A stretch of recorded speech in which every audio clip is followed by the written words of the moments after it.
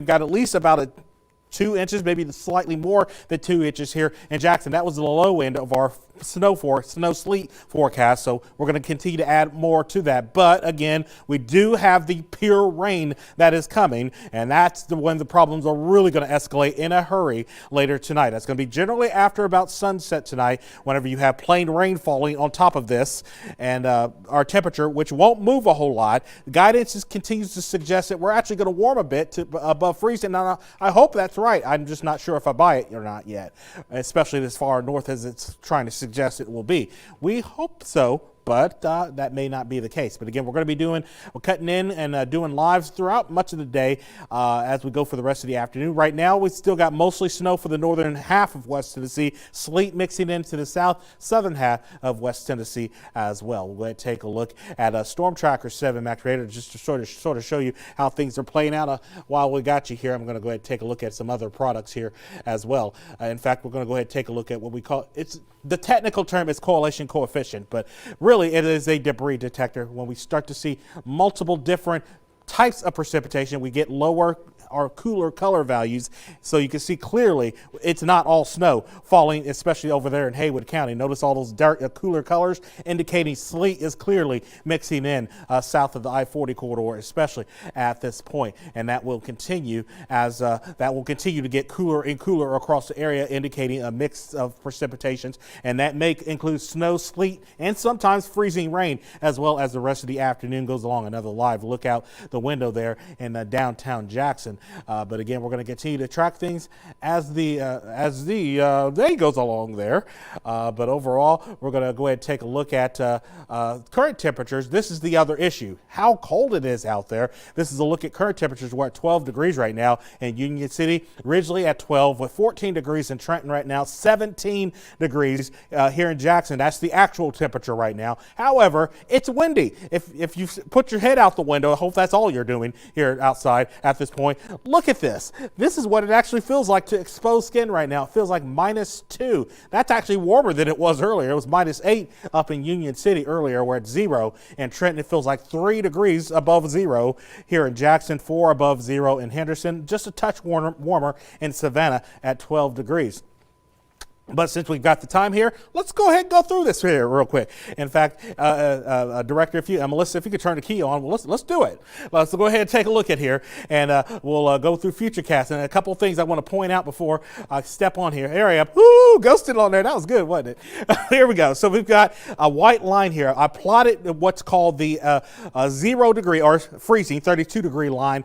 That's 2,000 feet above your head. So that's not what's going on at the surface. That's important. That's what's changing the precipitation type. So here we are at 10:30. We're going to go forward in time here to about 1 o'clock here. Notice that line is right along the I-40 corridor here with the temperature, the surface temperature still holding in the low 20s and teens here. So we move a little bit, but not nearly as much as I would like that temperature to move overall. Again, as we go forward in time here, we're going to have a bit of a lull around about 6 or 7 o'clock. Things will sort of simmer down a bit, but we are not done. Look at this, by 10 o'clock, look at this, all this precipitation. This is going to be freezing rain with the second wave that will be developing. So everybody's going to be experiencing freezing rain. And again, here's the guidance suggesting we go above freezing for a bit. That's why you're seeing the color, the wintry precipitation mask sort of coming off here, because the temperature is above freezing, at least allegedly. It's above freezing, which would be a good thing the farther we can get that. But what's really happening is the warm nose, or the warm sector, if you would, is moving over towards Middle Tennessee, but it's clipping southeastern portions of West Tennessee as well before it all comes to an end. That low moves off to the east, the cold air comes back in, and that will change our precipitation over to snow again as we get towards us after late morning into the afternoon hours again. As we get into Sunday there, we'll have a few snow showers with that, and that might be enough to pick up another inch on the back end before it all comes to an end. And then we get over to the real issue, and that's going to be the cold that's coming in right behind all of this. So again, notice those Futurecast, guys, temperatures in the low single digits. This is Monday morning at 6 o'clock in the morning. I would imagine school's going to be out for that. I can't imagine y'all are going to school on Monday. I'm just saying, but not at 1 degree with all the ice and snow that's already going to be on the ground, and the damage will have been done by that point. But here we are by Monday. It's going to keep going there, but we're going to take a look at our forecast again one more time here. Again, we're looking at. Again, about somewhere between 5-9 inches, maybe a couple of pockets around 10 inches up in northwest Tennessee. Again, primarily we're talking to y'all up in Dyersburg, Tiptonville, Union City, Martin, Dresden, Paris, maybe Dyer by extension in northern Gibson County. That's where we're expecting the majority of the deeper snow. You're going to stay in snow more often than anyone else in West Tennessee. Along the south of I-40, however, we may be looking at total ice accumulations, and we're talking freezing rain of about a half an inch to an inch. Hopefully we stay away from that number, but the inch is about when things really when we start really seeing problems develop there along and south of Highway 64 there in southwest Tennessee. And as bad as they are here in Tennessee, it's probably going to be significantly worse there in North Mississippi. For now, back to y'all at the desk. All right, thank you, Bo. Now we're going to go back outside with meteorologist Jordan Hubbard, who's been driving the roads, keeping us updated on those conditions. So, Jordan, how are the roads looking right now? Where are you at, first of all? You just keep on driving. And how are they looking? And just give us the update on them. We're northbound on Highway 45, just to the north of where the bypass and 45 reconnect. We are going to be very shortly in the community of Three-Way. Our target is Milan. Right now, snow's still coming down pretty hard. It does look like still some bigger flakes, so there's going to be crunchier, more snowbally snow. Road conditions are still expected to deteriorate. Some of these ruts carved in the snow from previous traffic, it's causing the road to become a little unstable. It's a little wobbly right now here in the cab of our car. We're right now just about, that is the welcome to Three-Way sign just ahead on the right. So we'll give you the latest on Three-Way's conditions. Right now it does look to be, again, still completely, mostly if not entirely snow falling from the sky. But we're going to keep an eye on this because, again, remember, we are expecting conditions to deteriorate. If you're not home yet, get home as soon as possible. You're going to need to stay in for the whole weekend because once this afternoon, evening, and tomorrow roll around, most of what falls is going to be some form of ice, whether that be sleet or freezing rain. It's still going to be enough to create some major travel problems. Could shut down some major arteries on our roadways here across West Tennessee, especially in the areas under the ice storm warning, which in fact, after we go to Milan, we're going to head back to the south and check out what's going on down in Henderson and Chester County. That'll be the first county we visit that's currently under the ice storm warning instead of a winter storm warning. But here just ahead, we're going to make the right turn on 45 East to head to Milan, and that's where we will provide you some updates on conditions up in Gibson County. But for right now, things look, again, still mostly snowy. We're going to keep an eye on that warm nose and watch where we're going to get some sleet. That's going to be where our next target area will be. But right now, we're shooting for Milan, and then we're going to dive south down to Henderson. In North Madison County, I'm Jordan Hubbard, WBBJ 7 Eyewitness News. Thank you, Jordan, for keeping us updated. Of course, as you can see, it's just smart to not get on the roads right now. Stay at home, enjoy this snow for a little bit, get outside and play, bundle up because it is cold.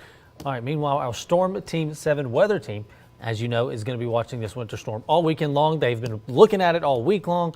Meteorologist Mo Shamel, meteorologist Jordan Hubbard, and Chief Joel Barnes, they've just been doing a great job. You can download the free WBBJ Storm Team Weather app. This is going to help you stay up to date with road closures, power outages, and more. It is available in the App Store and the Google Play Store.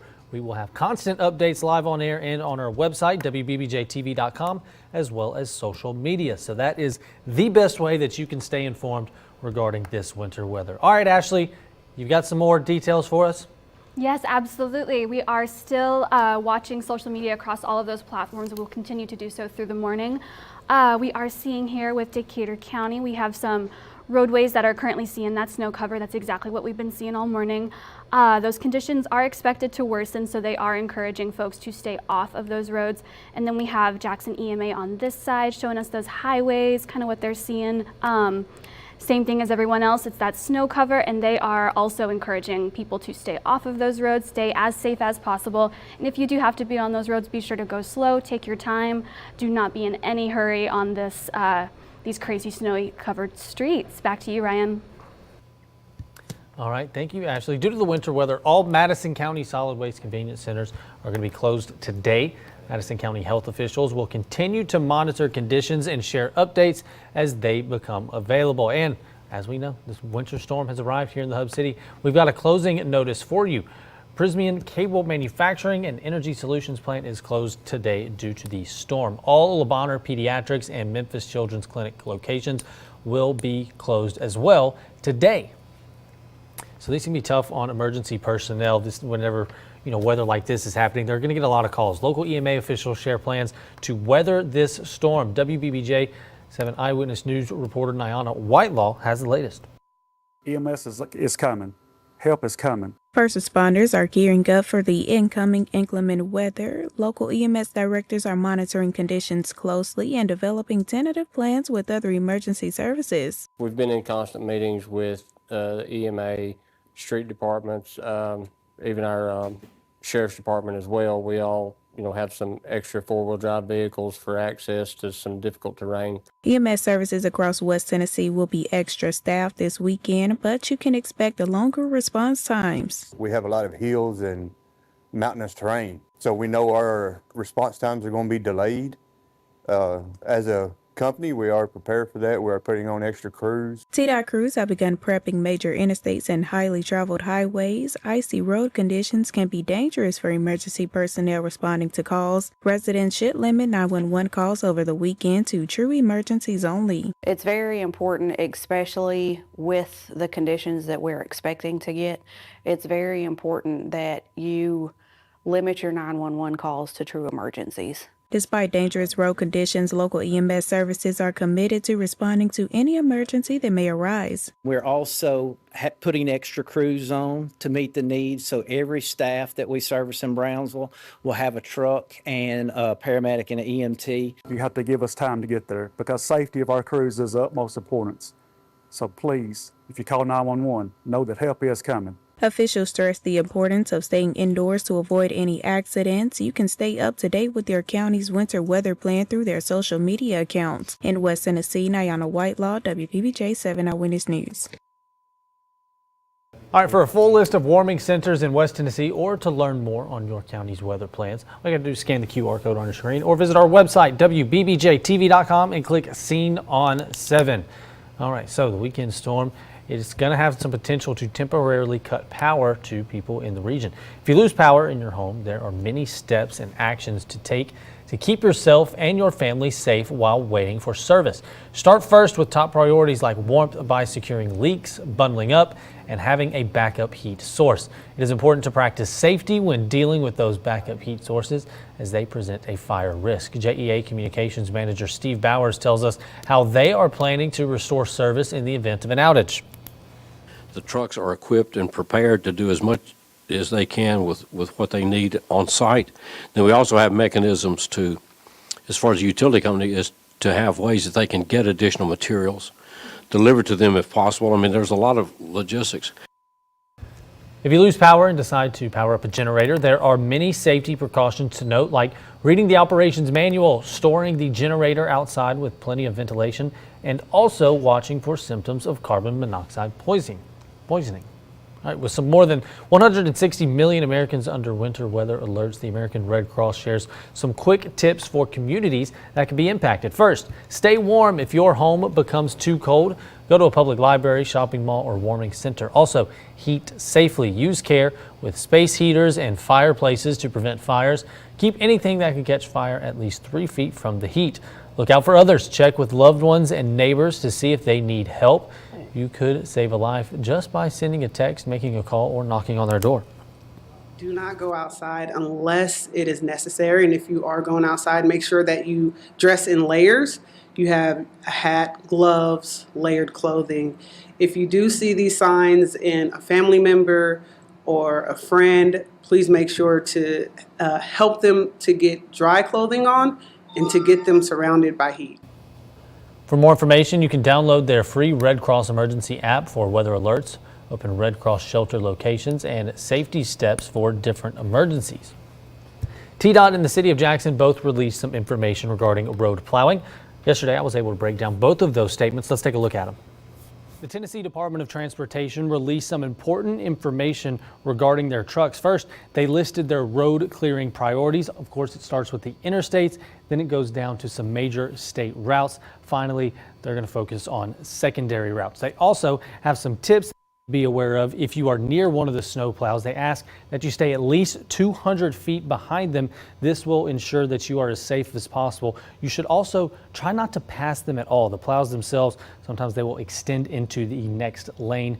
This can get dangerous. Also, you need to drive slower, especially when you are behind one of the snow plows. They tend to drive at a lower speed than you normally would. This helps them clear the road in the most effective way. Also, we want to remind you of some information released by the Jackson City Mayor Scott Conger regarding their snow plows. He says the city has 7 plows and about 1,300 miles of road. This means it would take a very long time to clear every single road. He wants to remind us that the plows only clear snow and not ice.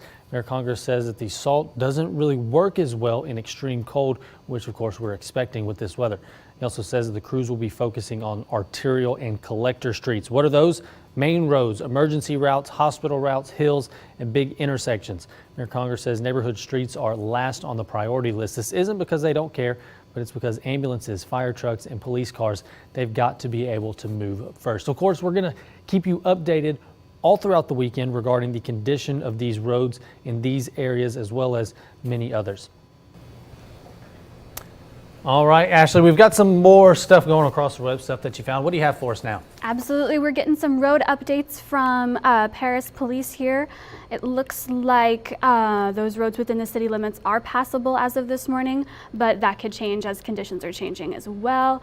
They want to share definitely that abundance of caution for people on those roadways as well. If we can zoom in on these roads right here, they are snow covered as we can see. It looks like plows have been through there, thankfully, trying to keep those roads clear for folks on them. But just like everyone else, we want to heavily stress if you can stay off of those roads at home, safe and warm is the best place for you to be throughout this storm. Back to you, Ryan. All right, thank you, Ashley. A severe winter weather system impacting millions of Americans is likely to blanket cities with snow and ice across the country this weekend. Christian Benavides has the latest. The first snow has already started to fall in Texas and Oklahoma, part of a winter blast that has roughly 180 million people under a winter storm warning from the Rockies to the Northeast. In Boston, grocery stores were slammed and supplies were running low at this hardware store. Yeah, we've been selling a ton of ice melt and shovels. We're running low on stock, but I think we should have enough for the storm. At least 17 states and Washington, D.C. have declared states of emergency. In New York City, up to 18 inches of snow is forecast, 700 salt spreaders, and more than 2,000 sanitation workers will be deployed.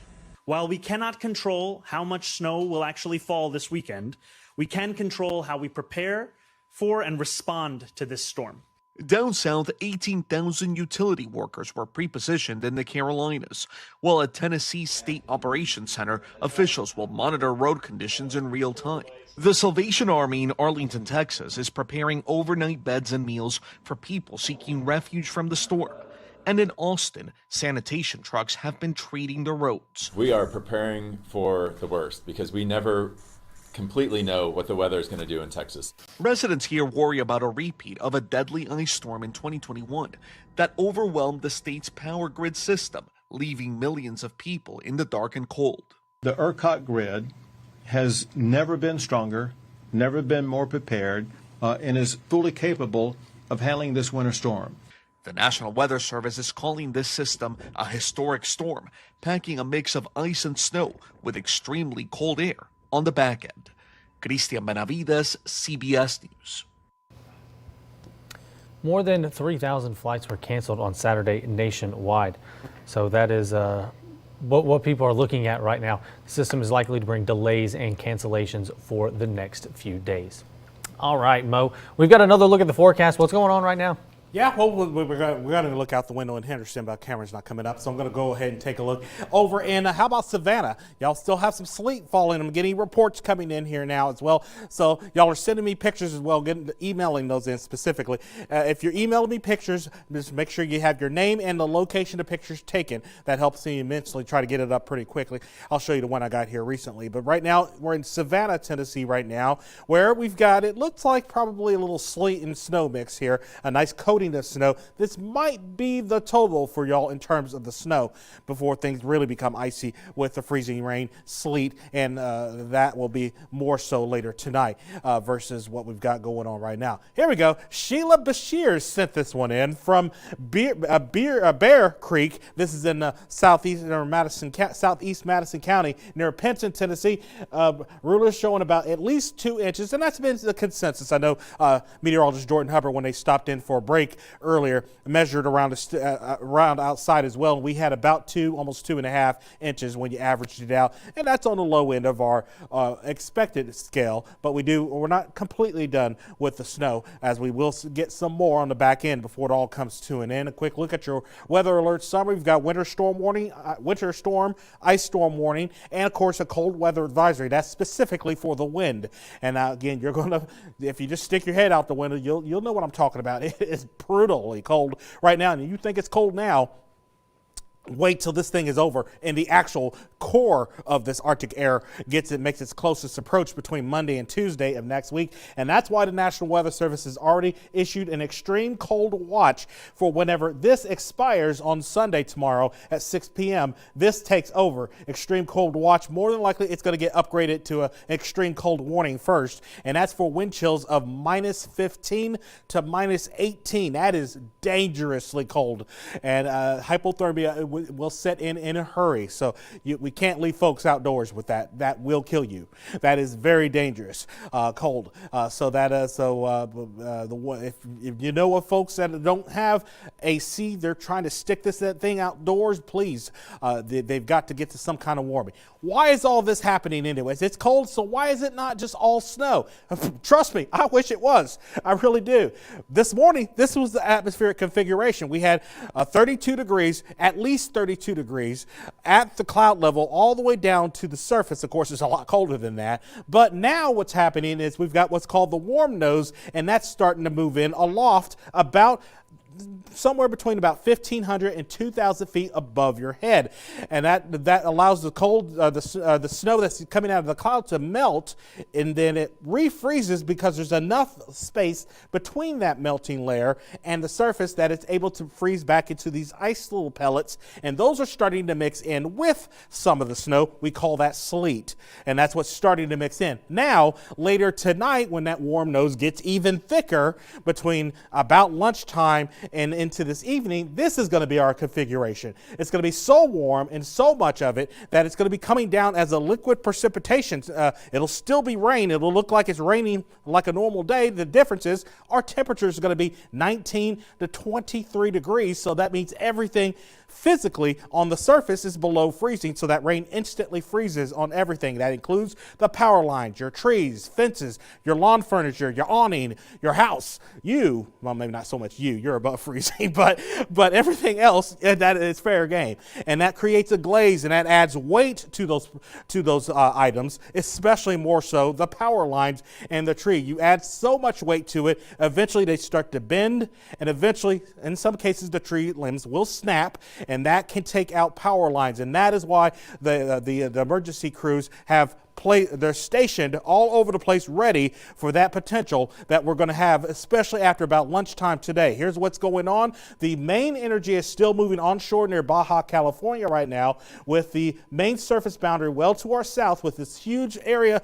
of what was called overrunning. Remember, Arctic air is very heavy. It's dense. It hangs out right at the surface. So when this warm air is trying to come into it, it has to go up and over it. And that creates this huge area of precipitation. And of course, that temperature difference I just explained to you is why we're seeing different types of precipitation as we go throughout this event. We started off as mainly snow. A lot of areas are around 2 inches of snow already, especially the southern 2/3 of West Tennessee. You never really change over to those, not as long up in Northwest Tennessee, but right now this is what Storm Tracker 7 Max radar looks like. It looks like it's all snow, but further inspection reveals otherwise. That's not the case, and this is why. Look at this. This is what we usually use to try to track and find tornado debris. This is called coalition coefficient. Notice these cooler colors that are showing up. That's indicating we're not dealing with just snow or just sleet. They're mixing, so we're getting multiple different types, and that's why we're seeing these weird colors when we really dig down and inspect what's really happening versus just assuming what the radar is showing us is correct. That's not the case. And some of y'all have been messaging me, you've been emailing me and responding to my posts on social media. Thank you for confirming what I'm seeing on radar. I do appreciate that. Thank you very much for that. Here's a look at the downtown Jackson. Again, we've still got some snow sleet mix. I'm going to do a professional observation myself to see what we've got here in downtown Jackson here shortly. And that means I'm going to walk out the door and look what's going on. We've got 12 degrees in Ridgely, 12 degrees Union City, 16 in Alamo. But when you add the wind to it, this is what it feels like. It feels like -5 in Union City. It feels like 3 degrees in Jackson, 5 degrees in Lexington, -1 in Huntington as well. So here's how Futurecast plays it out. And again, just to reiterate what I've got here. This white line you see kind of snaking its way through the area. This is the model's attempt to find that 0 degrees Celsius line or 32 degrees Fahrenheit. That's at 2,000 feet above the surface. And it's going to snake and move along as the day goes along. So here we are at 1 o'clock. Notice that line is right along I-40, and look at all that pink, indicating, yeah, you're going to have a mix of precipitations at the very least. Most of it will eventually be sleet, especially past about 2 or 3 o'clock this afternoon, especially south of I-40 there. And again, notice you guys stay snow the longest up here along the Kentucky-Tennessee border. If you're a little bit north of that, Paducah, they are in the jackpot zone. Remember I mentioned jackpot? That's exactly where you want to be. You want to be about 50 miles north of that line. Right here, they're about to get some snow. You're going to hear about feet. They're going to be measured in feet here around Cairo, Illinois, and Paducah, Kentucky, and over towards Poplar Bluff, Missouri. You're going to be hearing about probably 12, 13, 14 inches of snow just off to the northwest. That's how close we were to realizing some of those big time totals. And remember on, I believe it was Thursday, when the whole model shifted 50 miles and it put us in the ice, that's what happened. So now we're stuck with all the ice now because of the shift in the guidance, and that's what's basically going to be happening later on this afternoon. So that's what I call the jackpot zone in terms of snow totals. That's where your 14, 15, 16 inches of snow is going to happen. About 50 miles northwest of that line in southeast Missouri and southern Illinois and over towards Indiana. My hometown, Evansville, they are about to get buried. They might be looking at almost 15, 16 inches of snow just to the north. I know my mom's going to be calling, complaining. It's like, look, at least you got that. You ain't got to deal with this that we're going to be dealing with all this ice. Absolutely. But anyways, that will continue into Sunday. Here we are at 8 a.m. on Sunday. We're going to have mainly freezing rain for everybody. Is going to be dealing with freezing rain in some degree or another area-wide across West Tennessee, especially on Sunday morning. But the good news is, after that mid-level low pressure that's pushing these warm temperatures in goes by, it's going to be to the east. On the west side of it, winds come back out of the northwest. That's going to erode or erase this warm nose. We get back to snow for a little bit between about daybreak, we'll say, on Sunday through about lunchtime on Sunday, and that will give us a little bit of snow shower activity on Sunday afternoon before it all comes to an end, and then we deal with the real problem, that high pressure, that Arctic Siberian high pressure. That's when we're going to be dealing with that as we come back to, or most of y'all probably won't be going to work on Monday either. And this is why. Look at these temperatures. Yeah, remember on my color table, anything that's emerald is 0 or below. Where they got all that snow, they're going to pay for that, because they're air temperature is going to struggle to get past 0 degrees on most days up in portions of southeast Missouri, while we might be a little bit warmer here in West Tennessee with all the icing versus all the snow here locally. So here's a look at our forecast. Here's our latest forecast. I didn't make any adjustments here today. I didn't think there was a need to. I still think we're around 5 to 9 inches. You're probably picking up at least an inch or two at this point in northwest Tennessee. We have already about 2 inches here at the station. About an hour ago at least, we were about 2 inches. And then on top of that, again, everybody's going to be dealing with that ice part of the forecast. So everybody is going to see that at one point or another. A quick look at your 7-day forecast. And right now we're looking, well, one word explains it all: cold. But we need a pronoun to that, or not pronoun, but an adverb to that: very cold as we go for the rest of the week.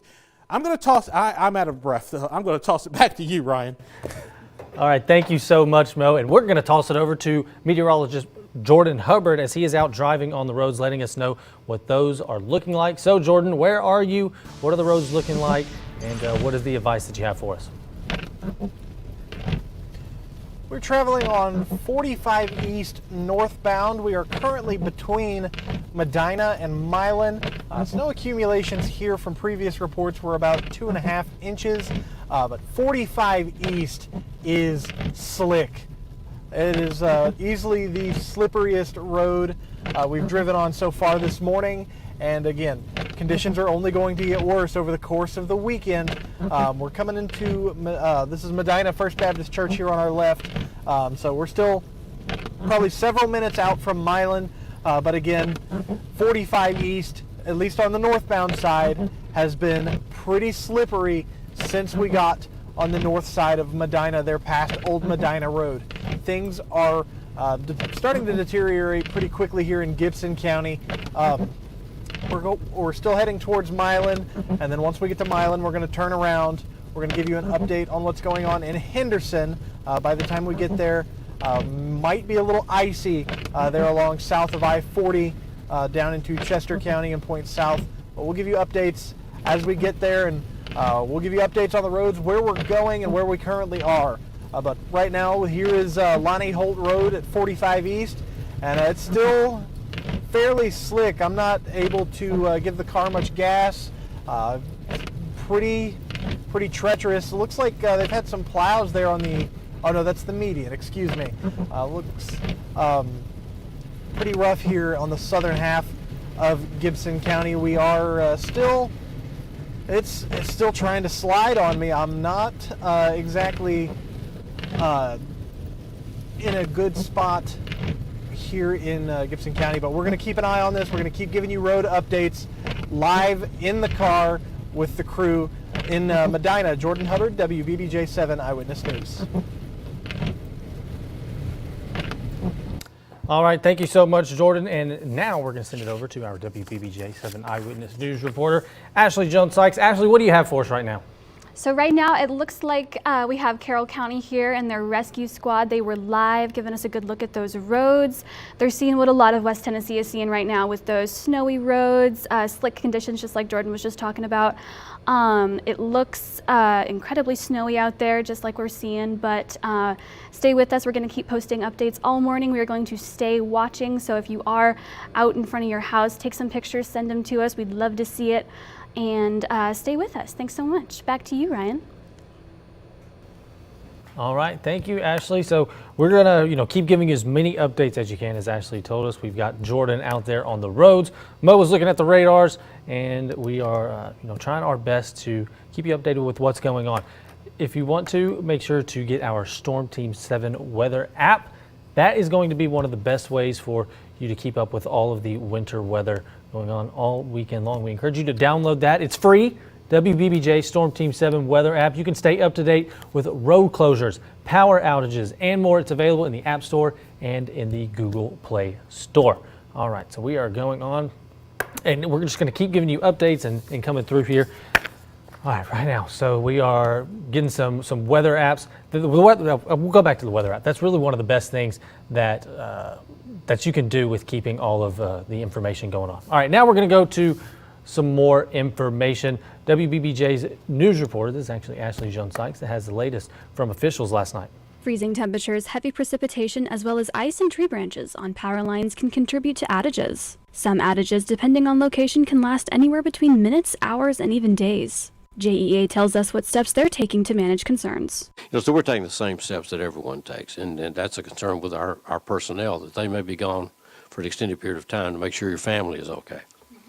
Because, once you get into these situations, this can be a lengthy restoration process. We hope not. Try to be prepared. Electrical companies in the path of the storm have actually expressed serious concerns about people losing power at some point through this weekend. Rita Alexander, the Vice President of Human Resources for Gibson Electric, tells us how they're preparing. We're taking steps to also be prepared.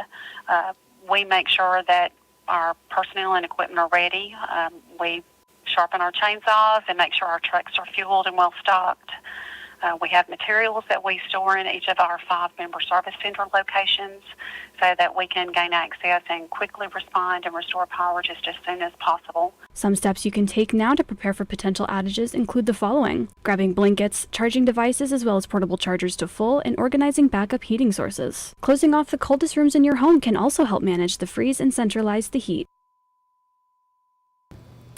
If you lose power, remember to report it, then compensate for your top priorities. For more information, visit the Scene on 7 section of our website, which is wbbjtv.com. All right, and now so let's send it on now over to meteorologist Mo Shamil. Well, looking at some of your pictures that you've been sending in for us, but we'll go ahead and take a look at, I'll just show you on sort of what's going on here on Storm Tracker 7 Max radar here. And we'll take a look at that, actually. First, we'll take a look at a picture we got sent in earlier. This was by Sheila Bashirs, I believe. I sent this one in from Penton, Tennessee. Looks like at least 2 inches of snow in her location. Thank you so much for sharing that with us here as well. We do want to just go through our household items as well. We still have a winter storm and ice storm warning that are in effect for portions of West Tennessee. Of course, in purple, we've got down in the ice storm warning in portions of our southeasternmost counties. A cold weather advisory, all of which these are all expected to expire at 6 p.m. tomorrow. However, once that happens, especially that cold weather advisory, it gets replaced by the extreme cold watch for the wind chills that are going to be between minus 15 and minus 18 degrees as we go into the early part of next week. So that's more than likely going to be upgraded to a extreme cold warning as we get into tomorrow. Here's a quick look at the big picture as the storm continues to evolve over the region here. In fact, we'll take a broad look at what's going on here across the entire country, and just to show you how wide and scale this storm ultimately is. It is a humongous storm. So again, this was the Arctic front that came through yesterday, just off the coast of the East Coast right now, stalling now just in the northern Gulf though at this point. With notice all these pink boxes. It's hard to see with the precipitation, but we have winter storm warnings all the way from southeast New Mexico, West Texas, all the way to Vermont, and even looks like a winter storm watch there in portions of the state of Maine. So this is a physically massive system. This is a large zone of what we call overrunning, and that is when you push all this moisture both from the Pacific Ocean and the northern Gulf, and this huge mass of Arctic air that's being pushed southward from Siberia. Remember, we were joking about it on Good Morning West Tennessee. I said it came from Siberia. By the way, just a quick note. I don't think we have a package on it, but I was looking at some stories that were coming from this Siberian air mass, and this is the same one that put 8 feet of snow on the ground in portions of Siberia, Russia. It came over the Arctic Circle, and now it is invading much of the eastern part of the country, and that warm air has to go somewhere. But it's going up and over that Arctic air mass, which extends all the way down to about the I-20 corridor here between Mississippi, Alabama, and northern Louisiana. Here is the main driver, the upper level low. This is the one. This is the troublemaker right here, and it's on what we call the subtropical little jet. It's pushing northeastward here. We've got the quasi-stalled out frontal zone along the southern tier of the country, and that's what's providing the lift, if you would, and that's what's pushing all this precipitation, and it continues to, there's a big, huge jet stream punching right across the whole area. Notice how the precipitation moves quickly? That's the jet that's punching right across the area, and that's pulling that moisture in over this Arctic air, and that is what's creating this massive, huge storm over all of West Tennessee, including West Tennessee. This is the latest look at Storm Tracker 7 Max radar. However, we have to break it down and really inspect what's really happening here. And again, this product, I need to back it up here a little bit. This product is technically called Coalition Coefficient, if you're following along with me on maybe Radar Scope or Radar Omega. The Coalition Coefficient product, what it's looking at is, are we looking at one uniform product, or are we looking at multiples at the same time in different sizes of hydrometeors? And that's what we're seeing. That means, are we seeing all snow, or are we seeing a mix of snow and sleet? And obviously, especially the southern half of West Tennessee, we do have sleet, and in some cases freezing rain also mixing in with some of that activity. So here's a quick look out the window again at what's going on in downtown Jackson. I'm going to step out and just get a breather here myself here. I'm going to toss it for now back over to Ryan. All right, thank you, Mo. I got some good news. Obion County Schools and Jackson-Madison County Schools are closed Monday and Tuesday. We're going to take a break. We'll be right back.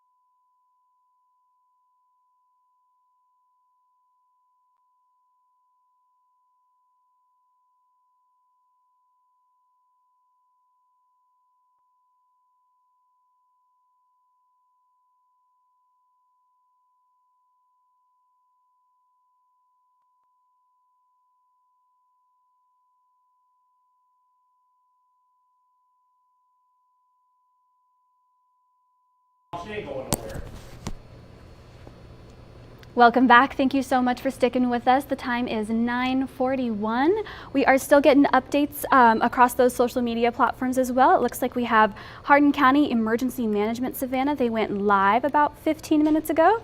They are showing us those road conditions, same stuff we're seeing pretty much anywhere. Still those snowy conditions. They are encouraging folks to stay off of those roads, and if you do have to go on those roads, be sure to slow down, be patient, all the stuff. Hardeman County Sheriff's Office also gave us some snowy road conditions advisory. They're saying that they are currently experiencing those snowy and hazardous road conditions across the county.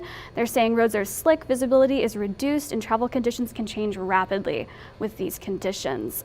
Their advice is to slow down, increase that following distance, avoid sudden braking, and then watch for ice, especially on those bridges. We could take a look at some of those images here. It looks like we've got a couple roads. I'll go ahead and zoom in on these ones as well. Those road conditions are rough, but this is what we've known for the last couple of days. This is what we expected. This is what we prepared for. And then we have here in South Haven, we have some down power lines. Not quite sure if the power is out, but those power lines are down. Once again, this was another thing that we had anticipated with those heavy snowfalls and that ice. We know what those do to power lines. We knew kind of going in, and I'm going to go ahead and pass it to meteorologist Jordan Hubbard. He is live. Jordan, what are you seeing on those roads?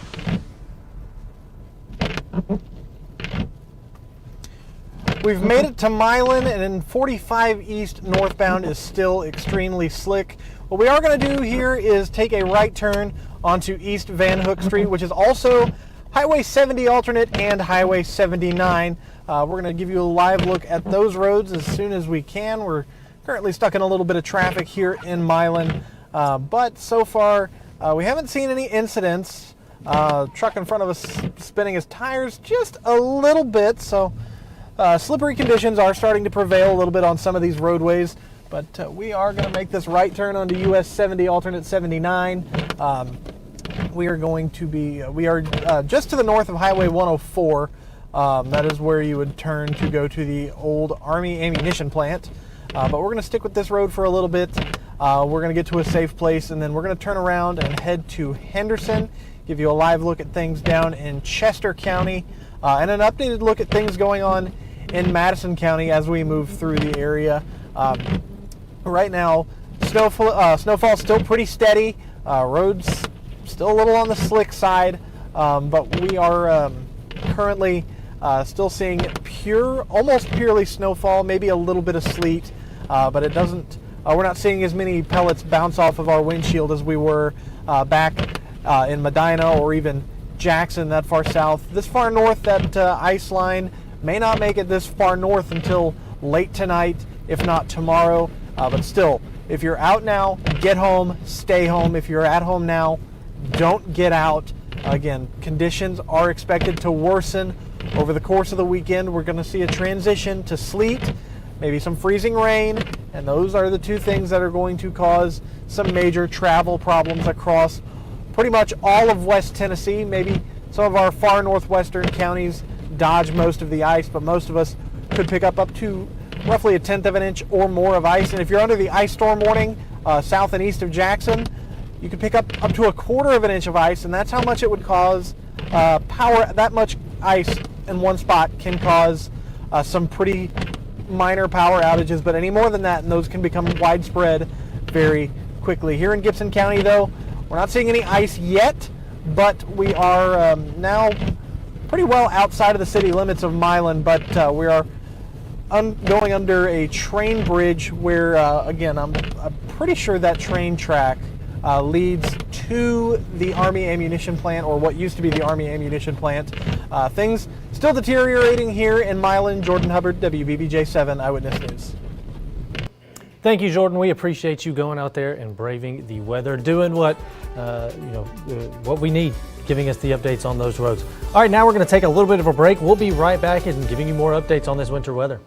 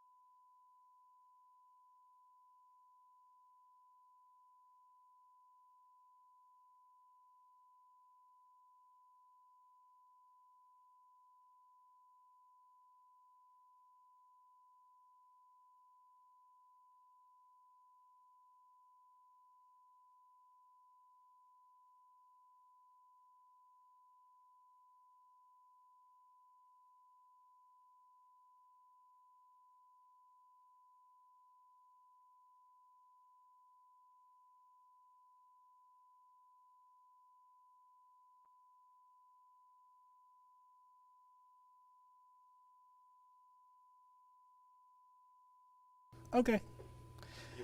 And well, we are I'm still importing some of your pictures here, but I do have one ready to go. That was an old one from, that's actually from the Aurora storm, the storm we had a while back. But we're going to go ahead and take a look at some pictures I've gotten so far, and I see that y'all sending them in now. So I am starting to import them. It takes me a minute to import them, so we're going to sort of tag with each other and keep showing what's going on across West Tennessee. It's been a fun time this morning. This is a look, again, Sheila Bashir's, and I hope I'm getting that right. This was in Madison County, southeast Madison County, Pinson, Tennessee, near Bear Creek and that was, she sent this about 20 minutes ago. So this is about 2 inches there in southern Madison County. That matches what we've got here in Jackson as well thus far.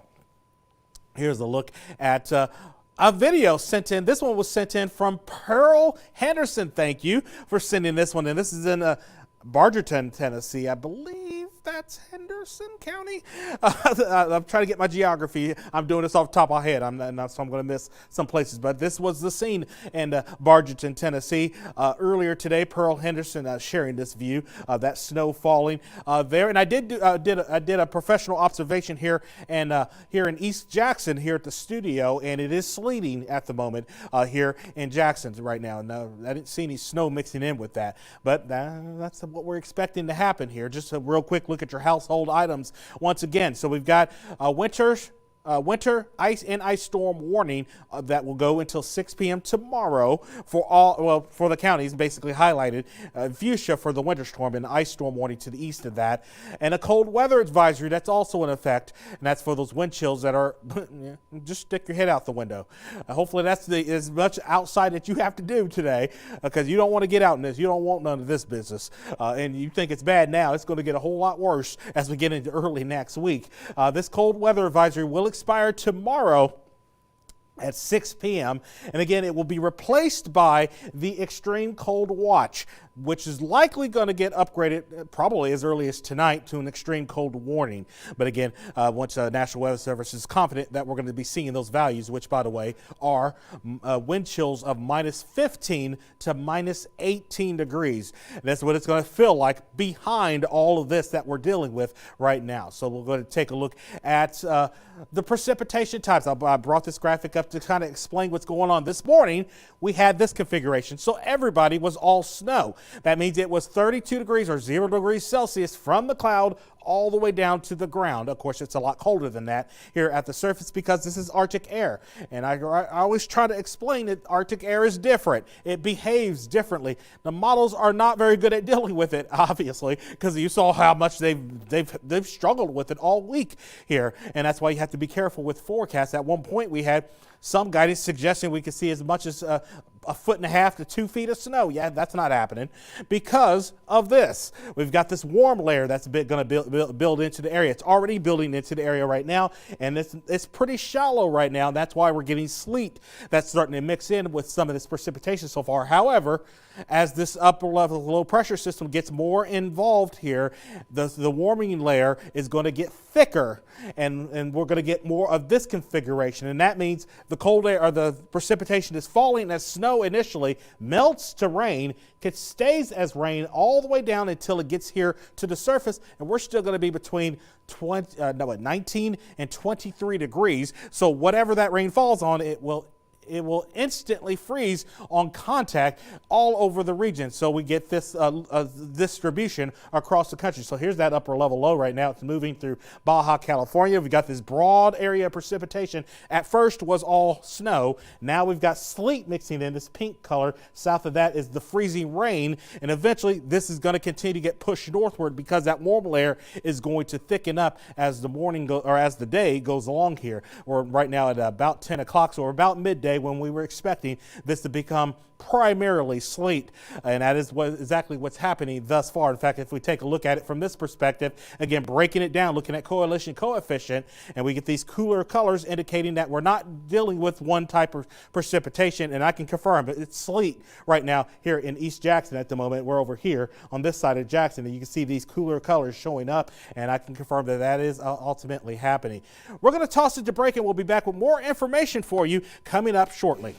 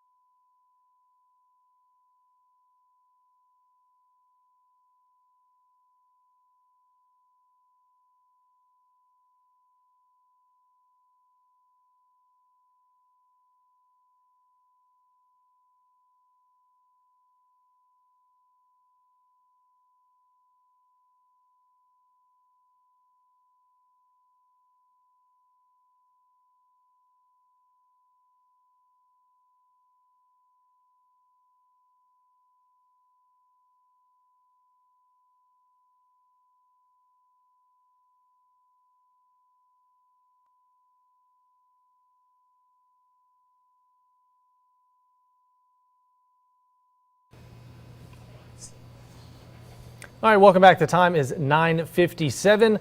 Ashley, do you have anything else for us right now? Like I said earlier, we are still checking all of those social media platforms through this morning, getting those road conditions. Right now we have McNairy County Sheriff's Office. We got some road conditions advisory from them.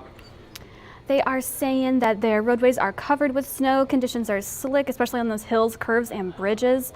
They want you to use extreme caution if you must travel. They want you to slow down, avoid sudden braking, all of that. We can go ahead and take a look at some of these images here. Those roadways incredibly snowy. Hopefully they get some plows in there soon. Clear those roads for those who absolutely have to be on there if it is essential. If it is not essential, please do stay off of those roadways. That is what all of these professionals are advising, is those two. The safest conditions are to stay off. And now we will hear from our meteorologist, Jordan Hubbard.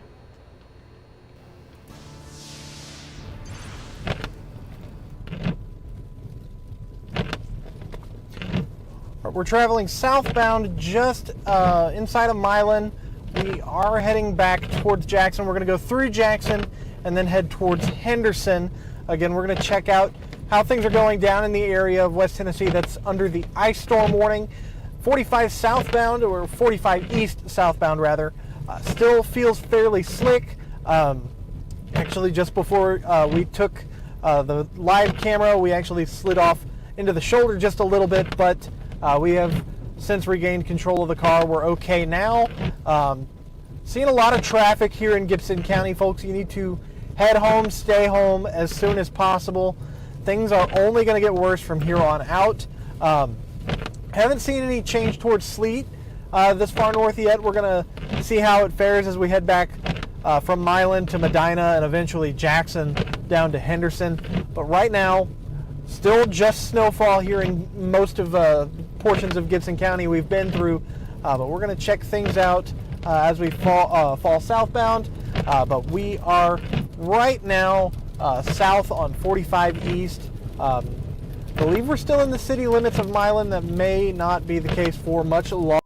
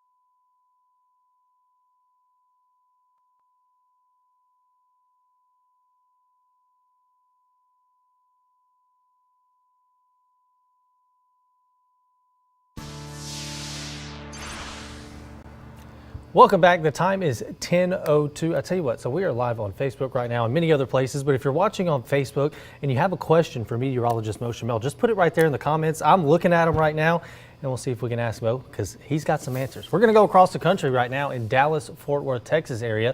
Both major airports are making preparations for the storm. Matt Howerton spoke with passengers.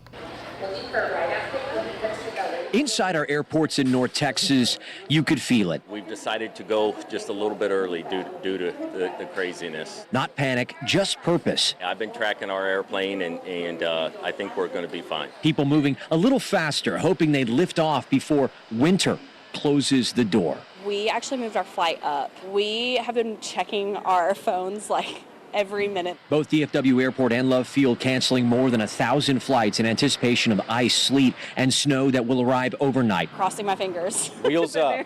Yes, wheels up, hopefully. This guy's got a snow shovel. Both airports stocked with tens of thousands of gallons of de-icing liquid. Plows will groom runways and taxiways. He's got his work cut out for him. DFW Airport tells us those operations will run 24/7, and they will be essential as things creep back to normal on Monday and Tuesday. If your flight does have a chance, officials are asking passengers to arrive early and safely. I'm going to Vegas, so I'm not worried about the storm, but good luck to y'all.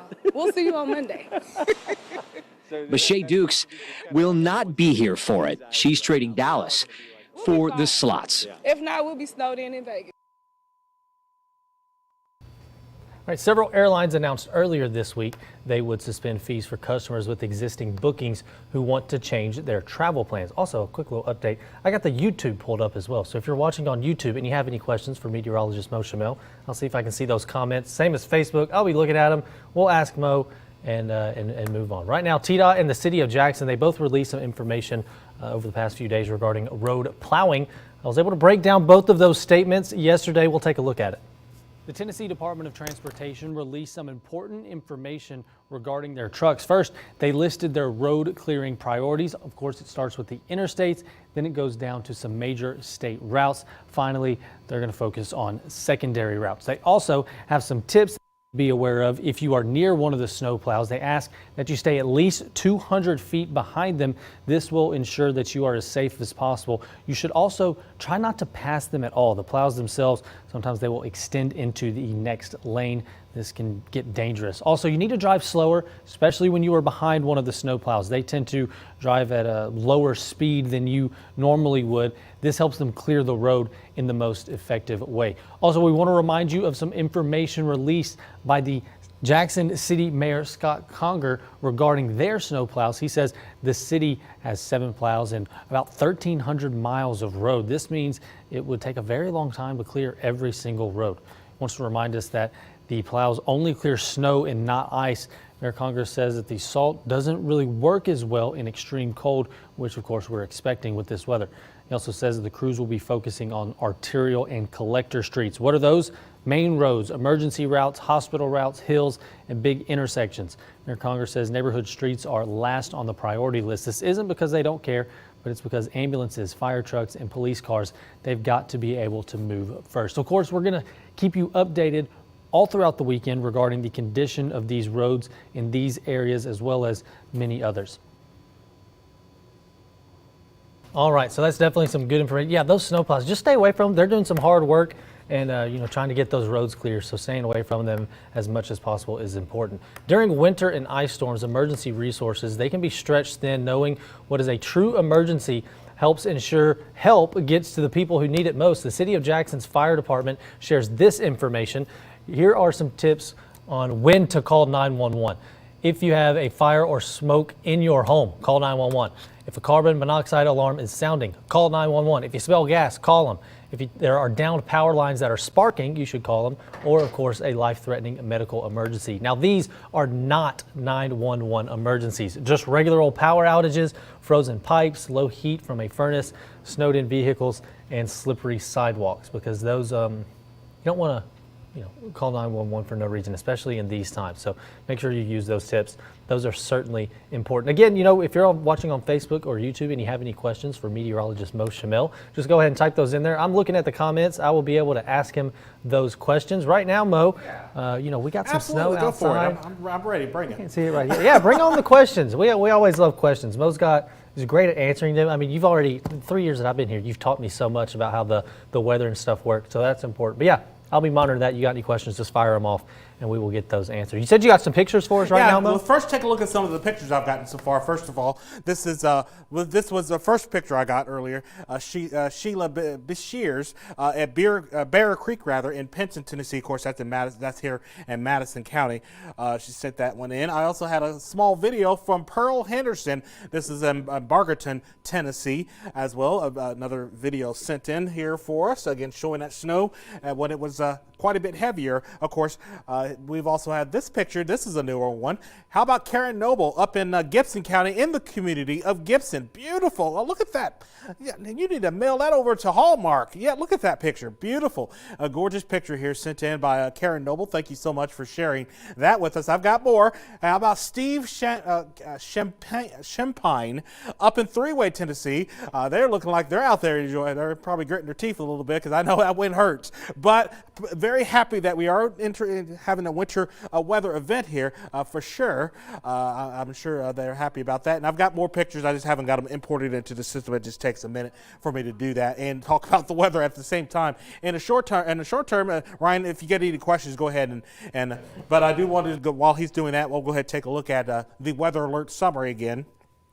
We've got a winter storm and a ice storm warning that are currently in effect for these areas of West Tennessee. The Grape, it's southeast of Jackson technically. Now, understand, that doesn't mean you're not going to get ice in the winter storm warning. Yeah, you are. You're going to end up with at least a tenth to maybe 2/10 of an inch of it. And that is enough to cause problems, and it's certainly going to make the surface very slippery no matter where you're located in West Tennessee. In addition to all that, we've got the coldness. That's that wind that's out of the northeast, which again, I'll explain a little bit later where that wind is coming from. But either way, it's going to be with us all the way until we get into the early part of next week. So that cold weather advisory, when it expires tomorrow at 6 o'clock, it's immediately going to be replaced by what's now being dubbed an extreme cold watch. It's going to get upgraded probably later today to an extreme cold warning, and that's for wind chills that are minus 15 to minus 18 degrees. That is dangerously cold, and it's very it can be deadly as well. So certainly don't want to be stuck outside in that. Hypothermia will set in real quick in that kind of scenario. We'll come back to that in just a bit, but we'll take a quick look at Storm Tracker 7 Mex Radar. We'll track the latest here. I'm going to need to update the surface map here in just a little bit, but right now it looks like the upper low is now finally opening up and moving on shore there in northwest Mexico. We've got this broad swath of precipitation here, and I don't do this often, but I'll go ahead and get on the key here without my jacket. I don't do that very often, but here we are. So we've got a big broad area of precipitation working its way through Arkansas. Here comes the lull in the action. Notice a little bit of dry air here. So this is why I need to update the surface map. Things have moved from when I plotted it this morning. So here's the upper level wave that's pushing eastward here, also associated with a strong jet stream that's stretching basically across the southern tier of the country. The pink area, or purple area, if you would, is extending from southwest Tennessee through southern Arkansas, northern Louisiana. That's where we have, at the very least, sleet falling along with some of that snow. South of that, when this pink area, or what should be dubbed as red, but that's indicating freezing rain. And that, again, that's liquid that is falling from the sky, but it lands on everything that's below freezing, in some cases well below freezing. We're talking 23, 24 degrees, so it instantly freezes on everything, and that's what's creating the glaze that we have there. Here's a quick look at Storm Tracker 7 Mex Radar. See some of the pinks starting to show up here in southwest Tennessee along Highway 64, especially there with a little bit more snow. And we even got that confirmation from Jordan, who's up in, who's driving, I think he was up near Milan coming back south here, and I think he said he was heading to Henderson. But either way, he confirming it's mainly snow north of I-40 still, and that's right along with what we were expecting. By the way, Ryan, interrupt me at any point if you have any particular questions. I'll answer those as well. But again, we've got Highway 64 right here. We've got some sleet, or mainly sleet, starting to make its way northward out of North Mississippi into southwest Tennessee. And if we inspect it, again, we're looking at what we call correlation coefficient. And essentially this is taking a look at the distribution of those hydrometeors, or different types of rain or precipitation. And when you have multiple things going on at the same time, it's less uniform, and so that indicates that we're dealing with some kind of mixed type of precipitation, and that's exactly what we've got going through Brownsville. But that line is coming north across the region as expected. Basically, we're tracking that warm nose is what you're really looking at as it continues to expand northward across West Tennessee, changing us from that all snow that we had this morning, the fluffy snow that we had this morning, over to more of a snow sleet mix, and eventually all sleet, and then sleet freezing rain mix, and then eventually over to freezing rain. And I think that's going to happen later tonight, probably a little after sunset through the overnight into the start of the day tomorrow. Well, that's downtown Jackson. And note, hey, y'all ain't out driving around. That's okay. Good. Well, that's what we want. We want you just to stay home. That's why we've got Jordan out. And by the way, just so you know, this is a cakewalk for Jordan, and he's actually being driven by the head of the production department, Jeff, who, by the way, is a Hoosier. He's from Lafayette, Indiana. He's okay. He knows how to drive in some snow. Don't worry about him. We're good. I'm from Indiana. We know how to get through this. So this is no big deal at all. So they'll be fine. We see you up there. It's slowing down there, going north there on North Highland there from downtown Jackson. But they're taking it easy, keeping it slow, and that's how you get around. But if you don't know how to do that, then don't get out there, because it's going to get bad the longer into the day we go, as more and more sleet at first mixes in, and then when we start getting freezing rain, it's the equipment. Have you ever had an ice cube in your hand and you get a little bit of water on it? Yeah. That's going to be the road. That's going to be the road, basically, as we get towards sunset later tonight. Yeah, it's going to be about that slippery, so that's why you don't want to be out and about with this activity. Currently, temperature-wise, this is still updating live. We're at 16 degrees in Trenton right now. Here in Jackson, we're at 17 degrees in Henderson, 19 in Bolivar, balmy 21 degrees right now in Savannah and Hardin County at the moment. Here's a look at some of those current wind chills. The feel-like temperature right now, we're -2 in Martin, where we feel like 5 here in Jackson, feels like 10 in Savannah with that wind at 6 degrees in Chester County in the city of Henderson as well. So let's go ahead and take a look at Futurecast to kind of show you how this plays out. Again, this line here is I plotted the what we call the 850 millibar temperature, and that's the temperature that's about 2,000 feet above the surface, and that's the warm nose. So that's what's changing the precipitation type. So that's more important than the actual air temperature down at the surface. And notice it's following right along, right with that warm. So the model obviously a little bit behind here as to what I actually got two different models going on, by the way, here. That's actually the GFS, and then the actual model below that is our in-house model. As we take a look at some of that precipitation again, we'll continue that as we go into tonight. This is Saturday night, or tonight rather, through about 9 p.m. And again, we've got a bit of a lull. We do expect that lull. We're not done, but it will quiet down probably about 7, 8 o'clock. And then the precipitation moves back in, and then we'll be dealing with, I need to fix that. I know that big lull, and that it ain't that big. there's an issue on the graphic, and I'll fix that if I can get to it between these hits. But we'll be dealing with freezing rain as we get into Sunday morning. By the way, everybody will be dealing with freezing rain at that point. Now, you won't be getting to the 0.5 over half an inch of the freezing rain for all of West Tennessee, but it might here. And that's why we have some areas under the ice storm warning and rest of the areas not. So that means everybody, and that's why I'm emphasizing, just because you're not in the ice storm warning doesn't mean we're not going to be dealing with freezing rain. It's just that here we expect more of it, especially in Henderson, Chester County, Hardeman County, McNairy County, Hardin County, Henderson County, and also in Decatur County, extending over into Middle Tennessee, Perry, Wayne counties also included in this mess. And then to the southwest of that, there's also an ice storm warning in a good chunk of northeast Mississippi, Tippah County.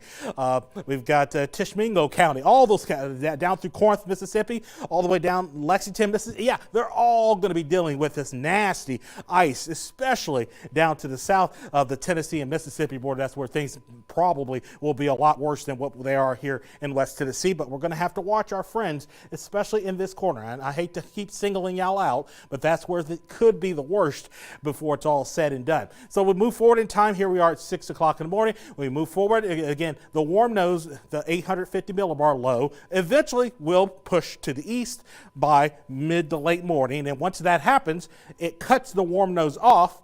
The cold air comes back in out of the northwest aloft, and that will allow us to switch back to snow before it all comes to an end. And that might take a good chunk of the first half of the day on Sunday, and this is going to be the fluffy snow again, so it might be enough to pick up another inch or two before it all comes to an end. The dry air from the Arctic area of high pressure to the northwest starts to move in behind all this, so we'll get to a Monday morning here at 3 a.m. Again, look at these temperatures. Clear skies. By the way, my color table, remember, anything that's emerald is 0 or below. And again, we'll be looking at temperatures that tomorrow, by the way, Monday afternoon lunch, yeah, look at that, 14 degrees. 14 degrees in Jackson will be about at a high temperature of maybe, we might hit 19 if we're lucky on Monday. It is going to be atrocious as we get into that forecast. All right, thank you, Mel. I got a few questions coming in, but I want to talk to you about them for a little bit, and then we'll get on there. You know, once again, I'm watching, our Facebook live stream, YouTube live stream. If you're watching on there, put some of the questions in the comments. We'll see if we can get Mo to answer some of those. Also, if you got our email, just email that. I've got that as well. It'll come to me, and we'll try and get those questions. Right now, we're going to head over to Ashley Jones-Sykes, our WBBJ 7 Eyewitness News reporter. She's got some information for us. Ashley, what do you got? Thanks, Ryan. As he said, we've been following the social media channels all morning. We're tracking and seeing what people are saying. And right now, it looks like some churches are closing service for tomorrow, Sunday. Those services should be available to live stream on those various Facebook pages. So if you do go to church and are not going to be able to make it due to the weather tomorrow, be sure to check out a lot of live streams that they are doing. And be sure to stay off of those roads. They are incredibly unsafe. So if you can access these things virtually, that is the best safe practice. We also want to encourage people to stay slow on those roads as well. If you do absolutely have to go out, take as long as humanly possible. Be courteous to those snow plows. They are trying to go wherever they can. At this point, the snow is everywhere, so they're trying to hit as many streets as they can. And now we're going to go ahead and toss it over to our meteorologist, Jordan Hubbard. He's been live out on those same streets all morning, trying to figure out what's going on. What's it look like, Jordan? We're now southbound on the 45 bypass in far north Jackson. Our target's still Henderson, but conditions have deteriorated quickly. It is no longer snowing here in North Jackson. It is pure sleet. We did have a brief period of freezing rain between Milan and Medina, but now just ice falling from the sky. Roadways have deteriorated rapidly since crossing back into Madison County. Several slippery spots all along southbound 45. We're now going to check out the bypass.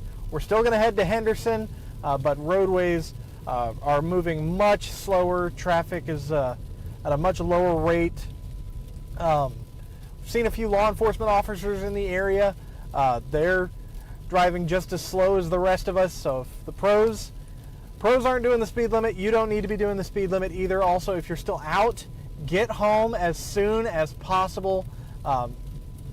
It's already transitioned to ice here in Jackson, so it's only going to get worse from here on out, and it's going to start quickly. It's already gotten extremely dangerous on the 45 bypass and 45 southbound from Milan to the Madison County line. But we're going to keep updating you on traffic conditions live over the course of the morning and afternoon. We are now heading towards Henderson. We're going to take the 45 bypass around Jackson and then hop on South Highland just south of downtown and head to Henderson. We'll give you maybe another update on downtown Jackson if we have the time for it. But right now we are at Ashport Road. Things are very slick on the bypass. In fact, I'm not giving it gas and it's trying to slide on me as I speak. Right now we are heading southbound. Right now we are around 25 miles per hour. Traffic is around that same flow. It's slowing down quite a bit. These sleet pellets, they're not very big. I can't see them bouncing off the car anywhere. But the fact that I don't see snowflakes anymore is that tells me it's time that we need to start locking down for the weekend. We're looking at conditions are going to worsen rapidly from this point onward, especially if you're south of Jackson. You're in one of those counties under an ice storm warning. Again, that goes until tomorrow night at 6 o'clock. It's going to be a very, very long ride from here to Henderson for us, but we'll give you the live traffic updates as we get them and as we're queued to give them to you. But right now in North Jackson, Jordan Hubbard, WBBJ 7 Eyewitness News. All right, thank you, Jordan. You know, he's doing some great work driving down those roads. Again, if you can't tell, you know, Jordan's doing it. Don't get outside, driving, that is. If you want to get outside, you know, enjoy the snow, that's one thing. Make sure you bundle up because it is extremely cold out there. I can promise you that. We're going to take a quick little break, and we'll be right back with some more information. Don't go anywhere.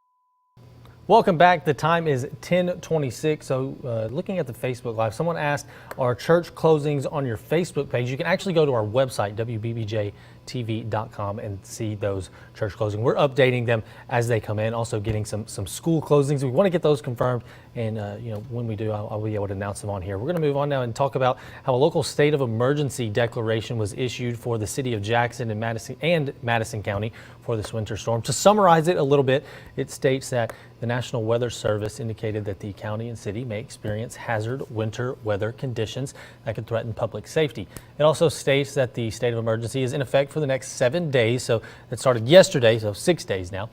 Both city and county mayors are authorized to do the following: limit or discourage non-essential travel, close or modify operations of county and city offices, coordinate emergency road treatment, and support emergency medical, fire, and law enforcement operations. If you want to read this full declaration, we've got it on our website, wbbjtv.com, and click Scene on 7. All right, so this weekend's winter storm, of course, it's showing some potential to temporarily cut power to people in the region. If you lose power in your home, there are many steps and actions to take to keep yourself and your family safe while waiting on service.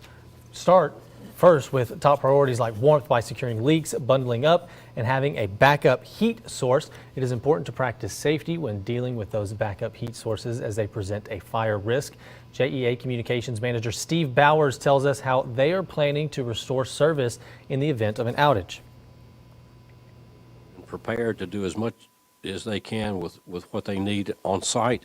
Then we also have mechanisms to, as far as the utility company, is to have ways that they can get additional materials delivered to them if possible. I mean, there's a lot of logistics. If you lose power and decide to power up a generator, there are many safety precautions to note, like reading the operations manual, storing the generator outside with plenty of ventilation, and also watching for symptoms of carbon monoxide poisoning. All right, got a couple of announcements here. The Gibson Special School District and the Jackson-Madison County School District are both going to be closed. So we're getting some school cancellation notices. We're going to get those out to you as we get them. So with more than 160 million Americans under winter weather alerts, the American Red Cross shares some quick tips for communities that could be impacted. First, stay warm. If your home becomes too cold, go to a public library, shopping mall, or warming center. Also, heat safely. Use care with space heaters, fireplaces to prevent fires. Keep anything that could catch fire at least 3 feet from the heat. Look out for others. Check with loved ones and neighbors to see if they need help. You could save a life just by sending a text, making a call, or knocking on their door. Do not go outside unless it is necessary. And if you are going outside, make sure that you dress in layers. You have a hat, gloves, layered clothing. If you do see these signs in a family member or a friend, please make sure to help them to get dry clothing on and to get them surrounded by heat. All right. For more information, you can download their free Red Cross emergency app for weather alerts, open Red Cross shelter locations, and safety steps for different emergencies.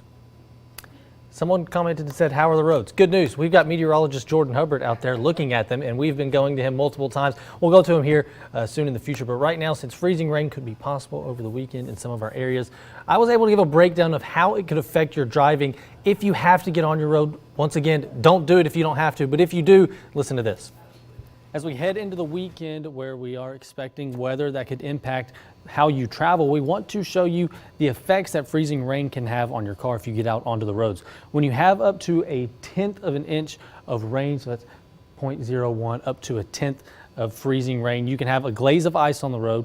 There can also be spots of black ice that has the possibility of showing up. That can be dangerous. We all know how that can be on the roads. Bridges, overpasses, and elevated surfaces are always more dangerous than other areas. These can have some minor impacts with this amount of freezing rain. Let's move on now to getting up to 1/4 of an inch. So the accumulation will certainly be impactful on roads in this scenario. Black ice will be much more prevalent and dangerous. Some reminders regarding black ice: don't slam on your brakes, don't jerk your wheel really quickly, and also do not accelerate suddenly. All of these things could cause you to lose control. Moving on now, the roadways will begin to ice over, causing hazardous travel conditions.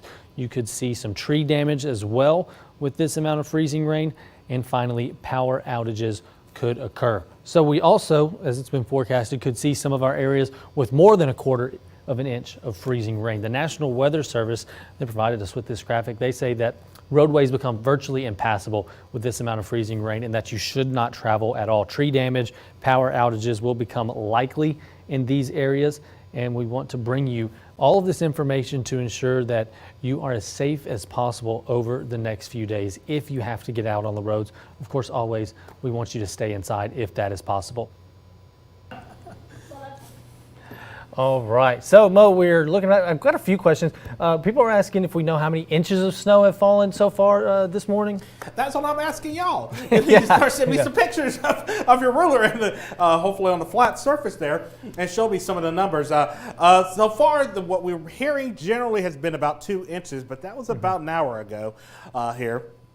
I'll double check the National Weather Service to see if there have been some official reports that have been coming in so far. But in general, so far it's been about 2.5 inches of snow so far.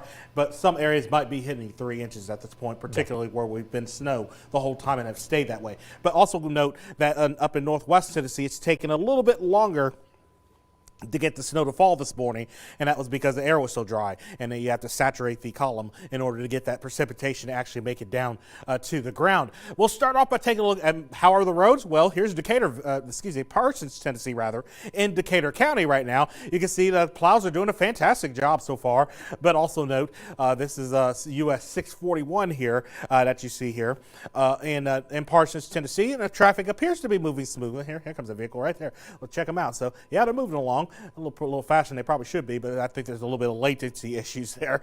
So, yeah, folks are out and about, and again, things are passable right now, but I do want to caution you, once the rain starts mixing in, that's when things go from passable to treacherous, and that's going to happen in a hurry. Right now we're at about 10:33, and that's about when we expect things to become more sleet snow, and that's what we've got mostly across the area. But there will eventually start to be some rain, just plain old rain mixing in with some of that, and of course it's going to look like just a standard rainy day.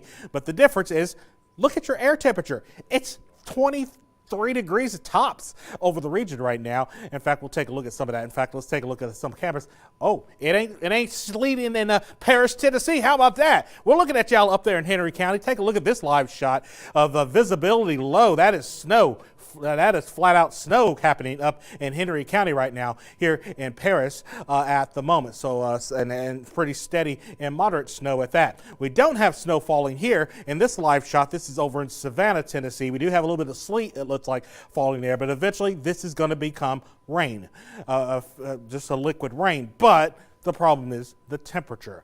And of course, we're down in the teens area-wide across the region. A quick look out the window here, downtown Jackson. Again, we've got, it looks like maybe a sleet snow mix here. Again, we're looking at North Highland here. Got a little bit of traffic, not a ton of it, right now there on North Highland there in downtown Jackson at the moment. Take a look at a couple of photos and videos y'all have been sending us in. This is Pearl Henderson sent this one in from Bargerton earlier today. Again, kind of the same scene here. Looks like this is when it was all snow at the time. I'm sure it's not at the moment. We're going to go back over to Decatur County here. This is Jason. I hope I spelled it wrong. I know I did. That was Backey.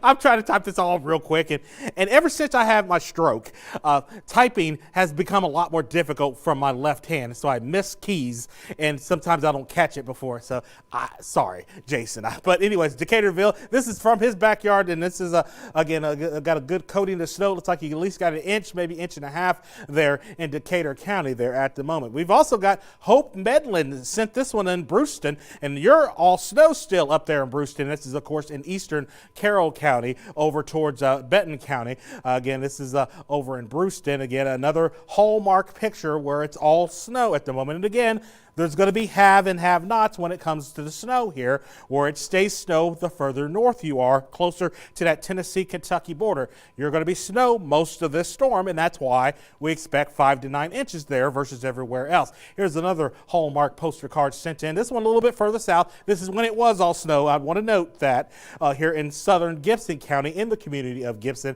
Karen Noble sent this one in for us as well. And then let me get out of the way so we can see those beautiful smiles here from 3 Highway, Tennessee, we have Steve Champagne, I apologize if I butchered that, and they're out there gritting their teeth probably because that wind is hitting their face, and boy, it's cold out there. There's no doubt about that. Here's a quick look at the weather alert summary. We got that winter storm warning, ice storm warning, cold weather advisory. Those all expire tomorrow at 6 p.m. and it will immediately be replaced by the extreme cold watch, which by that point will be upgraded to an extreme cold warning. And that means wind chills of -15 to -18. So yeah, you think it's cold now. Wait till that actual Arctic air mass gets here. It's not here yet. We're dealing with this storm system first. But again, here's what's happening. This morning we started off with this configuration. We're going to get back to this configuration on Sunday afternoon. But first, before we get there, we've got this warm nose that's nosing in here. And right now we're about here. We're starting to mix some of the sleet with the snow, eventually all sleet as we go through the afternoon. And eventually that warm nose is going to thicken even further, and that's going to allow more rain to mix in, plain old liquid rain that'll be falling from the sky. The problem is the temperature. The temperatures are going to be down in the upper teens to low 20s. That means everything, all that rain, liquid water that's falling from the sky will instantly freeze on contact on everything. That includes the power lines, the trees, your lawn furniture, and infrastructure, things like that. That's the big problem. So here's where the upper level low pressure system is. It's just now moving out of the Gulf of California as it moves into northern Mexico. So this thing has got a long way to go. It's only just getting started. Here's a look at what's going on in Arkansas. You can see all this snow and sleet mix making its way. And notice more and more of this sleet becoming all sleet rather along Highway 64. That's going to continue to expand northward as the afternoon sort of goes along here. You can see that line a little closer on Storm Tracker 7 Max Radar right along Highway 64 and Southwest Tennessee. So we're seeing plain sleet basically, and maybe even a little bit of freezing rain mixing in with that. We've been watching a correlation coefficient to sort of see where that line is right now. It comes out of Lauderdale County right into western Crockett County. Looks like you're dealing with at least a mixture of sleet and snow there in Crockett County as well. Here's a look at storm trackers, or actually back in downtown Jackson. We're going to toss it back over to the desk here, Ryan and Ashley. All right, thank you, Mo. Real quick, Bradford Special School District announced some closing, so have fun on Monday. Be safe. All right, Ashley, what do you have in your world? Thank you, Ryan. Right now, we just got an update from the City of Jackson Fire Department. They said, as our community experiences this winter storm, be aware that trees can explode in extreme cold and icy conditions. When that temperature does drop, that heavy ice can cause those trees to split suddenly, sending those limbs and sometimes power lines crashing down without warning. They talk about why it happens, going into those weather events, of course, and then the hidden dangers. You have fallen limbs, down power lines, those blocked roads, and they've also provided some safe parking tips. They want you to avoid parking under trees, staying clear of power lines, and then parking in those open areas. They want you to remember that any downed power line has the potential to be live, and if you do see those power lines, that is considered an emergency, and you are instructed to call 911 immediately. I'm going to go ahead and send it over to our meteorologist, Jordan Hubbard. He's been on those roads all morning, keeping us updated on those conditions. They are still snowy, I believe, but Jordan, what are you kind of looking at? Bypass southbound, again, traffic has slowed to a crawl because we have made the transition to sleet. We've had a little bit of a burst of freezing rain every now and again, but right now, just sleet falling, but still creating some major road hazards. We are about to come into downtown Jackson, where we'll make the transition from the bypass to South Highland Avenue. We are heading to Henderson next, but as of right now, we are going very slow. Things have been very slick here across most of Madison County since the transition to sleet fall. Right now, we can't really tell anything about accumulations. These sleet pellets have been fairly small. So we're not really keeping track of accumulations. What you need to know is that the ice is what's causing the problems, not the snow. Now, the snow can make things a little slick, but the ice will make things slick and pretty hard to save. We've had several times where we've had to take our feet off of just off the pedals and just let the car go where it wants to and reconvene a few seconds later. Roads, since transitioning to sleet, have gone downhill very, very quickly across much of Madison County. And we are going to head down to Chester County, where they're under an ice storm warning.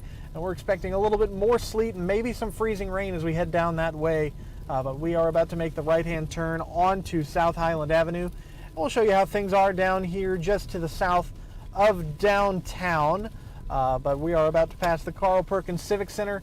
Things are very, very slick here. Folks, if you are not out now, don't get out.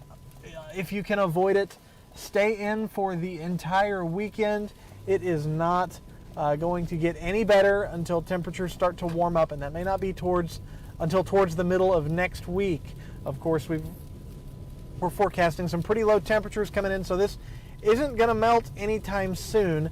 What we are looking at right now is some minor ice accumulations here over the next couple of hours. Again, we're not under an ice storm warning in Madison County, so it shouldn't get over a quarter of an inch, but it's not snowing anymore. Things are very, very slippery along much of our main roads, but so far things have been rather okay on South Highland Avenue the few seconds we've been on the road. But definitely avoid getting out if you can. So far, things have gone downhill in a hurry.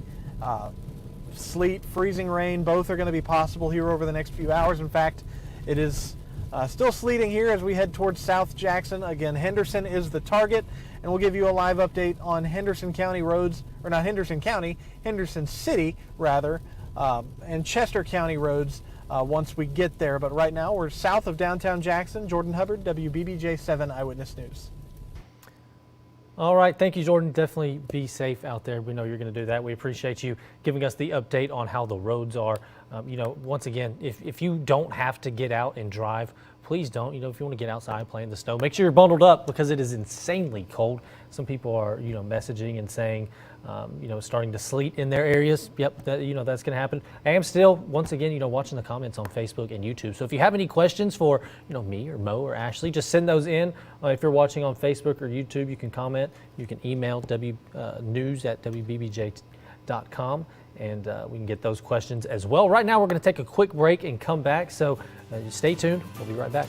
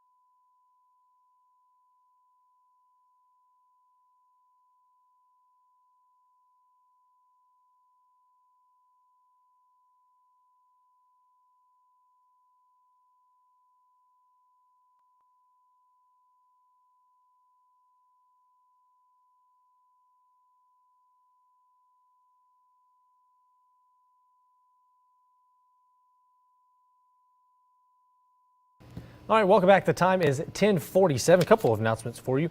The Gibson County Juvenile Court is going to be closed Monday, so if you had any cases then, they are rescheduled for February 2nd at 9 a.m. It's Gibson County Juvenile Court closed Monday. All cases rescheduled for February 2nd at 9 a.m. Also, Hardin County schools are closed Monday and Tuesday. Carroll County schools closed Monday, Tuesday, and Wednesday. All right, let's get on to some more information. The Tennessee Highway Patrol released a video on Facebook giving the public some tips as we head into the winter weather. Hey, we're not heading into it. We're here. Let's take a look.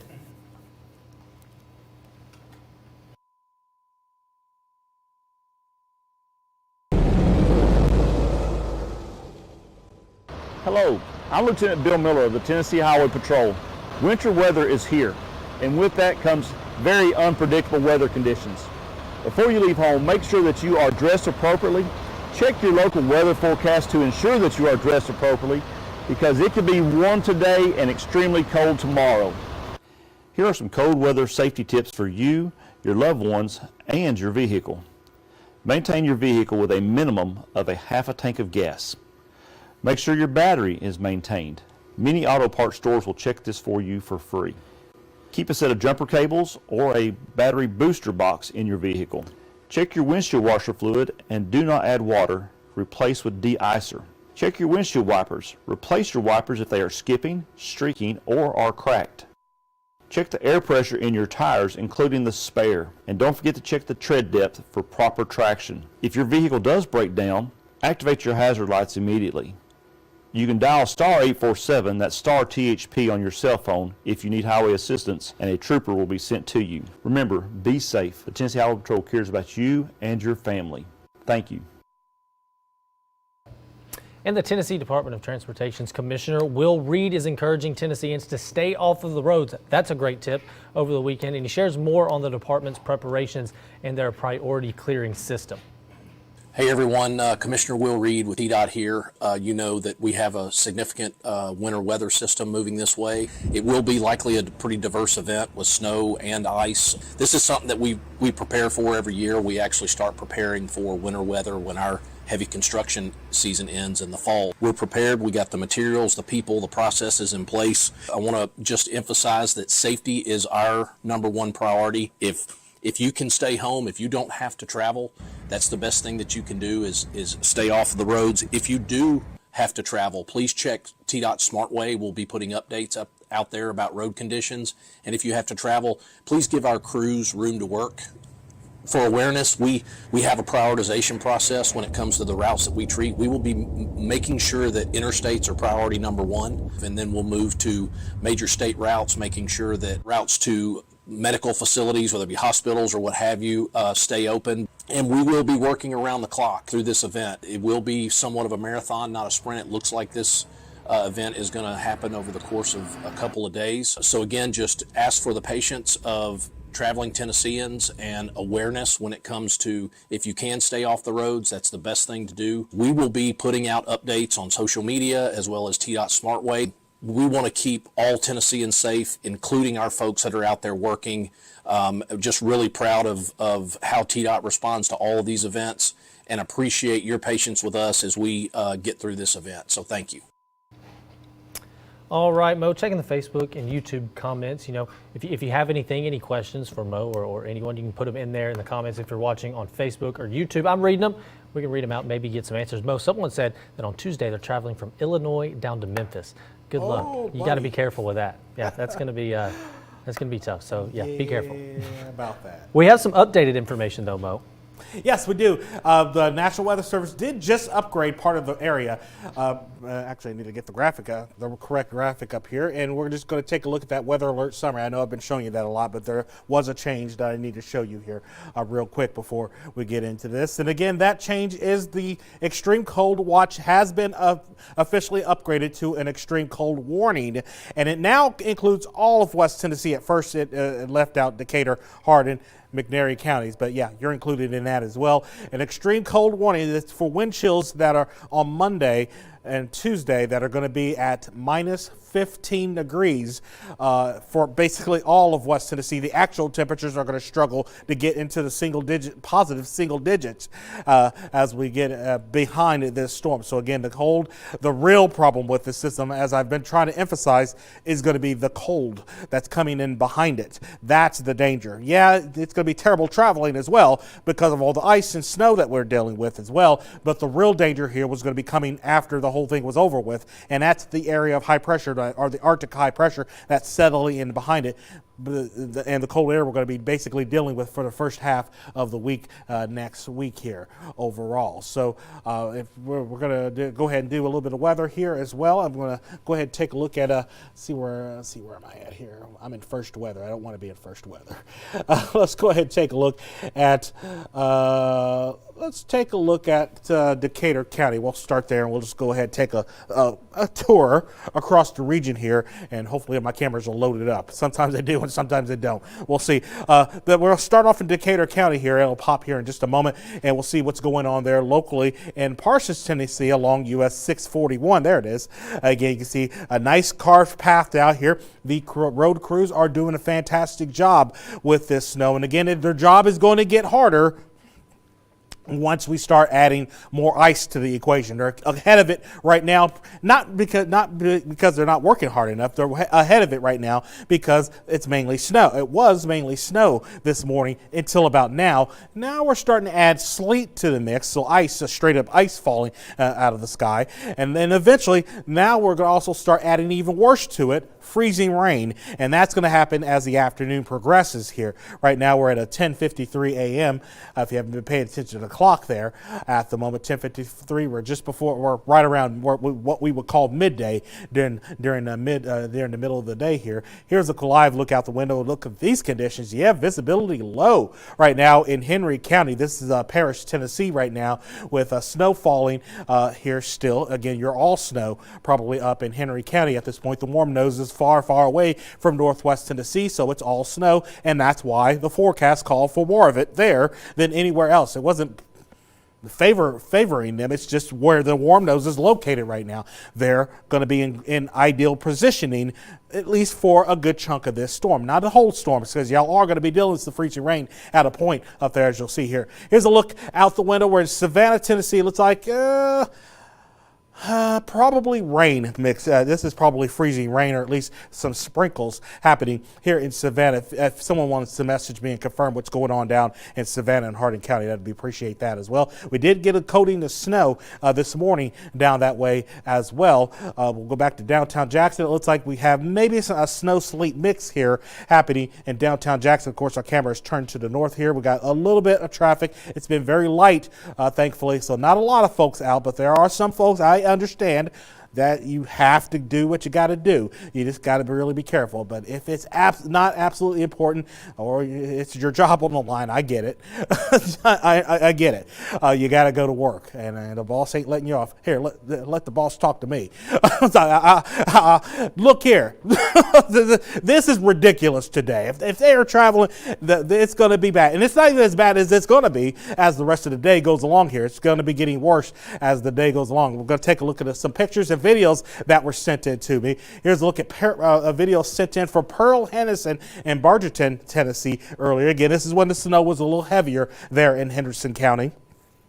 Again, it's not looking like this now because, you got some sleet starting to mix in. We had, and I forgot to fix your name, Jason, but Jason Bankley in Decaturville there in Decatur County also sending in this picture from the backyard there. And we had these Hallmark pictures sent in when we had the beautiful snow falling there. This is up in Brewston and eastern, the borderline between Benton County and Carroll County. Hope Medlin sent this photo in either way. A very beautiful picture overall. We're going to keep the live coverage going here as the storm continues to progress. I'm going to toss it back to one of the anchors here at the desk here.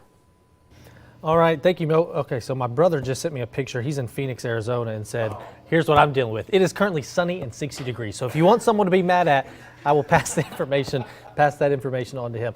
We got some messages here on Facebook. Someone says, good morning to Ryan, Mo, and Ashley from Humboldt. We got some sleet and snow mix here. Yep, I believe that. Any information or questions that you have, you can put them down in the comments on Facebook or YouTube if you are watching there. Ashley, what do you have for us? Certainly. Thank you so much, Ryan. I've got some current conditions from McKenzie, Tennessee. It looks like they are still getting that snowfall, same as everywhere else it seems. And thankfully this road looks somewhat clear. Those cars are trying to stay off of there, which is exactly what we've been asking for, what we appreciate. Also have some images here from Huntingdon. These streets are also snow covered, it seems. And then we have some more images as well from Humboldt Police Department. Looks like this is the 45 bypass East Main Street. We also have West Side Drive and then 22nd Avenue and Mitchell Street, Bailey Park there as well. Similar conditions to what we've been seeing, those snow-covered streets. And we're gonna keep saying it, but it is best to stay off of those streets. They are, if not dangerous now, going to be continuing to get more dangerous as this weather progresses. And now I'm gonna go ahead and send it on over to our meteorologist, Jordan Hubbard. He's been on those streets all morning, giving us a good idea what it looks like out there. Hey Jordan, what are you seeing out there today? We are now south of Jackson. We're about to come up on South Elementary School. Here is Old Pinson Road right here on our left. Things are still getting a little worse by the hour. Sleet has started to accumulate just a touch on top of this morning's snowfall. So things are getting a little more slippery pretty much by the minute here coming across. We're heading towards Henderson still. That is probably where we will give you our next update, but it is looking like we are going to be encountering more and more ice as we head farther south. Remember, Chester County is one of our counties currently under the ice storm warning instead of a winter storm warning, meaning they're expecting at least 1/4 inch of ice accumulation, whether that be sleet or freezing rain, but it is looking like we are in for quite a bit more ice, as we've not seen a snowflake since crossing back into Madison County from our trip to Milan. Things have really deteriorated over about the last hour or so here on the roadways. And these are major roads. These are not neighborhood streets. These are the major arteries of West Tennessee. 45, I-40, they've all started to take downward trends in drivability. So if you are not out, don't get out. If you are out, get home as soon as possible and don't get out after that. Roads are worsening quickly and we are looking at things only getting worse from here on out again. We've got sleet. There's a chance that we move back to a mix between snow, sleet, and freezing rain, but there's also a chance we just get a mix of sleet and freezing rain. We've already seen that today while we've been out on the road, mixture of sleet and freezing rain. Heading south from about Medina to Three-Way, we ran into some freezing rain. We haven't seen any freezing rain since, but the chance is still there. We right now just have sleet, and it's a pretty steady stream of sleet falling from the sky, but we are currently south of Jackson. We're in South Madison County, somewhere coming up on Pinson here within the next few minutes, but right now roads have been really becoming more and more dangerous by the minute. It is pretty hard to keep the speed above 25, but we are looking at things only getting worse. Again, only getting worse. There will not be any improvement over the course of this weekend. In South Madison County, Jordan Hubbard, WBVJ 7 Eyewitness News. All right, thank you, Jordan. We appreciate you giving us those updates. Got a few other updates. Benton County schools are closed Monday and Tuesday, and then Hardin County schools are closed Monday and Tuesday as well. We had a message come in. Someone wanted to know where Gary Pickens was. I don't know where he is, but I'm assuming he's in his living room, nice and warm, being really smart. Right now, we got to go to a break, but we will be back. We'll be back in just a few short minutes, so don't go anywhere as we continue to give you live updates on what is going outside right now.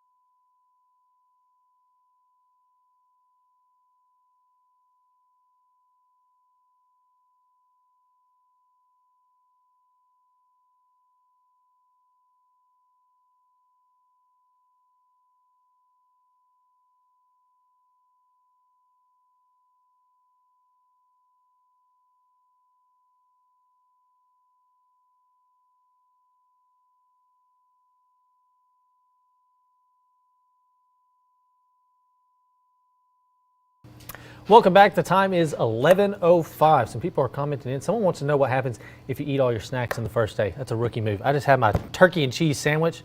It was incredible.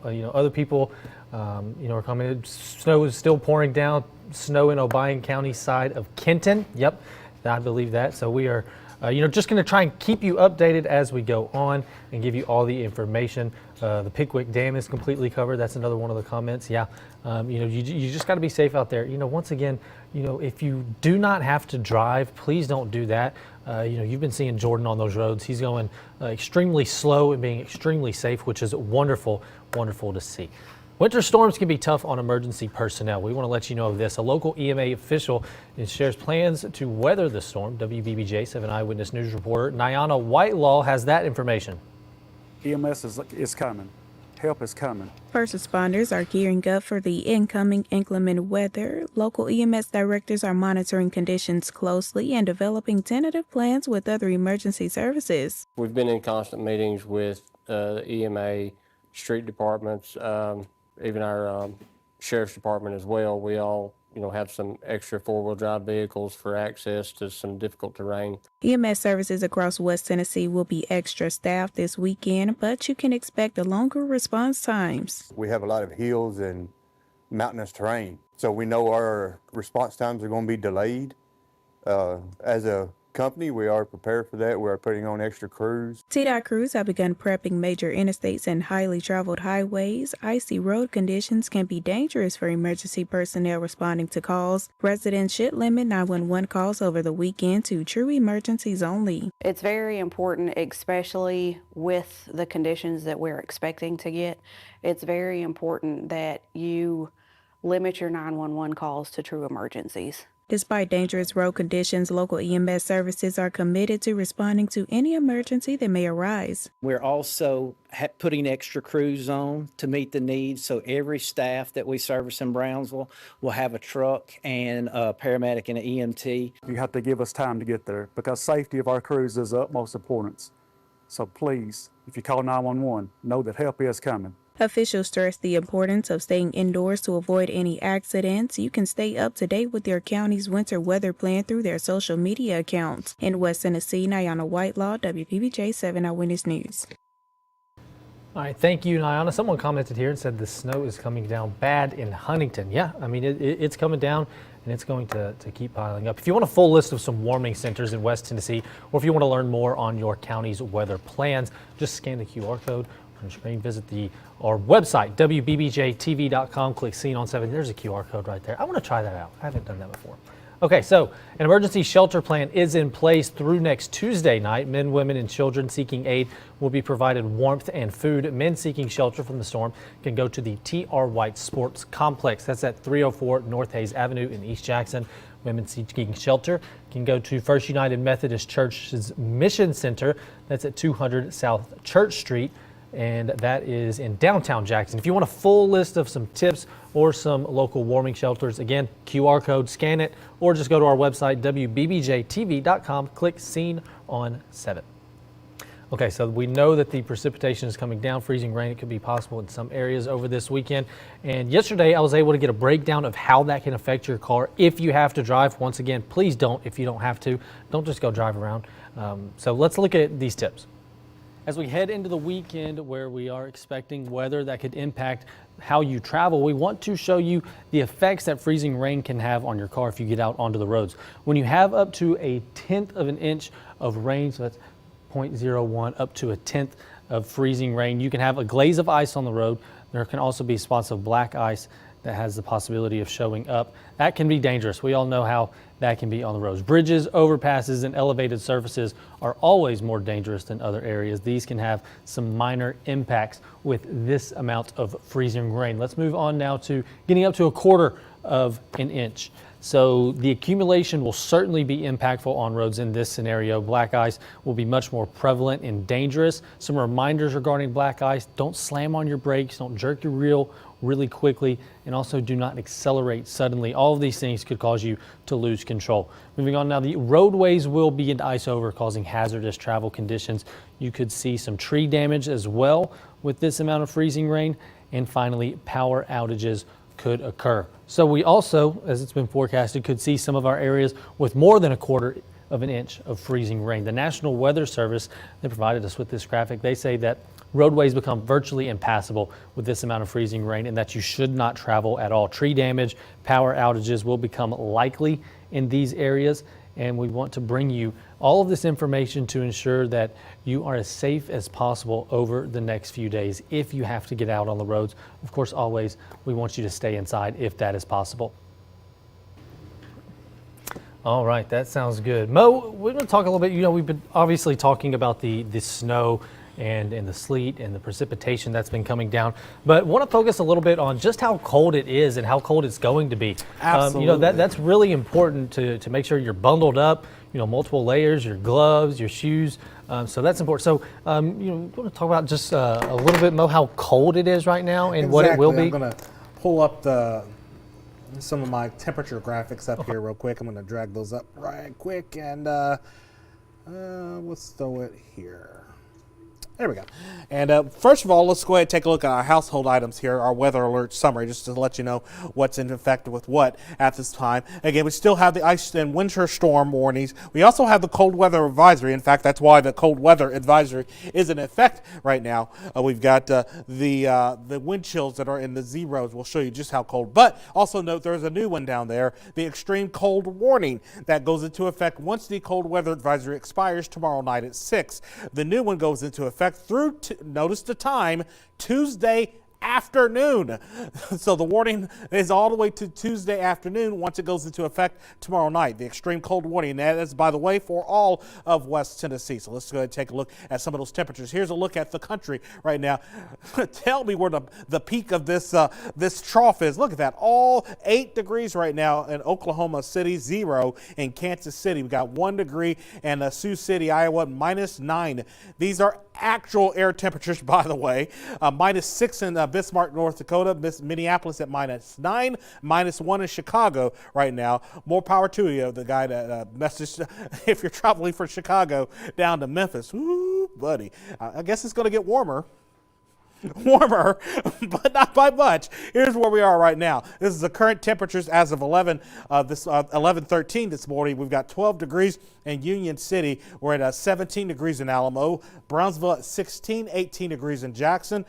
We got 18 in Lexington, and our balmy warm spot in Savannah at 21 degrees right now. Here's a look at what it feels like.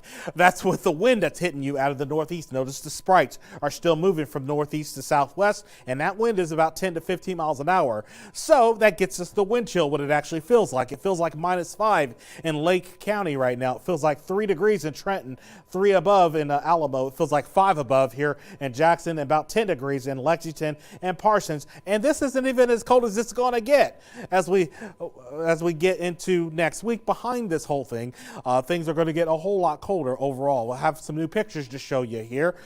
This one that was sent in from Regina Griggs and Trenton. This was sent in, I want to know, at 9:30 this morning. So y'all have probably made it to 3 inches there in Trenton, Tennessee, there in central portions of Gibson County. And how about this? Everybody getting out and enjoying that snow. How about Cameron and Draco out enjoying that snow right now? Just having a blast. Of course, this was sent in by Chelsea Williams. Thank y'all for sharing the joy that y'all are just having a blast before we get over to the nasty stuff, and that's the ice that's coming a little bit later. Yes, I finally fixed it. The name Jason Backley in Decaturville there in Decatur County. We've got some snow in the backyard there as well. Hope Medlin sent in this Hallmark picture. You could have mistaken it for that. This was out of Gibson, Brewston, up between eastern Carroll County and western Benton County. That's where that picture is taken. Karen Noble also got this wonderful shot in southern Gibson County, and the community of Gibson sent this one in as well. And of course, we had Steve Champagne sent this picture in, and of course they're gritting and smiling, but I'm sure they ran to the car after taking that wonderful picture there up in Three-Way, Tennessee. Very cold temperatures there. Wintry precipitation types. We've got, again, we started on the far right-hand side of that graphic there, all cold air. He's like, Mo, it's been cold the whole time, and it's still cold. How on earth are we dealing with different precipitation types? That's because, well, let's go ahead and explain it. It's like, I know what you're thinking. You're like, Mo, you crazy. This temperature ain't moved all morning. You're right. Well, it's moved a couple of degrees. Don't feel like it because of that wind right now. But believe it or not, above your head by 2,000 feet, the temperature is changing a lot, a whole lot right now. In fact, it's almost 40 degrees at 2,000 feet above your head. It's like, well, get it down here to the surface. I wish we could. Trust me, I wish we could, but not in this scenario. Remember, Arctic air, it is cold. It came from a desert. It's cold, it's super dry, and it's also very dense. It's like kind of a soup or a liquid, a viscous liquid that's very slow moving, and it doesn't readily move out of the way. So when you have warm air that's coming in from the south, like this system's trying to push into the area, it has to go up and over that. And that's what's creating that warm layer in the atmosphere. And that's why our precipitation type is changing. In fact, it's starting to change to sleet, a mix of sleet and snow. Eventually, we'll get over to all sleet at a point as we go through the afternoon. Then later tonight, as we get into the latter half of the afternoon and certainly into the evening hours, the warm layer will get even thicker. And so much so that the snow melts, becomes liquid, and then it falls through this layer, about 2,000 feet of layer, and then it gets down here to the surface. It's still liquid because it doesn't have time to refreeze, so it'll come down as rain. It'll look like it's just a regular rainy day. The difference, however, is when it gets down here to the surface, it's 23 degrees. When does water freeze? 0 degrees Celsius, 32 degrees. Exactly.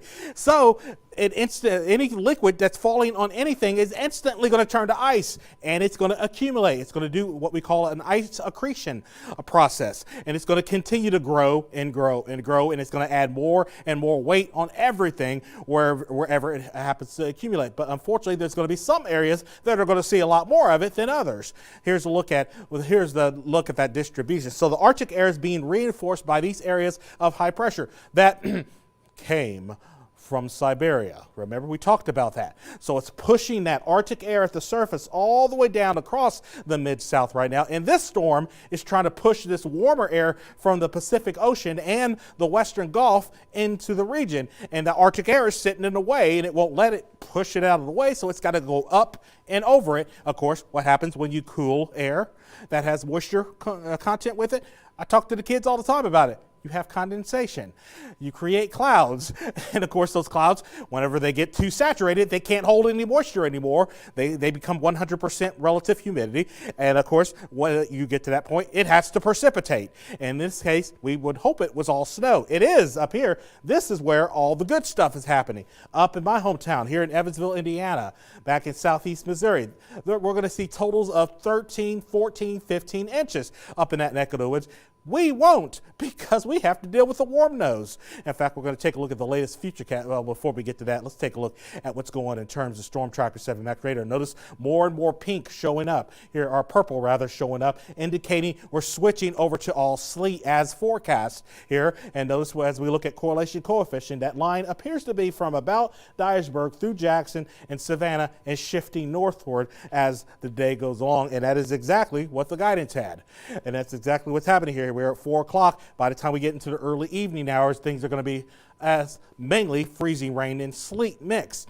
There is going to still be a break sometime this evening, probably after about 8 or 9 o'clock or so, and then it will resume after 10 o'clock tonight, and this is going to be all freezing rain. That's why we keep telling you everybody is going to be dealing with a freezing rain at a point or another during this event. The faster we can get out of here, though, the better, so we can stop the ice secretion process, and eventually we will get back over to all snow and the entire column will be below freezing, and that of course will get us back to snow as we get into Saturday or Sunday afternoon into the evening before it all comes down to the end. When it's all said and done, this is our forecast: 5 to 9 inches of snow in northwest Tennessee along the I-40 corridor. A lot of you are already at 2 to 5 inches already, so we've already verified that in Alamo. I just got a picture of what I'm going to show you later.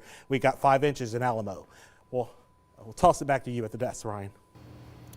All right, thank you, Mo. A few people have sent an email. Someone sent an email with a great tip. It says, during this time of cold weather, it's important to check on the elderly family members and friends and all that. That is a great tip indeed. Someone else also, asked and said, where do we send in these pictures? Because it is their son's first snow. First off, congratulations for that. You can email them news@wbbj.com. That is a great place to send them. All right, also, those people that are sending those pictures, it's wonderful because, Ashley, they're staying at home and they're being responsible and not getting out on the roads and on those dangerous roads, which is always wonderful to see. Do you have some more information for us, Ashley? Absolutely, I definitely do. Just like you've been saying, people have been posting, they've been sharing a bunch of stuff across the social media platforms, and right now I have the police department from the city of Lexington. They are showing us those road conditions, and I'm going to go ahead and zoom in on those photos here. They are also seeing some sleet, so they're starting to see sleet over there in Lexington. Be sure that if you are trying to drive on sleet that you're being extra careful, or better yet, stay home, stay off of those roadways. These are those photos provided by them. And then over here we have a road closure. This is from the Adamsville Police Department. They said, out of an abundance of caution, Old Stage Road from Shackleford Funeral Home and Highway 64 West Main Street to Neely Sharp Road has been closed, as this is a spot known to get very treacherous very quickly. So they are trying to keep their community safe by closing that off. We also have some businesses that are closing. If you are planning to go anywhere anytime soon, I would strongly urge you to stay home, but many businesses have been closing. So if you do need to access those businesses, be sure to check their hours to see if they're open. We're seeing a lot of businesses that are closing, libraries as well throughout the counties as well. And we also have a road update from the Paris Police. They sent us some photos as well. This was from 10:30. We have Highway 641 North, still snow covered as we're seeing. Then we have East Wood Street as well. Plenty of snow down that way as well. Hopefully those plows will be getting in soon for those who are essential and have to make it to work today. Hopefully those of you who have to stay home though, that would be best course of action. We also have an update from the McNairy County News. This is from Brother Ben and Lisa Martin at First Baptist. We got some snow on top of that church as well. And then we have a Highway 140 in Jones Mill from the Henry County Sheriff's Office. Lots of snow towards that way as well. Be sure to stick with us. Keep sending in those updates. We're going to keep scanning through those social media channels to get as much as possible. We love to see stuff from you guys, especially that perspective. We can't send, our meteorologist Jordan Hubbard everywhere, so getting that second perspective from you guys is so helpful. Speaking of Jordan Hubbard, I'm going to go ahead and send it over to him. He is on those roadways right now, taking a look and seeing what we're seeing. Where are you, Jordan, and what does it look like? We're now in Henderson. We are on Main Street, right downtown. We just passed Freed-Hardeman University. Things are a little treacherous here. We've already seen a couple of cars fishtailing after making turns. Friendly reminder, if you are not home yet, get home as soon as possible and stay home for the weekend, folks. We're already starting to see some freezing rain here in Henderson. Most of my windshield is actually covered in a layer of water that, if it weren't for my defroster, would already be frozen.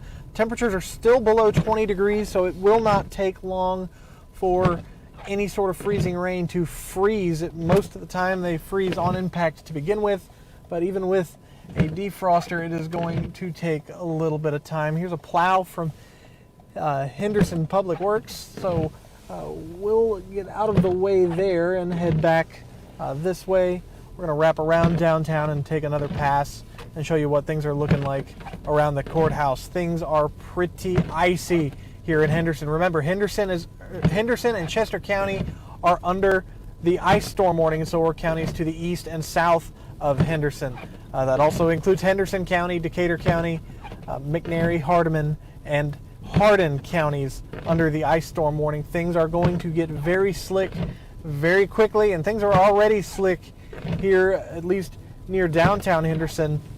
Right now we are I'm actually not sure what road. We are on North Church Avenue.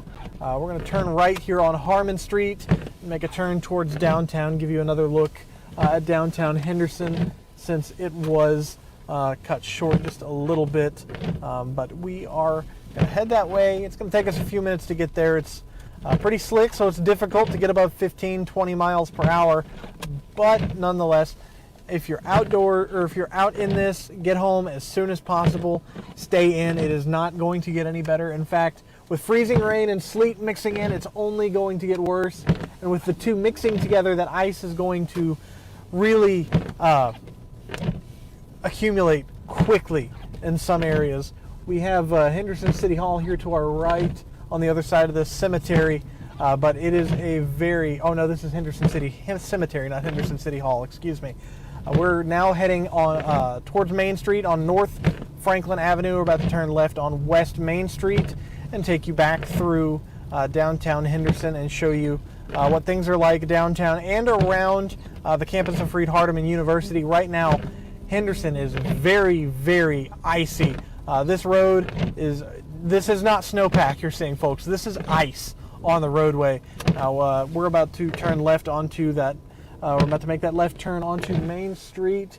Traffic has been pretty calm and quiet through Henderson, and that's very much a good thing. We have seen, what cars we have seen, though, have been fishtailing after making turns at stoplights. So, friendly reminder, if you do have to drive in this, do not step too hard on your gas pedal, or your brake pedal for that matter. This is where things get really dangerous really quickly, is at stoplights, especially in tight corridors like this through downtown Henderson. Things are looking pretty icy across much of town here. We're actually going to drive past downtown. Here's a look at the courthouse here on the left. Things, again, most of this roadway is covered in ice, not snowpack. This is going to get very slippery very quickly. In fact, it's already seen some sort of slippery already, but it's only going to get worse once the snow gets covered with a layer of ice. Here is the turnoff. This is White Avenue. We're not going to turn here. We're going to go straight and show you around what some parts of Freed. And right now, things, if it's anything like the main roads here in Henderson, it is going to be icy. Now, right here at the entrance to the Gardner Center, it looks fairly plowed, but again, it's been snowing, sleeting, or freezing raining all morning, and it's about to be into the afternoon hours where things could get dangerous even on campus where it's been plowed. This treatment is, it's got a lifespan, of course. Once it gets filled in with some kind of ice, it's going to get dangerous pretty quickly. In Henderson, Jordan Hubbard, WBBJ 7 Eyewitness News.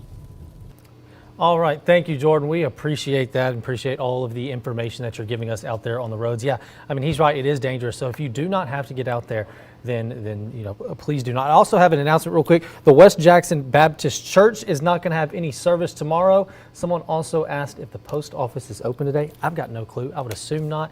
Even if it is, don't drive there because it's dangerous roads. So we are moving on now. We're going to keep giving you updates. So of course, we got Jordan. Mo is here going through the radars and looking at that. I'm here monitoring Facebook and YouTube questions and emails that people have when they send them in. So if you have any of that, making sure, just send them in and we'll see if we can answer those questions. And of course, meteorologist Jordan Hubbard out on the road. So we'll be right back. We're going to take a quick little break here and give you some more information. Stay tuned.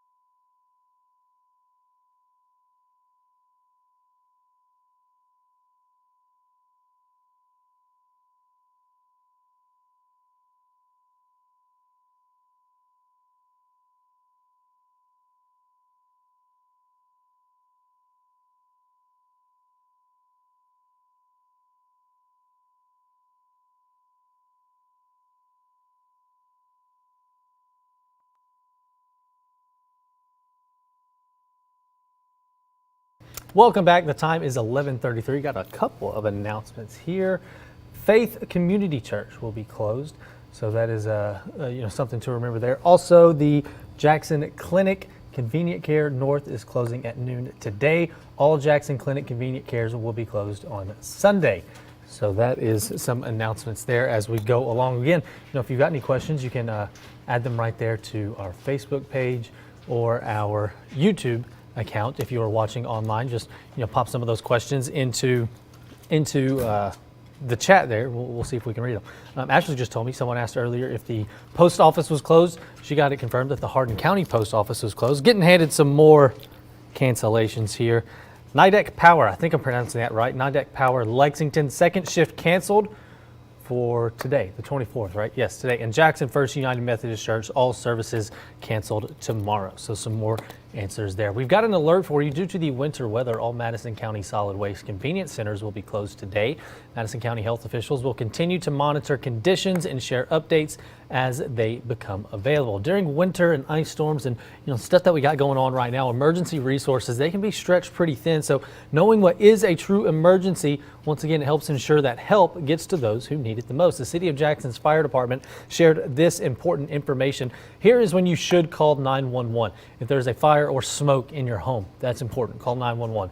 Or if there's a carbon monoxide alarm sounding, call them. A smell of gas, you need to call them. If there are any downed power lines that are sparking, call 911. And then, of course, a life-threatening medical emergency. Now, these are not 911 emergencies, just regular power outages, frozen pipes, low heat from a furnace, snowed-in vehicles, as well as slippery sidewalks. Those are not the time to call 911 at that point.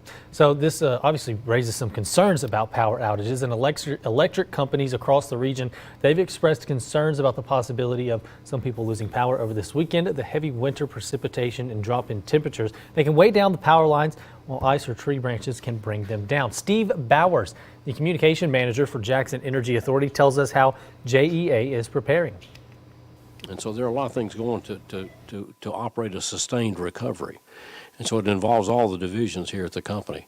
So everybody's been coordinating and talking to one another and make sure the contacts, are there. Because you don't know what's going to happen. You don't know what's going to happen with cell phone service or any of these things.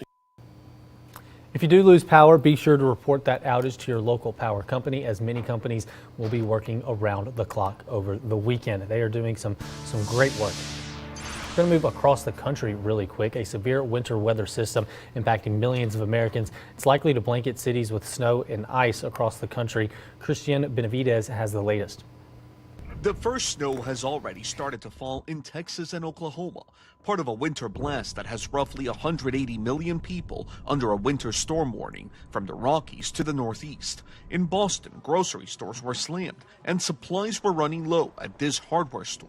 Yeah, we've been selling a ton of ice melt and shovels. We're running low on stock, but I think we should have enough for the storm. At least 17 states and Washington, D.C. have declared states of emergency. In New York City, up to 18 inches of snow is forecast, 700 salt spreaders, and more than 2,000 sanitation workers will be deployed. While we cannot control how much snow will actually fall this weekend, we can control how we prepare for and respond to this storm. Down south, 18,000 utility workers were pre-positioned in the Carolinas, while at Tennessee State Operations Center, officials will monitor road conditions in real time. The Salvation Army in Arlington, Texas, is preparing overnight beds and meals for people seeking refuge from the storm. And in Austin, sanitation trucks have been treating the roads. We are preparing for the worst because we never completely know what the weather is going to do in Texas. Residents here worry about a repeat of a deadly ice storm in 2021 that overwhelmed the state's power grid system, leaving millions of people in the dark and cold. The ERCOT grid has never been stronger, never been more prepared, and is fully capable of handling this winter storm. The National Weather Service is calling this system a historic storm, packing a mix of ice and snow with extremely cold air on the back end. Christian Benavides, CBS News. More than 3,000 flights were canceled Saturday nationwide. The system is likely to bring delays and cancellations for the next few days. Another Facebook comment, someone wants to know if Jordan can do a donut in the car. Absolutely not. That's dangerous. We got to be careful. You know, you don't want to go on the roads. We are if you preaching don't have safety to. Yes, here. absolutely. If you do not have to get out on the roads, please do not. Jordan's been telling us all morning, it's dangerous out there.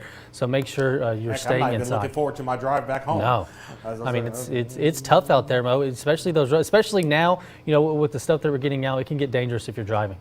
Absolutely, and things are going to get worse as the day goes along. In fact, I was hoping to catch a Jordan coming up the road there on Main Street in Henderson, which is where we are starting off here with a live view there on Main Street in the city of Henderson there. Traffic is moving along smoothly, at least for the moment. But again, the real problem hasn't really started just yet. That's going to be the second round, and it's unfortunately going to be with plain old liquid rain. This is a look at your weather alert summary. Again, we still have the winter and ice storm warnings. They go till tomorrow, 6 p.m., and a cold weather advisory. Again, this is a marathon. This isn't going to be one and done. This is going to keep going as we go through tonight. Again, tomorrow, we're going to be doing the same dance, only a lot more freezing rain, unfortunately. And by that point, probably some power outages are going to start to trickle in. Right now, we're doing good because we haven't had any real freezing rain at this point. It's been mainly sleet and snow. And hopefully we can stay that way. But I was just looking at some of the guidance, and it's not painting a pretty picture, although I will say the HRRR model, it's not all that optimistic about us getting all the way in the 30s like our model is trying to call for at this point. And that's why I said I'm not really sure that's going to happen so much. It'd be nice if we can spend some time above freezing, but I'm not too optimistic about that. We'll see.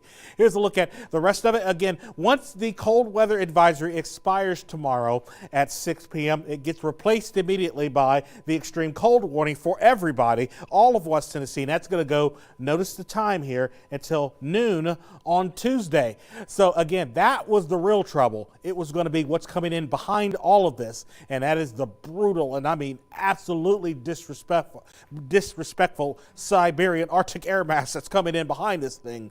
That's going to be the real problem and the challenge as we go into early next week. This is going to be probably some of the coldest air some of y'all have ever felt in your life, but that's coming down. Probably the coldest air that I've felt in quite some time here.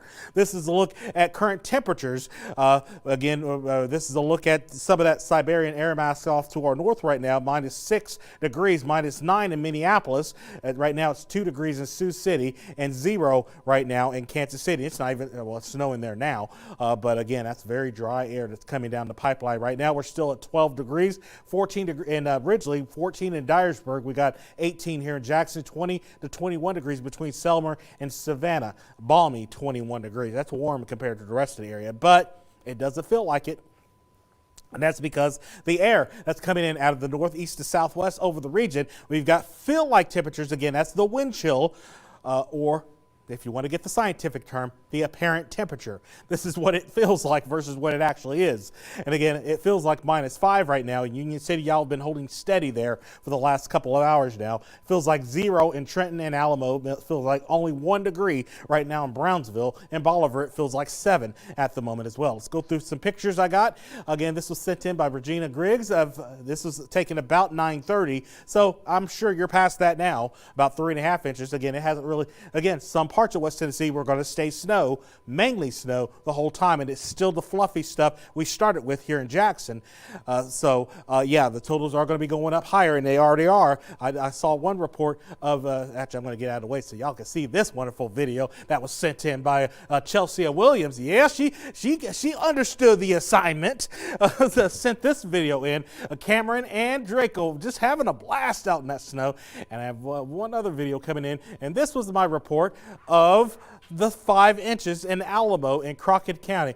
She eventually will go around measuring. I wish you would have took the camera and pointed it at the ruler so I can actually confirm that. But it does look like a pretty good, solid amount of snow there in Crockett County here. Kay Strauss, she's just enjoyed it. I can't hear what she's saying, but she's enjoyed it and having a blast out there in that snow while it is still mostly snow, at least for the moment. But again, rain is about to come and ruin our parade here as we go for the rest of the night, as things will start to turn. And I don't mean to be doom and gloom. I'm just telling you that things are going to turn a little bit more dangerous, especially as we go through the night and the second wave starts to arrive a little bit later on tonight. Jason Backey in Decaturville sent this one in from his backyard, and that was earlier this morning. And again, Hope Metland also sent this Hallmark picture from Brewston, Tennessee, in eastern Carroll County, western Benton County this morning. And then Karen Noble also over in Gibson, in the community of Gibson. This is when it was all snow. I'm not sure if it still is there at the moment. We'll confirm here on Storm Tracker 7 Max radar. And of course, we had Steve Champagne that sent this one in from 3-Way. They were out getting a nice picture out there, probably gritting the teeth. The wind was just as rough and cutting through as it is now here again. So what's going on? Why is this happening? Why can't we? Mo, it is cold. It's ridiculously cold out here. Why is it sleeting? Why are we talking about rain right now? Why is that happening? Well, let's take a look at it. Well, this morning, this is what we started off with. This one. That means it was 32 degrees in the cloud, or just below cloud, at least 32 degrees, all the way down to the surface. But now we've got warm air that's moving in. Is that warm air? Okay, that would be good news. Well, Mo, if it's warming up, then why ain't that temperature moving? It's still 13 degrees out here, Mo. Why? Well, the reason why is because it's above your head. It's happening in the what we call the 850 millibar layer. That's elevated off the surface about 2,000 to 3,000 feet above the surface. It's actually going up to about 40 degrees up there. So what's happening is the snow is coming out of the clouds, and then it melts to water, and then it refreezes, but there's a thick enough cold layer, it refreezes into these little pellets or Dippin' Dots that you feel as sleet that's falling. It's mixing in with some of that snow that's still falling here. But this is the problem. Later tonight, the warm layer is going to start to thicken up even further, and it suppresses that cold air all the way down to the, well, it's not suppressing, it's just that the cold layer is basically only at the surface, and that's because it's Arctic. And that's why I try to make that distinction of types of air masses. Remember, Arctic, it's slow, it's cold, it's dense, it's right at the, it's hugging the surface, but it doesn't vertically extend very far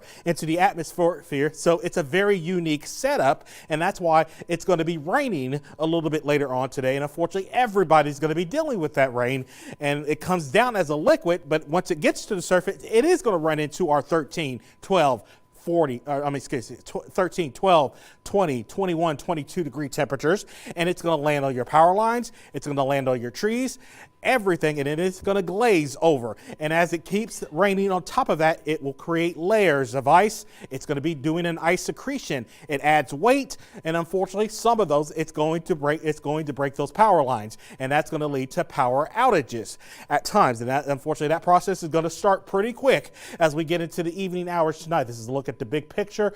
Again, we've got the main storm finally moving on shore in northwest Mexico. This is the upper level low, the surface low in West Texas, and then again we've got this wave pushing in. Notice there's a little bit of a break here coming that's going to make it look like we're done. We're not done. We've got another wave, the main wave that's coming in right behind it, and that's going to push that warm nose, which is partially extending into West Tennessee right now, further north across the region. And once it does, that's what's going to change us over to the freezing rain, and that's going to be happening as we go through the evening, overnight, and the start of the day tomorrow. We can take a look at a Storm Tracker 7 Max radar. Again, you can still see sleet taking over here in the southern, over near the Memphis metro at this point. And then as we back up here, you can see that rain, snow, sleet line extending into from Dyersburg down to Trenton and Jackson here, and it's still shifting northward here. So again, as we get further and further into the afternoon, we're going to have more and more sleet. So again, I did not adjust our forecast. We're going to keep it the same. Again, we're looking at somewhere between 5 and 9 inches of snow, where it stays snow most of the time in northwest Tennessee. 2 to 5 inches. We already had that 5-inch report in Alamo. So we've already verified the middle of this forecast at this point, but we are still expecting that 1/4 to almost 3/4 of an inch of ice along I-40, and of course a lot more of it in southwest Tennessee. I'm going to toss it back over to Ryan at the desk. All right, thank you, Bill. Got a few announcements. Adamsville First Baptist Church not going to have any services tomorrow. A couple comments. Someone says that they got 4 inches of snow in Mercer and it's sleeting now. I believe that. Someone said, yes, it's cold, but the kids love it. Hey, I understand.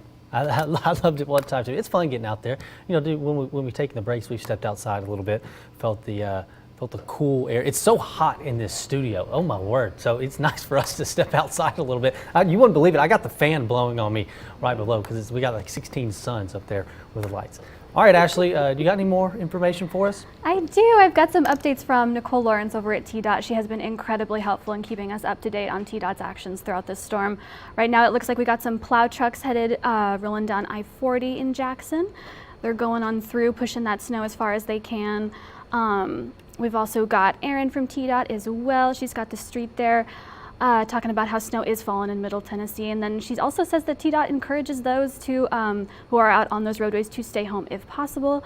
And then we have THP out of Lawrenceburg here as well, showing us what those roadways look like there as well. They're asking drivers to slow down, increase that following distance, and give yourself extra time. Those roads are going to continue to get worse as the weather progresses, so be sure to slow as much as you can. We've got a Tennessee State Trooper right here as well. We got some images of the I-40 lane. Looks like that conditions are hazardous and deteriorating according to those guys. And then back over to Facebook, we've got a bald eagle on the side of the highway looking at some roadkill. This is very fascinating. Glad he's out there and not me. Looks incredibly cold. That's from Hardeman County Sheriff's Office. We also have some information about some warming centers. If you are out and seeking that warming centers are all over, so be sure to find one. We've got one right here for the Voices of Savannah, Tennessee. They have their information there for that warming center. I'm gonna go ahead and send it on over back to the desk. All right, yes. So we're trying to get, Jordan's still out there. We're trying to get some footage to him so that we can watch and see what he's doing, but they're having a little bit of trouble with the live view that gets us live. So we're gonna try and work on that and see what we can do. Someone did say that they got almost 4 inches in Henderson. Hey, that's my hometown. I'll tell you what, we like some snow in Henderson. It's always fun.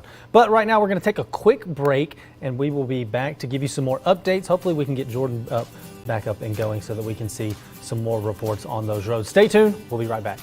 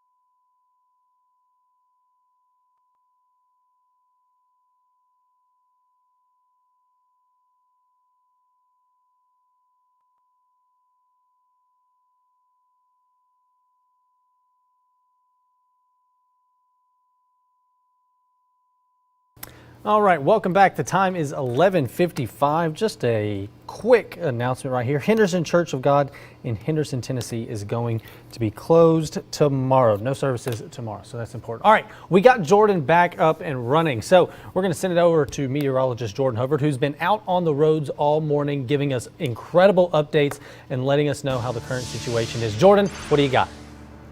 Ryan, we're in South Jackson now, heading north on South Highland Avenue. We'll be cutting through downtown and giving you a look of how downtown Jackson looks. Right now, if it's anything like the rest of Jackson, it's going to be very, very slippery. Again, it's still sleeting pretty much non-stop. We haven't seen a snowflake in about 2 hours, so we have transitioned completely into icy precipitation. We've had a couple of spurts of freezing rain here and there, but it hasn't been consistent. What has been consistent is the sleet, but right now plows are doing what they can to get these roads clear, but again, with the snowfall, they can clear the snowfall out, but once the ice starts to create a layer over the roadways, it's not going to be safe to drive. So if you are out now, get home as soon as possible. If you're not out, don't get out. These roads are going to deteriorate over the course of today, tomorrow, and probably up until the warnings expire tomorrow at 6. And then behind that, we've got the dangerous cold coming in, so it's not going to be allowed to melt. We are going to be on some very, very icy roadways for the next few days. And right now, Jackson looks pretty rough. We're down in Henderson, and it was icy there, but here in Jackson, we've got a lot more people and a lot more roads, but we're not going to be seeing quite the ice totals that they are down in Chester County and in the ice storm warning. But that doesn't mean it's going to be any safer here in Madison County. Plenty of ice accumulation is expected, anywhere between 1/10 and 1/4 of an inch, and that is plenty to cause some dangerous road conditions. They're already fairly dangerous. So if you're out on the roadways, get off of them as soon as possible. Right now, South Jackson, we've had some cars struggle to go up some of these hills on South Highland Avenue, but once we get to a little bit flatter roadways closer to downtown and heading north, things will obviously get a little bit easier, but it's still not perfectly safe. Here's a look. We're coming up on the intersection with Perry Switch Road.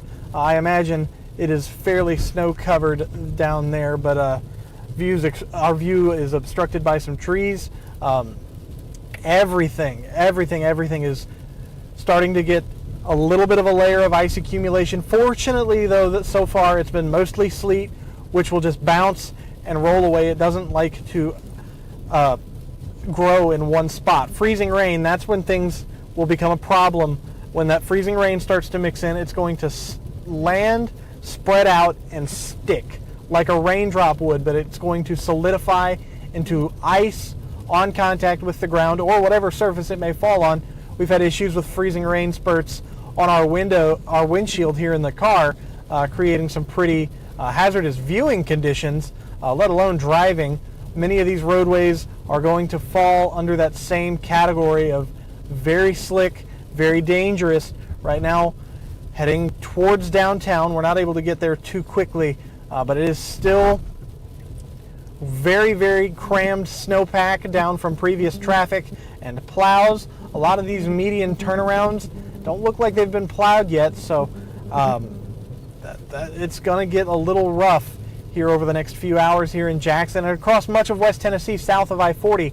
But as we get closer to downtown Jackson, we'll get you a little more of a closer look. We've got some clearing spots here on this bridge over the Forked Deer River, but again, it's not going to be enough to make these roads perfectly safe to drive on, and it's only going to continue to accumulate ice over these next few hours.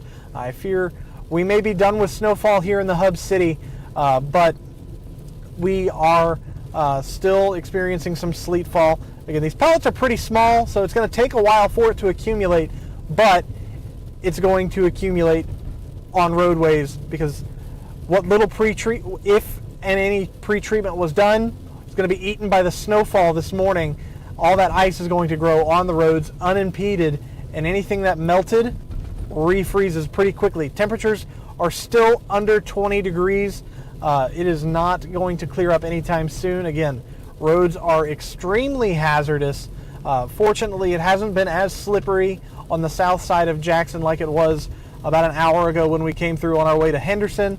It's still dangerous because, again, active ice is falling from the sky, and it's only going to get worse as it accumulates. If freezing rain makes it to the hub city, that's when things are really going to take that turn into getting out of hand very, very quickly. We're going to come over this bridge here and we'll be in downtown Jackson. Unfortunately, I don't think we'll have the time to give you that look because this hill is going to cause us to slow down quite a bit, but it is going to be, what I can guarantee you is it's going to be slippery tonight, tomorrow. It's going to be icy. We're going to get through a couple of days before we get even the precipitation to stop and things will start to wrap up. Right now I'm in downtown Jackson. Jordan Hubbard, WBBJ 7 Eyewitness News. All right, thank you, Jordan. The winter storm has arrived in the hub city, and we have a closing notice for you. Prysmian Cable Manufacturing and Energy Solutions plant is closed today due to the storm. All Le Bonheur Pediatrics and Memphis Children's Clinic locations will also be closed today. TDOT and the City of Jackson both released some information regarding road plowing. I was able to break down that information and their statements. Let's take a look. The Tennessee Department of Transportation released some important information regarding their trucks. First, they listed their road clearing priorities. Of course, it starts with the interstates, then it goes down to some major state routes. Finally, they're going to focus on secondary routes. They also have some tips to be aware of if you are near one of the snow plows. They ask that you stay at least 200 feet behind them. This will ensure that you are as safe as possible. You should also try not to pass them at all. The plows themselves, sometimes they will extend into the next lane. This can get dangerous. Also, you need to drive slower, especially when you are behind one of the snow plows. They tend to drive at a lower speed than you normally would. This helps them clear the road in the most effective way. Also, we want to remind you of some information released by the Jackson City Mayor Scott Conger regarding their snow plows. He says the city has 7 plows and about 1,300 miles of road. This means it would take a very long time to clear every single road. He wants to remind us that the plows only clear snow and not ice. Mayor Conger says that the salt doesn't really work as well in extreme cold, which of course we're expecting with this weather. He also says that the crews will be focusing on arterial and collector streets. What are those? Main roads, emergency routes, hospital routes, hills, and big intersections. Mayor Conger says neighborhood streets are last on the priority list. This isn't because they don't care, but it's because ambulances, fire trucks, and police cars, they've got to be able to move first. Of course, we're going to keep you updated all throughout the weekend regarding the condition of these roads in these areas as well as many others. The Tennessee Highway Patrol released a video on Facebook giving the public some tips as we as we're right in the middle of this winter weather. Let's take a look at this. Hello, I'm Lieutenant Bill Miller of the Tennessee Highway Patrol. Winter weather is here, and with that comes very unpredictable weather conditions. Before you leave home, make sure that you are dressed appropriately. Check your local weather forecast to ensure that you are dressed appropriately, because it could be warm today and extremely cold tomorrow. Here are some cold weather safety tips for you, your loved ones, and your vehicle. Maintain your vehicle with a minimum of a half a tank of gas. Make sure your battery is maintained.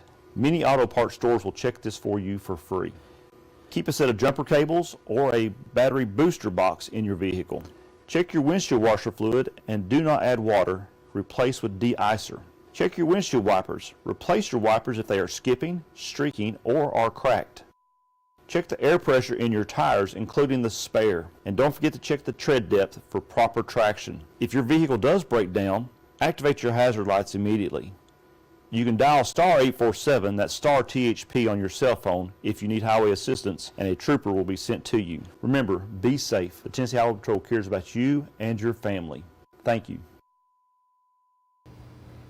All right, Mo, I've got a few closures to announce. First off, the Henderson Church of Christ in Henderson is they're going to be streaming their service tomorrow on their website and Facebook. Browns Creek Missionary Baptist Church in Haywood County, no services. Long Heights Baptist Church and McKenzie is going to be closed, and the Sitka Church of Christ is also going to be closed. Mo, we're going to send it over to you for some weather. I think Jordan might be coming up. I think that might be them right behind you right there, Mo. Is that you, Jordan, right there? Is that Jordan right there? Where are they at here? On the right-hand side? Oh, okay. Hey, guys. Looking right at them. They're in downtown Jackson. That's a live camera shot, by the way. So, yeah, we're looking at traffic, and it looks pretty iced over. They just took off. So we'll see y'all here at the station here in just a little bit, Jordan and Jeff there, once you get back to the studio. But it is a cold one out there, and I wanted to share this one because, boy, if that doesn't say it.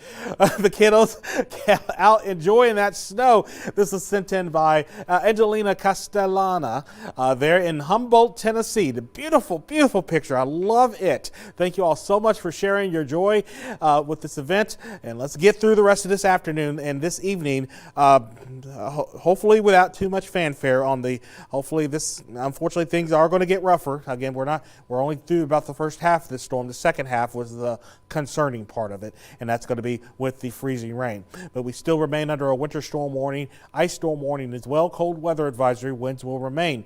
Extreme cold warning will replace all of those basically at 6 p.m. whenever they all expire tomorrow, and that's because that's going to be the real danger, and that's the extreme cold, some of the coldest air in a very long time that we've dealt with here in the Mid-South. So here's a look at the current temperatures. Very cold air, area-wide across the country right now. We've got -7 degrees in Minneapolis right now, -4 in Bismarck, North Dakota, only 0 in Kansas City right now. We're at 18 degrees here in Jackson, 16 Trenton, 14 degrees Union City. You've gone up 1 degree in Savannah in the last hour here. We've got 20 degrees in Selmer with 20 degrees. And Bolivar, of course, it doesn't feel like that at all.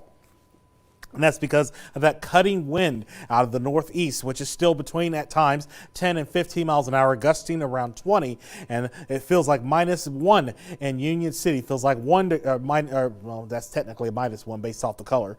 But 2 degrees in Alamo, it only feels like 6 here in Jackson. Again, we've been getting some measurements. This one was taken around 9:30, just below 3 degrees there. Again, we've got this photo or video sent in. This one was sent in by Chelsea Williams. Cameron and Draco having a blast out in the snow. We also had a Kay Stroud that was confirming a 5-inch measurement, which, by the way, verifies our forecast so far. We were only calling for about 2 to 5 inches, and that's what we've got so far along I-40 at this point, and especially up to the north. The numbers are going to continue to climb as it will continue to snow primarily to the north and northwest Tennessee, but the rest of us are going to start to see this mixing of precipitation. That's going to start to compact some of this, creating a bit of a what did I hear it called? A lasagna. It's creating a lasagna. We have the snow on the ground. We're going to have this layer of sleet, crust sleet in between that. And then on top of that, we're going to have the icing, which is going to be the glaze that'll be on top of that from the freezing rain later on tonight as well. This is a quick look at a photo sent in. Hope Medlin sent this one in for Brewston earlier, eastern Carroll County and western Benton County. Thank you, Hope, for sharing that with us. Karen Noble also sending a nice burst of those flurries and big fat snowflakes we had going on this morning. This was from Gibson community. That's southern Gibson County, of course. And of course, I also had this photo sent in from Jackie McClinton from Humboldt. Looks like the shed getting a good deal of snow there as well. Here's a look at your wintry precipitation. It doesn't always mean snow just because it's cold. It really is determined by the vertical structure of the atmosphere. And this morning, it was perfect. That's why we picked up so much snow so quickly, because it's so cold, and it was snow all the way down. It was a very dry, powdery snow, which is wonderful sledding snow. That's why y'all having so much fun with it right now. But unfortunately, it's about to get ruined by the warm nose, which is going to start to grow. It already is, and that's what's creating some of the sleet. We just have enough warm air or enough cold air from that warm layer down to the surface that's refreezing a lot of those raindrops back over to these ice pellets, and that's coming down as sleet as a result. But eventually, later tonight, especially when that second round starts to arrive, the warm layer is going to be so thick that there's not going to be time for that rain to refreeze back into those pellets anymore, and it will actually fall as a liquid, and then it's going to start to freeze on everything. Power lines, trees, transformers, your vehicle, and it's going to encase things in ice as the evening goes along. It adds weight, eventually starts adding weight to the power lines and trees. They'll start to bend under the weight and eventually break in some cases, and that might take out power in some cases as the evening goes along. Hope not. We're praying not. But we have to be aware of the situation that we're in with this particular storm. So here's the upper level low pressure. It's now finally on shore here in northwest Mexico at this point. We got all this precipitation still coming. Got a little bit of a break coming here. I'm actually going to back out here. I've had this angle, but I actually want to show you something. So here comes the break. Notice all that dry air back here in Arkansas, moving into western Arkansas. I need to move that wave. I need to put this over here.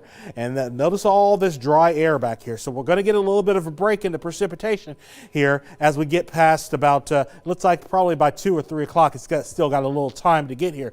But look what's also happening back here in Oklahoma. All that new precipitation developing. This is the second wave it's developing. And it'd be nice if it was all snow, but unfortunately that warm nose is going to really get pushed to the north, as you'll see here on Futurecast in just a bit. And already starting to make its way into portions of southwest Tennessee with sleet down along the Highway 64 corridor at this point. And then there's your little break in the action coming to the Highway Interstate 55 corridor in Mississippi River as it makes its way eastward over the next couple of hours. It'll give us a break for the latter half of the afternoon, especially.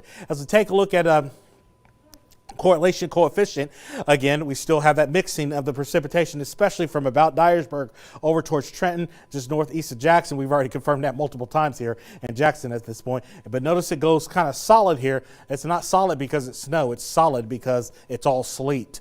That's moving northward here. We only got one precipitation type, and it's likely sleet. That's moving northeastward here as we go for the rest of the afternoon. So here's how Futurecast plays it out for the rest of the afternoon. That the air is expected to continue to advance north and eastward as it is so far here.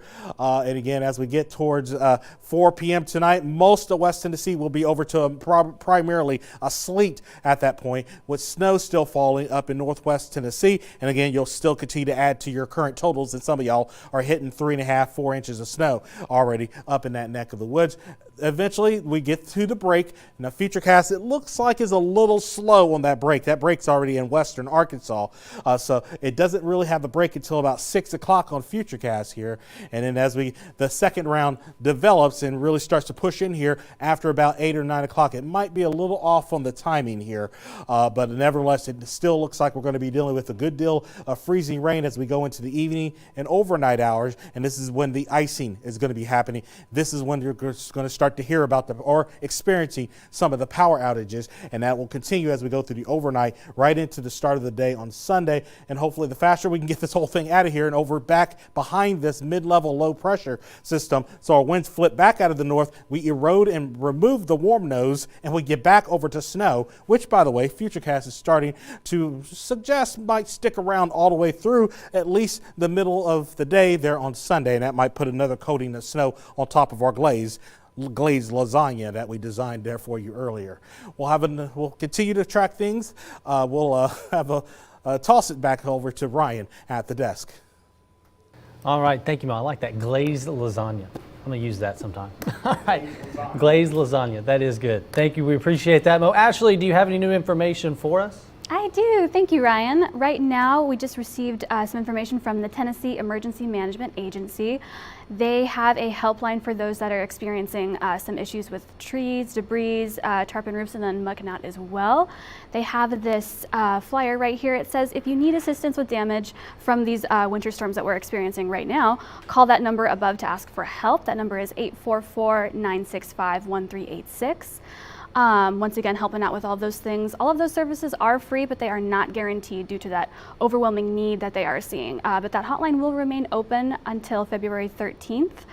And then we have THP back over here, still on those highways, working out, helping as many people as they can. It looks like this is from the exit 87 on ramp I-40. This is in Madison County, and they're saying that ice can be very hard to stop on. So be sure that if you are driving on these roads, take as much time as you have. And it's also difficult to get started again once you are stopped. So be sure to keep an eye out for that. And then we have Nicole Lawrence with TDOT showing us Shelby County. They are still scraping those highways, trying to clear as much of that snow as they can, it looks like.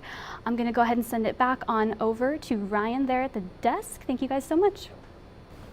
All right, thank you, Ashley. Now we're about to go to a break. I do got to tell you something. Meteorologist Jordan Hubbard just walked into the building. When we get back from the break, we're going to sit down with him and, just ask him some questions and getting some more detail about his experience driving on these roads all morning long. If you have any questions for him, you can send those in if you're watching live on Facebook. Just type it into the comments. I will see it. Or on YouTube, you can do the same thing, or just email us, news@wbbj.com. We can ask Jordan those questions, but we're going to do that after this break, so we'll be back soon.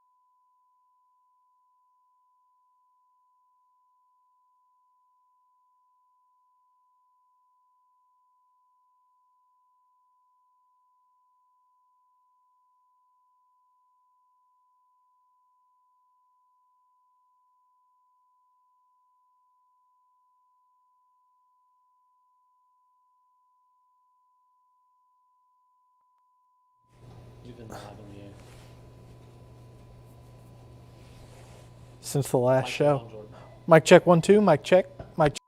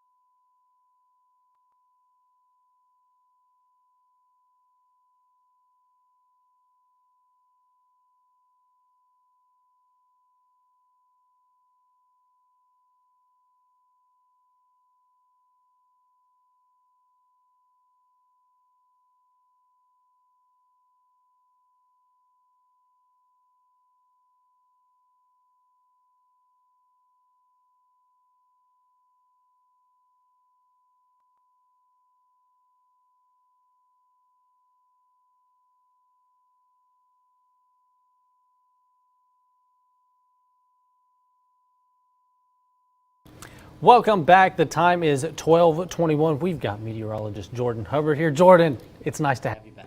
It's a little warm in here. Yeah, it is. I've got this fan on, believe it or not. For context, folks, I have 4 layers on. I've got this jacket, a second jacket, our Wbbj polo, and a thermal on under that. So I was ready to be outdoors today for a very long time. I believe it. You were out there driving for a long time. If any of you, if you're watching on Facebook Live or YouTube, just if you got any questions for Jordan about, he was driving for hours this morning, just type in there in the comments. I'll see him. We'll ask Jordan, or you can just email us, news@wbbj.com. Jordan, so where did you start your day off this morning when you were driving? We started our day off right here in the parking lot and decided, well, what's the best place to go? And we first thought, I-40. Let's get a view of I-40. So we went out to the Christmasville exit and we took a few shots there. And this was before sunrise, so it was dark. It wasn't too slick yet. Not a lot of accumulation had happened yet. But once the sun came up, the snow turned almost turned up to 11. But after that, we started driving around to some of our local other counties. It's been a morning. Yeah, we for sure. Traveled all the way up to Milan, up in Gibson County, and that's when things started to get a little dangerous. That's when snow started to turn into sleet, especially 45. Oh my gosh, Highway 45 from Milan to Henderson it's rough, and if that's the main roads, these side roads and back roads are going to be much worse. And we've had a few bursts of freezing rain mix in a time or two, so they stick. It's going to be a lot worse. That that's freezing rain. You see the liquid water on the window. That's not the defroster working. That was rain.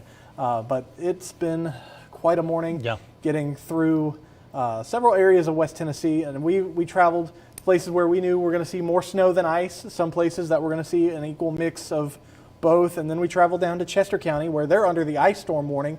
They weren't expecting a whole lot of snowfall to begin with, and I mean here in our parking lot we got roughly 2.25 inches. I think one place I measured it was as deep as 2.5. So snowfalls, I think we're done with snow, at least here in Jackson for now, but it's going to be all ice for the rest of the weekend more than likely. So this morning, when you started off, it wasn't too long after the snow started coming down. It really was just that, powdery snow. How different was that as compared to when you started getting into Henderson? Oh man, that powdery snow, it almost acts like ice, but it doesn't, it has a little bit of grip. Yeah. So, man, once we got to Henderson, we knew mentally prepared, we were like mentally preparing in the car, like it is probably going to be the worst place we drive today. And it was, because one, not only, Henderson's not flat, if you don't know that. Henderson is not flat at all. And what would be flat, there is an overpass and a train track. So it was a little bit of we saw several fishtails in Henderson, and coming back up through South Highland Avenue up to the studio here in near Muse Park. Also in South Jackson, a lot of cars were struggling to come up that hill right in front of Walmart. Mostly cars that were front-wheel drive or rear-wheel drive. All the four-wheel drive cars have been doing pretty okay today. But we personally, in our car, didn't have any issues getting up any hills or not. But again, things are going to go downhill pretty quickly afternoon. Yeah. And so, no matter where you are in West Tennessee right now, it's going to be dangerous to drive. But, you're talking about Henderson, and I would imagine as long as you keep moving south and southeast, McNairy County, Hardin County, Selmer, Savannah, in those areas, it's going to be a whole lot more similar to Henderson and probably worse, I would assume. Probably a little bit worse. I do think Selmer, Savannah, Crump, those communities, Adamsville probably too, are expecting quite a bit more ice accumulation than even Henderson. But remember, an ice storm warning criteria is a 1/4 inch of accumulation. And we've had some folks in the area forecast as much of an inch of ice for some of southeastern West Tennessee, North Mississippi, Northwest Alabama. It's going to be a long weekend, folks. And with temperatures going into next week, it's going to be a long start to the week too. Yeah. Yeah, well, I mean, that's a good point, too. We've been announcing some church closures, obviously, tomorrow, and then school closures on Monday and Tuesday. This isn't necessarily something that, it's all going to be fine tomorrow. It's going to be dangerous to drive for quite a while. Yeah, I probably I mean, look at the forecast. The next time we see a temperature above 32, that's when it's going to start to get better quickly. But we don't have that coming for several days here across West Tennessee. And even tomorrow night, we may dive below 0. It's gonna be cold, and it's gonna be cold for a while. And we still, at least our car thermometer, never got above 20 degrees the entire time we've been out this morning. So where all exactly did you go? Just a quick recap. What are some of the towns that you went and saw? So we started here in Jackson, then we traveled northbound on 45.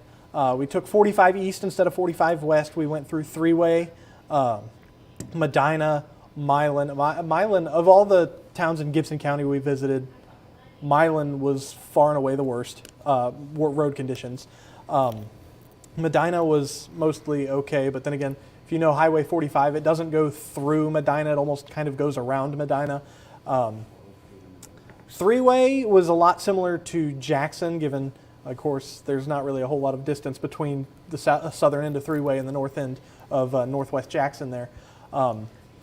It's been, and then when you go down to the south, fortunately, plows have been doing really well in Chester County. They don't have a whole lot to work around there, with Highway 45 being one of their only major roads.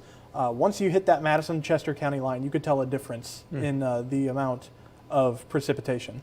Okay, so we got a few comments here, Jordan. One of them is actually from our reporter Nyana Whitelaw. She wants to know that she says she's already almost out of her storm snacks. Is it safe to go to Walmart?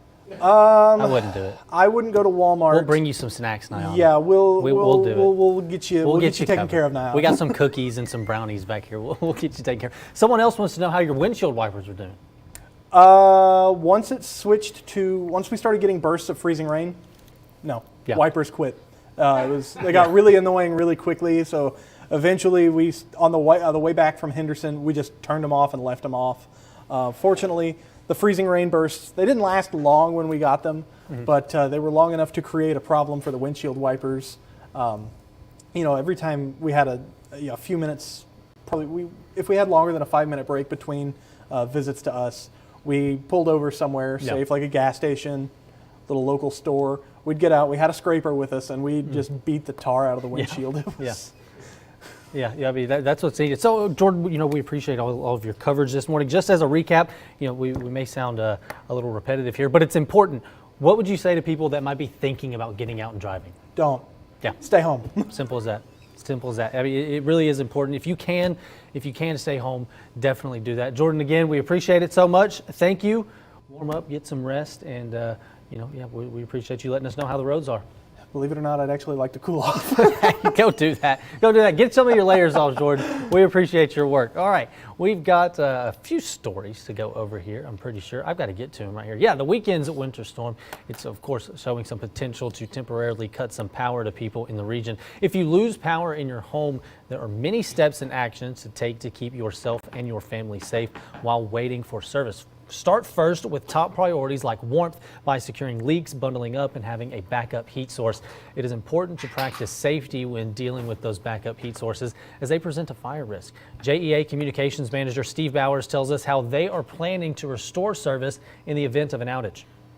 The trucks are equipped and prepared to do as much as they can with what they need on site.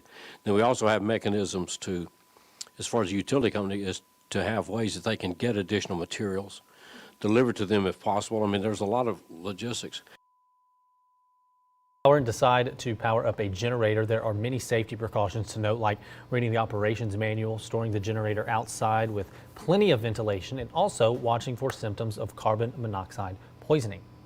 With more than 160 million Americans under winter weather alerts, the American Red Cross shares some quick tips for communities that could be impacted. First, stay warm. It's always important. It's so cold. If your home becomes too cold, go to a public library, maybe a shopping mall or warming center. Also, you need to heat safely. Use care with space heaters. This is very important. I heard, quite a few fire chiefs over the past few days say that they do see upticks in fires right now. It's because you're not being safe with those space heaters. Do not leave them unattended. Also, keep anything that could catch fire at least 3 feet from those fire heaters. Look out for others. Check with loved ones and neighbors to see if they need any help. That is very important as well. You could save a life just by sending a text, making a call, or knocking on their door. Do not go outside unless it is necessary. And if you are going outside, make sure that you dress in layers. You have a hat, gloves, layered clothing. If you do see these signs in a family member or a friend, please make sure to help them to get dry clothing on and to get them surrounded by heat. More information, you can download their free Red Cross emergency app for weather alerts, open Red Cross shelter locations, and safety steps for different emergencies. All right, we are moving right along. Mo, it is 12:32. Actually, this has been going on for quite a few hours now. What are we looking at right now? Well, right now things are still precipitating in some form or another over the region. It's very cold still. Temperature has not moved a whole lot at all today thus far. We'll start off with this live shot in downtown Jackson with some light traffic along North Highland. I'd rather see none, but I get it. You got to do what you got to do, but preferably I'd rather you stay home if it's at all possible. But here's a look at some pictures sent in. I got another beautiful picture sent in. This looks like the name I got an extra space in there. This is Jarvis, Shayna, and Caden Small, all taking picture there with the snow there. A beautiful snow day. Thank y'all for that picture. It's wonderful. Sorry I ruined it. Messed it up and leaving a space in there. I'll fix that. But we also had this picture sent in by Angelina Castellana, hope I pronounced that right, over in Humboldt. They were out playing the sledding in that snow, and this was perfect sledding snow, by the way. The stuff up in Colorado, and that packed powder that allows you to really move effectively. So yeah, we did have a window this morning where you could certainly sled efficiently out there. Unfortunately, that window is closing.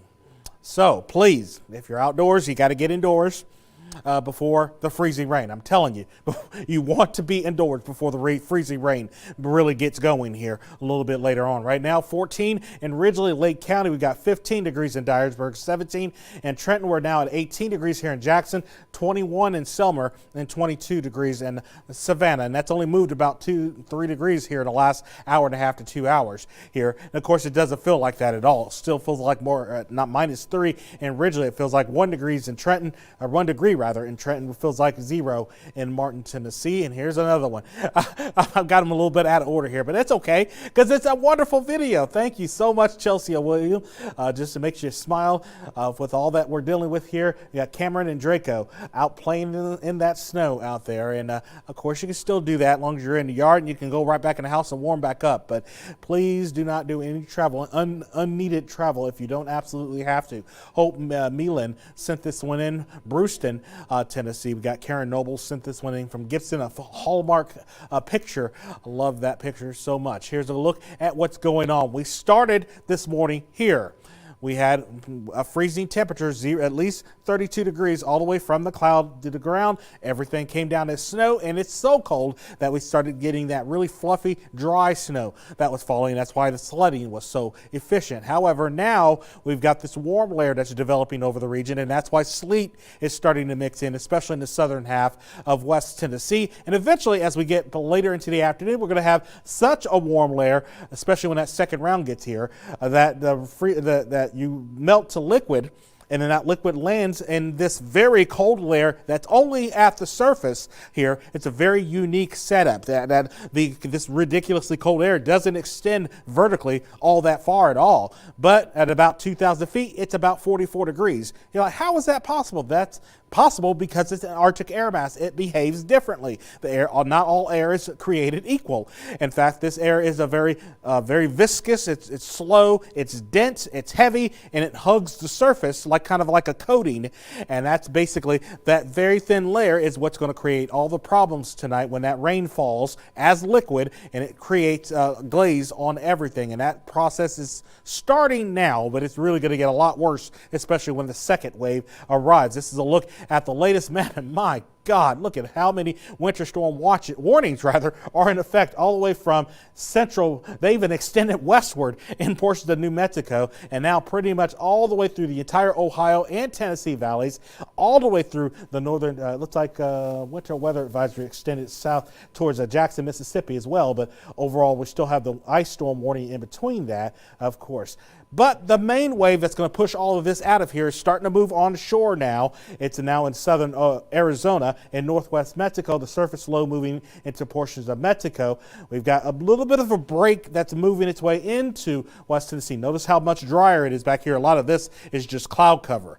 And then we'll get a little bit of a break, and that's going to probably start to make its way through here by about 2 or 3 o'clock this afternoon. It's not done, but we'll see the precipitation rates really coming down for a little bit. And while that break is coming through here, once the rest of it resumes, however, look how far north now that warm layer is. It's all sleet right now falling in southern Haywood County, Fayette County, also Hardeman, southern Chester, McNairy, and also Hardin counties at this point. If we take a look at correlation coefficient, again, notice this distinctive layer here. This is where we're getting a mix. When we have a solid color like this, that's only one precipitation type, and since it's behind that, we already know that it's sleet all the way through Haywood County, back towards Hardeman County, Bolivar as well. And again, this is just ground clutter around the radar site. Here's a quick look at Futurecast to show you how the rest of the day plays out. Again, temperatures not moving a whole lot at all. We're going to be hanging between now and about, if we're lucky, we'll get to 24, 20. I still think the model's too warm. It hasn't moved at all compared to what it's been saying here. And of course, as we get through the break, we'll have a little bit of a lull in the action. This is a little slower than I think it's actually going to happen. It will come in as all freezing rain, and everybody's going to be dealing with that. More so to our south and east than here, but everybody's going to have some layer of glazing across all of West Tennessee because of this part of the round, and this is when the mid-level low pressure system's passing through.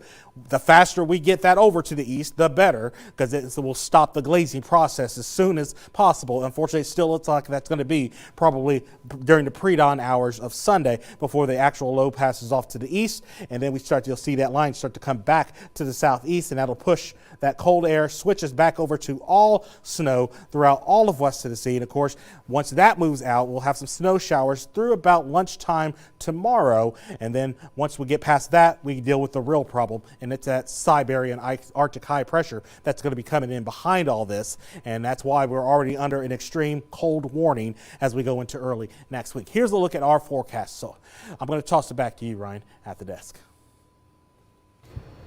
All right, thank you. Well, someone sent in a message and asked if there were any power outages reported yet. I don't think so, but I will double check on that.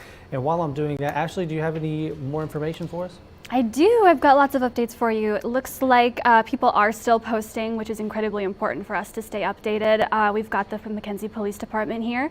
They ask that those of us do not travel unless we absolutely must. Keep in that same conversation. We have some photos here. It looks like they're from Bailey Street, Magnolia. Lots of really cool photos here. It looks like we are still seeing those snow-covered streets, so if you are out there, get home as quick as you can, and if you are out there, please do stay safe. We also have current conditions from Lexington. They are also asking people to stay home if they can. Right back there. And then we have, oh, this is lovely. We have a firefighter from the city of Paris making some snow angels. They're saying whether you're making snow angels or staying cozy inside, winter storms like this can create hazardous conditions quickly. If you don't have to travel, please stay off those roads. Their crews are ready, but staying home whenever you can helps keep everyone safer. And they also want you to dress warmer, use those heaters safely, as well as check in on your neighbors. That is incredibly important to check in on your neighbors as well. Love that photo. And then we have some kids sledding. This is from Sheriff Shannon Beasley. She caught this morning at Brighton Middle School. We got some kids sledding. Looks like an excellent time. And then we also have some conditions right back near Paris. This is Highway 79 North. It looks like they're having same conditions. You got those snow-covered streets. Hopefully they'll get some trucks out there to clear some of that stuff out as well. And that's about all the photos I've got for there. I'm going to go ahead and send it on back to the desk with Ryan. Thank you, guys. All right, thank you, Ashley. We have a multitude of announcements right now. First off, I did go and double check on if we have any reported power outages, and we do not at the moment. But of course, we're going to keep checking in on that. Someone commented and said that this weather makes them feel like they're back to where they were born in Fairbanks, Alaska. That's crazy. Feels like Alaska here in West Tennessee. Some other very, very, very important announcements. Hardin County has declared a state of emergency. This post that they had online says, since Governor Lee declared a state of emergency for the entire state, the mayor and elected officials have declared a state of emergency for Hardin County. This enables them to operate under their emergency plan and protocols during the weather event. Multiple closings as well. Let me see if I can get those pulled up. There is the first one. One of them was in Huntingdon. Yeah, Mount Zion Church in Huntingdon is going to have no services on Sunday. There was another one. I just accidentally got rid of that email. Let me see if I can go find that again. Mount Zion Church in Huntington and First Baptist Church in Huntington as well. Also, Bells Elementary School is going to be closed Monday and Tuesday. Alamo City Schools Monday and Tuesday. McKenzie Special School District closed Monday, Tuesday, and Wednesday. Agape Christian Fellowship Church closed on Sunday tomorrow. Bells Elementary School closed Monday and Tuesday as well. All right, we're going to keep giving you updates as they come in, especially on these closings and as the weather moves on. Meteorologist Mo Shamel is going to do that for us. Of course, we're giving meteorologist Jordan Hubbard a break. He's been driving all morning long, keeping us aware of how those road conditions are. They're not great. So if you do not have to drive, once again, I'm going to keep saying it all day long. Do not get out there and drive. All right, we're going to take a break. So we'll be right back to give you some more updates. Stay tuned.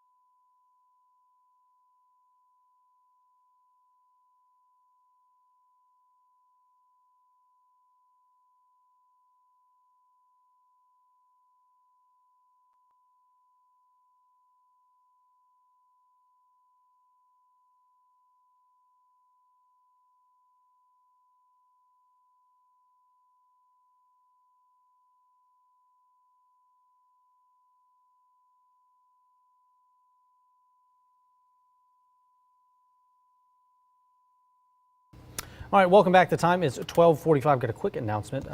Next Level Church in Henderson, I'm pretty sure it's going to be closed tomorrow. I got one of those reports. Winter storms, they can be tough on emergency personnel, and local EMA officials share plans to weather the storm. WBBJ 7 Eyewitness News reporter Nyana Whitelaw has that information for us. EMS is coming. Help is coming. First responders are gearing up for the incoming inclement weather. Local EMS directors are monitoring conditions closely and developing tentative plans with other emergency services. We've been in constant meetings with the EMA, street departments, even our sheriff's department as well. We all have some extra four-wheel drive vehicles for access to some difficult terrain. EMS services across West Tennessee will be extra staffed this weekend, but you can expect the longer response times. We have a lot of hills and mountainous terrain. So we know our response times are going to be delayed. As a company, we are prepared for that. We are putting on extra crews. TDOT crews have begun prepping major interstates and highly traveled highways. Icy road conditions can be dangerous for emergency personnel responding to calls. Residents should limit 911 calls over the weekend to true emergencies only. It's very important, especially with the conditions that we're expecting to get. It's very important that you limit your 911 calls to true emergencies. Despite dangerous road conditions, local EMS services are committed to responding to any emergency that may arise. We're also putting extra crews on to meet the needs, so every staff that we service in Brownsville will have a truck and a paramedic and an EMT. You have to give us time to get there because safety of our crews is of utmost importance. So please, if you call 911, know that help is coming. Officials stress the importance of staying indoors to avoid any accidents. You can stay up to date with your county's winter weather plan through their social media accounts. In West Tennessee, Nyana Whitelaw, Wbbj 7 Eyewitness News. For a full list of warming centers in West Tennessee or to learn more on your county's weather plans, all you got to do is scan the QR code on your screen or visit our website at wbbjtv.com and click Scene on 7. Well, the weekend's winter storm, it's got some potential to knock out some power for many utility customers in the region. We have not gotten reports of power outages yet. However, we might. WBBJ 7 Eyewitness News reporter Ashley Jones had the latest from officials. Freezing temperatures, heavy precipitation, as well as ice and tree branches on power lines can contribute to outages. Some outages, depending on location, can last anywhere between minutes, hours, and even days. JEA tells us what steps they're taking to manage concerns. So we're taking the same steps that everyone takes, and that's a concern with our personnel, that they may be gone for an extended period of time to make sure your family is okay. Because, once you get into these situations, this can be a lengthy restoration process. We hope not. Try to be prepared. Electrical companies in the path of the storm have actually expressed serious concerns about people losing power at some point through this weekend. Rita Alexander, the Vice President of Human Resources for Gibson Electric, tells us how they're preparing. We're taking steps to also be prepared. We make sure that our personnel and equipment are ready. We sharpen our chainsaws and make sure our trucks are fueled and well stocked. We have materials that we store in each of our 5-member service center locations so that we can gain access and quickly respond and restore power just as soon as possible. Some steps you can take now to prepare for potential outages include the following: grabbing blankets, charging devices as well as portable chargers to full, and organizing backup heating sources. Closing off the coldest rooms in your home can also help manage the freeze and centralize the heat. All right, someone commented and said they don't care if they're cold. They just hope that their dogs stay warm. That's important. You got to keep your pets warm. Take care of the pets here. This is brutal. This is before any animals. This is going to be we don't deal with the Arctic, not this deep of Arctic. And I do want to emphasize that we are only about a quarter of the way through this storm. Yeah. Remember, the back end of this thing is just now moving on shore in northwest Mexico and near the Baja Peninsula. That's the back edge of this thing. So this is huge. So I do want to take a look out the window here in downtown Jackson at the moment here. Again, we've got a lot of snow that's falling. It's mixing with some sleet as well now at the moment. Not much traffic, and I like to see this. Hopefully we can keep it this way, especially as the rest of the evening when things really start getting bad go along. So we're only about a quarter of the way through this, guys. We've got a long way to go here still. Of course, Chief Meteorologist Joe Barnes will be covering all of this as we go through the rest of the evening as well. I've been covering for the first half of the day here. Not that we're halfway done. But before we go, I had to show you this one. How about this adorable picture? How about Reese's first snow here?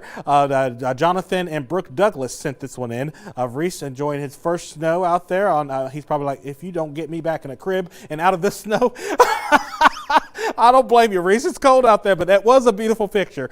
I do want to go quickly through the weather alert summary again one more time here. Again, winter storm warning, ice storm warning, and cold weather advisory all still set to expire at 6 o'clock tomorrow.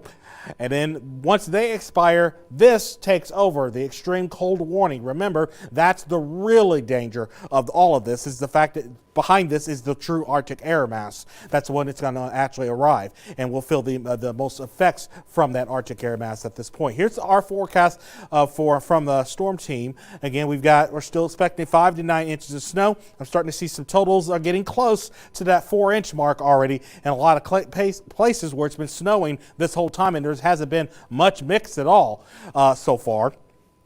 And down here, we had one report of 5 inches near Alamo. There we've been around 2.5 to 3 inches so far, which is the low end of our forecast so far. And then, of course, down along the Highway 64 corridor, that's where we've already picked up about a dusting or so to up to an inch of snow this morning. Unfortunately, probably not much more snow on the way, but we do have plenty of precipitation that'll be in the form of sleet and, of course, freezing rain. And that's when the problems are really going to start to ramp up later tonight. Another beautiful picture sent in by by the way, I fixed it. I had to get you fixed there. Jarvis Shana and Caden Small all sending this beautiful picture in as well. Of course, I also love this one. Angelina Castellana. Let me get out of here. I'm ruining the picture. There we go. Now it looks good.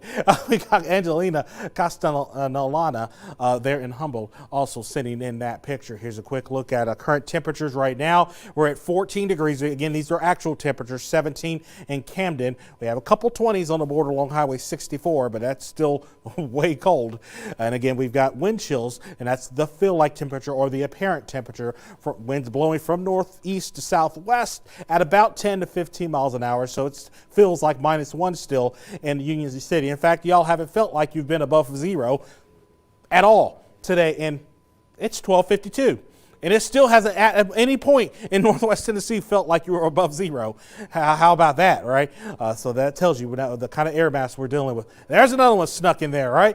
How about this one? Just because we got all that bad news, we got to get the smile back on your face. This is Cameron and Draco playing in the snow. Chelsea L. Williams sent this one in. Of course, we had several pictures here sent in. I do want to go and take a look at the Futurecast here. Actually, we're going to show you what's going on here first. So again, this is a very large, physically large system, and this is what I was trying to emphasize earlier this week. Everyone's like, what about my town? What about my town? Look, this is going to be a big storm, and we're talking snow, big time snows here. We're talking about the mixed precipitation on the way here.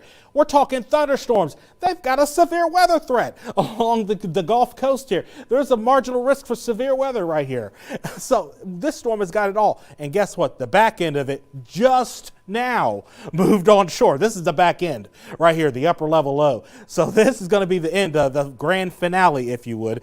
And this area of low pressure that's developing in southeast New Mexico is going to be really be the main event. And that's going to be tonight through early tomorrow morning. And unfortunately, it's going to push that warm nose and thicken it up over West Tennessee, and that's what's going to lead to the freezing rain over the region. Here's a look at the latest Storm Tracker 7 Max radar. Still a little bit of a break or a dry slot developing that's pushing its way into West Tennessee. It's almost to the Mississippi River, but look what's happening just ahead of it. That freezing rain line just starting to get to the border between Tishomingo County, Alcorn County, right there, right up on against McNairy County at this point. So that's the freezing rain. So it's about to start going downhill pretty quickly as we go through the rest of the afternoon. But we're going to actually go ahead and toss it on back over to the desk here with Ryan. All right, thank you, Mo. We appreciate all of that information. Ashley, do you have anything else for us? Yes, I do. We just got some information from the Hardin County Fire Department. They have some winter storm reminders for those out here being affected by this storm, how to retain heat in your home, closing off those unused rooms to conserve that heat. If you do lose power, be sure to use flashlights instead of candles to help prevent a fire hazard. We got some generator safety as well. A very important reminder is to never ever run that generator out inside of your home, definitely run it outside.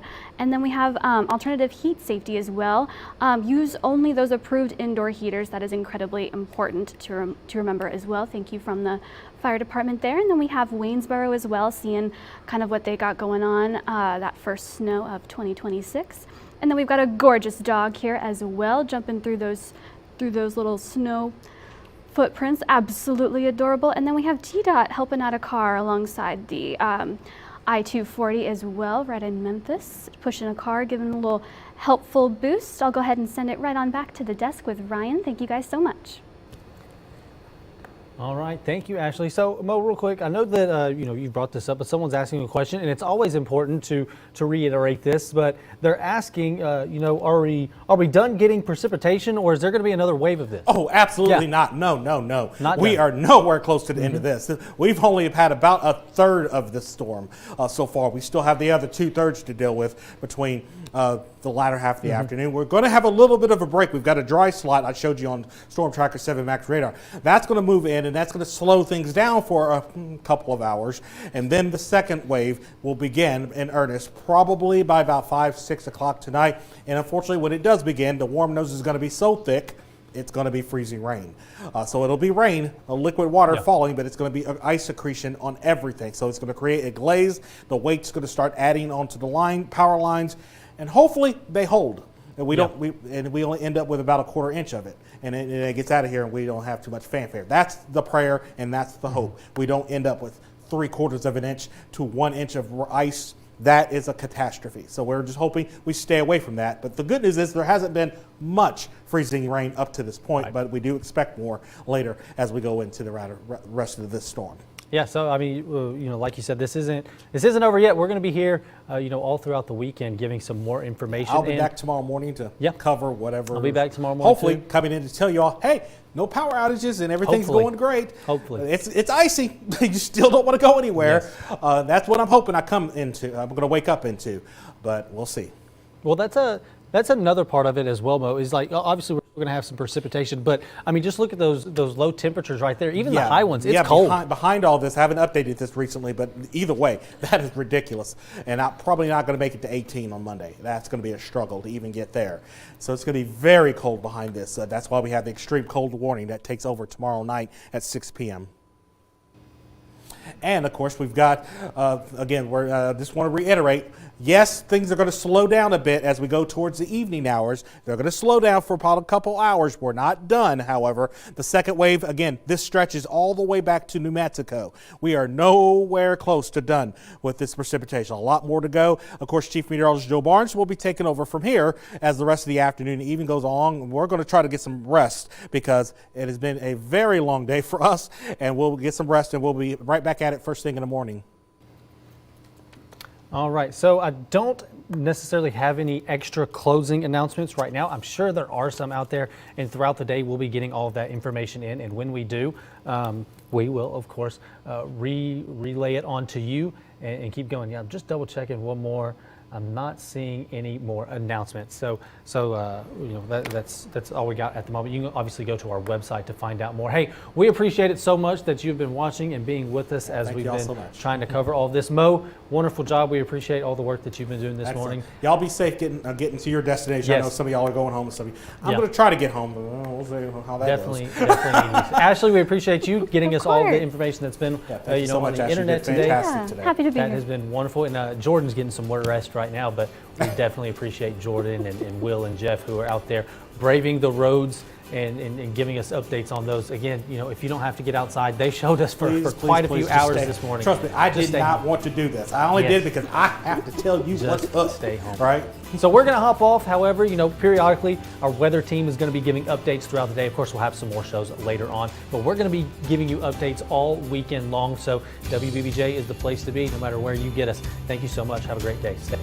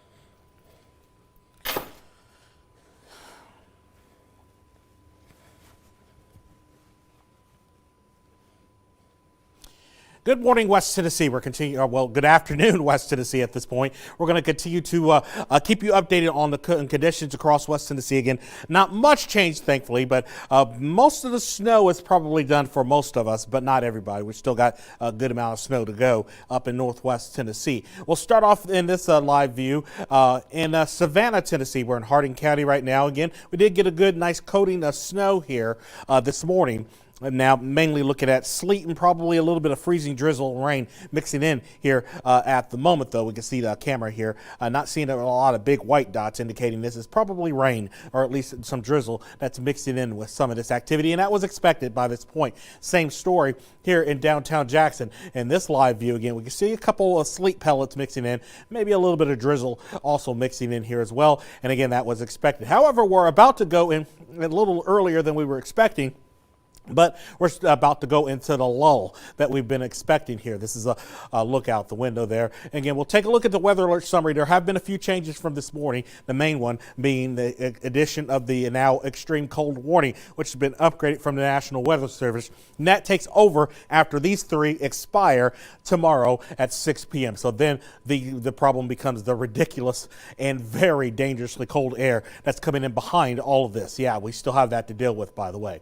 Here's a look at Storm Tracker 7 Max radar, and again, we did expect a bit of a lull a little bit later this afternoon, but of course it's coming through now here at 1:30. You can see the back edge of this particular wave. Notice how dry it gets back northwest of Trenton there, Union City and Dyersburg. So things are quieting down, but we're getting a lot of sleet and a little bit of freezing rain also trying to sneak in here along Highway 64 down to the south as well. So that is something we're watching carefully here. But again, you can see a little bit of sleet, rain, sleet snow mix here to the north, and then mainly sleet back here that's going to be moving through Jackson shortly. Here's a look at the latest winter storm severity index. Also notice they are now indicating extreme impacts expected in portions of the southern half of McNairy and Hardin counties, sneaking in from northeast Mississippi with moderate to major impacts basically in the ice storm warning zone. Temperature wise, we are still quite cold, feeling even colder with that wind out of the northeast. As we take a look at Futurecast, again, we do expect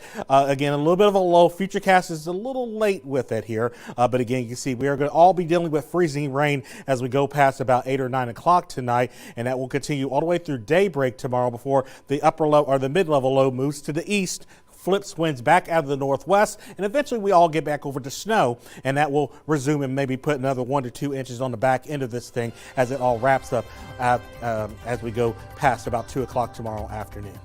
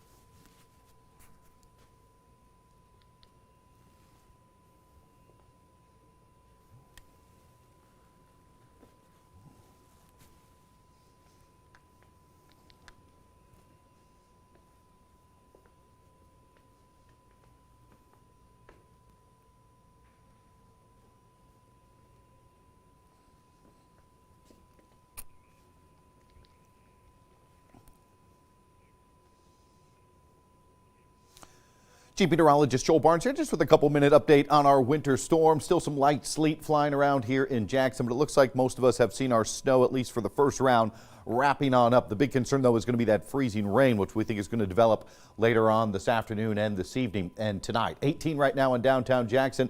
That wind chill, though, feels into the single digits down near zero. Still under ice storm warnings southeast of Madison, still under winter storm warnings. Those will remain in effect through Sunday afternoon. Was a little bit of an upgrade now. We are under a cold weather or extreme cold warning. That's when the wind chill could get 10 to 20 below zero. That kicks in, though, Sunday evening. Before then, we're under this cold weather advisory. Wind chills could get as low as 10 below. But it's going to be even colder Sunday night, Monday into Tuesday morning. Wind chill right now around zero for most of us. Those temperatures a little bit warmer down into Savannah, where some of that warm nose is trying to push on up, and that's where we're expecting to pick up the highest threat for that freezing rain. You look at extreme impacts from the freezing rain. The red, that's major impacts. Jackson, we're kind of right on the edge between the moderate and major impacts for the incoming winter weather, which we are expecting to turn over to, again, that freezing rain. A lot of sleet hanging around, though, right now. The sleet's the purple. The blue's the snow, so it looks like most of the snow's moved out, but this is what we're watching. Big area of ice trying to move on up from the south, and as it does continue to move on up here later this evening, that's when we're starting to see those glazes. That's when the roads are going to get even slicker than they are right now, and they're already kind of an issue. It was difficult for me getting to work. A lot of snowpack and sleet, but so far we've avoided the ice. Now, by 5 o'clock, a lot more of us are going to be dealing with that freezing rain, which will continue Saturday night into Sunday. We may not completely be done with the snow yet. There's one final push of snow going to come on in here Sunday into the morning, afternoon, with the highest totals being up north here. But most of the day, Sunday, we're going to be dealing with either sleet or freezing rain, and then temperatures really going to plummet. So here's a look at our remaining ice that could be on the way. It looks like some people still could get over a half inch. Those may be on the low side there over near Savannah, might be on the high side up near Union City and Tiptonville. And here's additional snowfall coming in, it looks like, as we get going into Sunday. We'll have another report coming up here in just a bit. Stay with us on WBBJ, and then we'll have a full weather report coming up on the news here in just a bit.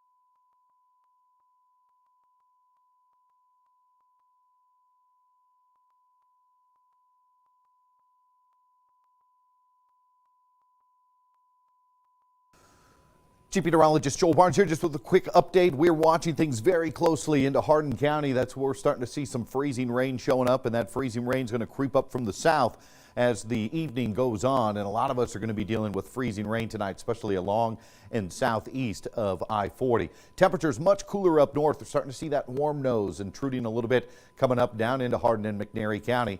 And that's where we're seeing that freezing rain beginning to turn over. We're still in that sleet zone up here to the north in Jackson, and still cold enough for a little bit of light snow. So the 15 in the snow range, 18s in the sleet. But once you start getting into the 22, 23 range, that's when we're starting to see some of that freezing rain coming on in. And again, this is the area we're expecting the most significant impacts for freezing rain. That's Selmer and Savannah, but we're also under major impacts in Parsons, southeastern Madison County, and Bolivar. And it doesn't mean you're not going to pick up some pretty nasty ice totals if you're in the orange. We're just expecting the highest amounts to be down in the southeast. So here's a look at the radar. Still a little bit of light snow activity on the backside up here to the north. A lot of this, though, is probably not going to accumulate over the next couple of hours. You see the sleet. That's the purple. That's still impacting areas into Gibson County, Carroll County, and right along the interstate as well. But we're watching for some of that freezing rain that's coming on up here down to the southeast. We're going to have more, though, coming up throughout the evening here on WBBJ. We'll have another update here on TV. We're going to head over to our Facebook Live right now, our live platforms on our app if you want to join us. It looks like our screen froze up, so give us a minute on that. But join us on our live platforms, and we'll give you a more detailed update coming up here in the next 5 minutes. So just stay with us online. We'll head back, though, to regular programming on TV.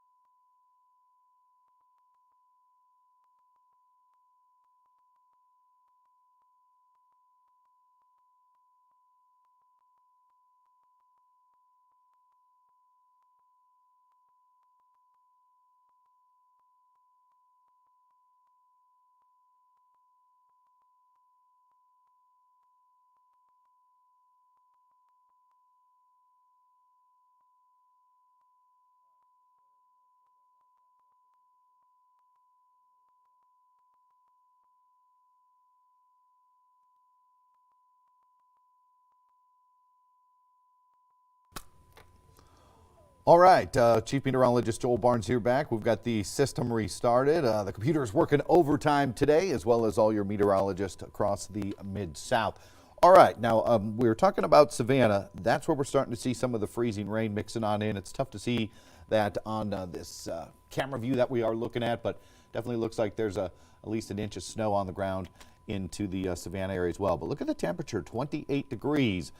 That's why we're seeing the freezing rain coming on in into the Savannah-Selmer area. The temperatures are warmer there. So looks like when you get above 22, that's when we might start to see the freezing rain trying to mix in. If you're between 17 and 22, you're probably in the sleet zone. And it looks like 15, 16 is where we're still seeing some light snow that is flying around. So here is a look at the radar. We'll get that coming up for you here in just a second. So here's the West Tennessee view. You see the pink coming up into Hardin, McNairy County. That's where we're starting to see some freezing rain beginning to develop, and that line's going to continue to move northward. So up north here, here's where we got a little bit of snow. You can kind of see it showing up there. That's where the temperatures are at 15, 16, but that looks like some pretty light snow bands, and looks like we're in the purple for the majority of us, which is still sleet coming on down. But you notice we're kind of getting a little lull in the action. We talked the last couple of days that we would get that little bit of a break coming in Saturday evening before the other round comes in Saturday night into Sunday. But down south here, it looks like not getting much of a break, but you notice that sleet line slowly crawling to the north by the minute. So that sleet line retreating and the freezing rain line moving up from the north by the minute. So the sleet is the purple, the freezing rain is the pink, and we're starting to see that moving now very close to Savannah, Eastview, Mickey, Nixon counts. Looks like the radar is detecting that coming on in now as freezing rain and ice. So that's what we don't want to see, but unfortunately, I think we're going to see plenty of that tonight. The good news is we kind of got this little dry slot here. I'll highlight that for you. See this little dry slot that's coming on in here. So here's our main push of moisture. Up here, it's pretty dry. There's still some heavier snow up into Missouri, but we may be pretty quiet here along and north of I-40 for the next couple of hours. So that might give us a little bit of a break. But you say, is it done for? Well, no, it's not, because we zoom the radar out here. Look at all that activity still into the panhandles of Texas and Oklahoma. Still some freezing rain showing up from San Angelo over to Dallas, and all that's still got to come our way. So here's a look at the latest Futurecast. This is the one that we're going to stick with tonight. I think it's been doing the best, but it doesn't really show that break that we're getting coming on in over the next couple of hours. So, but we were seeing that show up the last couple of days. So we should be a little bit of lull in the action, I think, for the next 3 to 4 hours, but don't let that trick you into thinking that it is over. Anything we get for the majority of the night's likely going to be sleet or freezing rain. And then watch Sunday into the late afternoon. Here's our last chance for a little bit of snow on the backside of the system as it comes by. So there's several different forecast models for freezing rain and ice. I'm going to show you a couple of them. So the GFS model here has what we think is right as far as the highest amounts being down some or Savannah, but it keeps it kind of conservative, just around a ½ inch. I think you may see more than that, and I think those numbers up north, Dyersburg, Tipton, Union City, I think those numbers are a little on the high side. So here's another forecast model. So this is the Euro that I'm going to show you here right now, and I think those numbers are high everywhere. It's got 1.5 inches of ice in Savannah, but I think that's more likely than Union City picking up a ½ inch of ice. But there's still a lot of uncertainty with how much ice we're actually going to get along I-40 and northward. Here's another one actually thinks Savannah's going to get less than they are up in Martin and Paris, and I don't think that's likely going to happen. But again, we wanted to just kind of show you all possible scenarios here as the night goes on. So there's additional snowfall coming on in. That is all going to be, most of it, we may get a little bit north of the interstate the next couple of hours, but I think most of that is going to come in on the backside Sunday in the late morning, early afternoon as it clears on out. So here's kind of a big setup. So we'll zoom things out here a little bit and show you the 2 different low pressure systems that we are watching that are going to come through. So first one right now is just to the east of us, but the second one is what's going to bring more of that freezing rain, sleet, and we think ice on Sunday. It could even be warm enough if that front lifts far enough to the north that places like McNary and Hardin County actually see just regular rain mixing on in for a few hours on Sunday. It'll be close, and can't rule out a couple of rumbles of thunder. Typically don't talk thunderstorms when you're dealing with freezing rain, but I've never heard thunder with freezing rain, but I have heard thunder in a snowstorm a couple of times. They call that thunder snow, but thunder freezing rain, that will be something. And we'll see if we get any reports of that. And then we'll dry out Monday morning, and it's definitely going to be cold for Monday and Tuesday. So here's the latest on the ice warnings. They still do extend from deep East Texas all the way up through central Mississippi, and they're still keeping the same 6 counties here in West Tennessee under the ice storm warning, everyone else still under the winter storm warning. They're also talking about some frigid wind chills. That is from now through Sunday evening. Could feel as low as 10 below, and then could get even colder, as low as maybe 15 below zero. That's coming in Sunday night through Tuesday morning. So that's when the coldest weather is going to be sticking around. So again, we'll be dealing with that freezing rain for the next few hours or so tonight. Here was our WBBJ forecast. We really didn't change it much today. Not sure we're going to get above 5 inches of snow in a lot of places up north with that dry kind of slot that's moving on in right now, but we'll see how much more snow you can pick up over the next couple of hours. But remember, we could add another inch or two to what you've gotten coming in on Sunday. A lot of people saw 3 to 4 inches of snow in and around Madison, Gibson counties. So that seems to be the general consensus is 2 to 4 inches of snow in the white area. And then we've seen just an inch or two in a lot of areas into the purple. Memphis, though, picked up, I think, right around 3 inches of snow, 3.5. Saw some reports of that. But we'll try to get the official total reports coming in for you tonight on the newscast later this evening here on WBBJ. We're going to head off of the live. We'll come back and do another one here at the end of the basketball game that's on ABC. We'll break into TV and then do another live hit. But if you're inside, recommend don't going out. Those roads are pretty rough. Even if you have four-wheel drive, it's pretty snow-packed, and it's going to get a lot slicker, we think, later tonight. So be safe, folks. We'll see you here soon.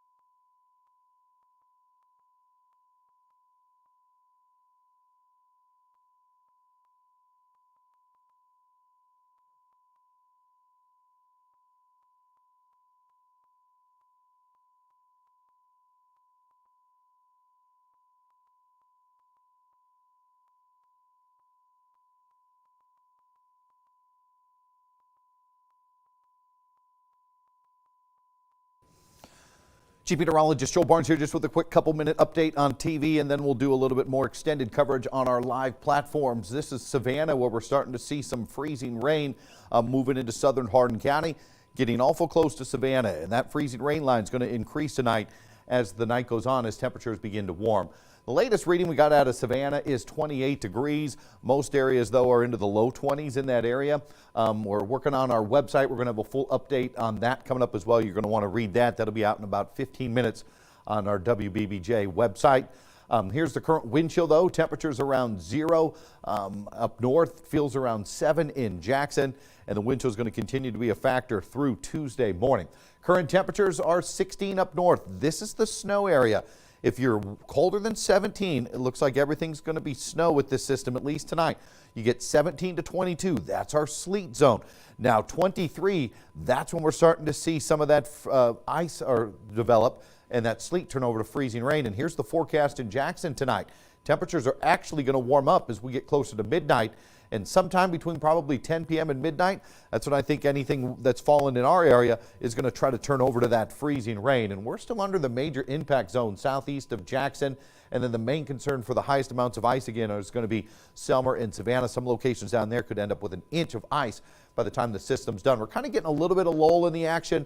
Here's that light snow. I showed you where the temperatures are 16. Where you're between 17 and 22. It's just been this little sleet coming on by, but this is what we're watching. This ice line down here to the south beginning to creep up into McNairy, Hardin County. It looks like it's getting awful close to Savannah, and that's going to continue to rise over the next few hours. Here's a closer look at you in Hardin County. So far we think it's just sleet in Savannah, but that ice line approaching Maddox right now.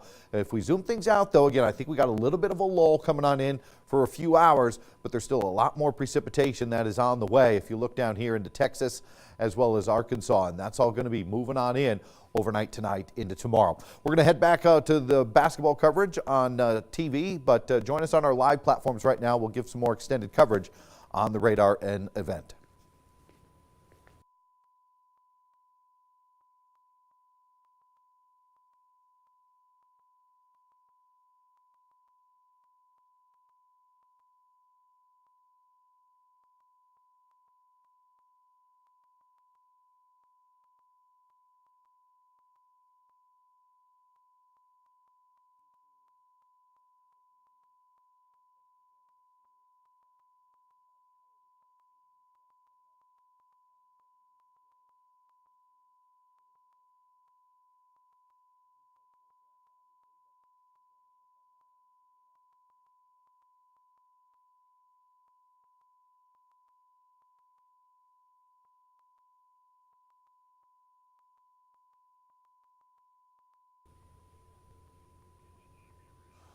Okay, Chief Meteorologist Joel Barnes here. Thanks for those of you that are turning over to watch us on our live platforms. If you're watching us on website, wbbjtv.com/live, you can get us that way. You can get our live buttons on both our news and weather apps, Apple TV, YouTube, Roku. Those are all ways you can watch us here at WBBJ with our online live coverage. So we got some snow up here to the north. You notice a lot of that, though, I think is moving away from us. That's going to stay just out of our area. There's a little bit of snow, sleet still mixing on in. It looks like we got some snow coming in to Union City. Let's take a look at our Union City cam, and let's see if that's picking up any snow. Give me a second so I can find that for you, and we'll get that pulled up. We got a lot of cameras I got to look through. All right, here's Union City. So we'll pull that up, and we'll see if there's if we can see any of that snow, because it looks like those might be some decent-sized flakes. Give me a minute. Sometimes, there we go. Yeah, you see that snow. You can see it still blowing around up into Union City. Those roads don't look good, do they? We recommend you stay in tonight. Again, we haven't seen much for freezing rain yet, but that's going to get worse. So snow's tough to drive in. So is sleet. But freezing rain can make travel almost impossible. So, again, watch us tonight at 6. We'll do updates between 6 and 10. We'll let you know when that freezing rain begins to get reported for every county. And that'll be your sign that you definitely need to stay inside and not head out. And, again, if we get some pretty high freezing rain totals, we could end up with some possible power outages. Again, a couple little forecasts here. This one's a little interesting to me. I'm not sure I'm buying it. but I do want to show it to you as a possibility. It thinks there's going to be more ice in Trenton than Savannah. I'm not sure I think that's correct, but what this model is thinking is you're probably going to get warm enough on Sunday for a lot of that to just come in as regular rain. That's why you see that ice cut off quickly southeast of Savannah.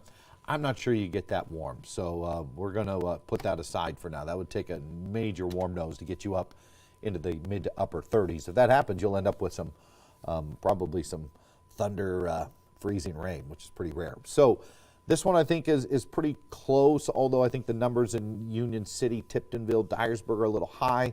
I think they're a little low from Jackson down through Savannah. I really haven't seen one of these models come out that I really like what it's showing as far as the ice totals.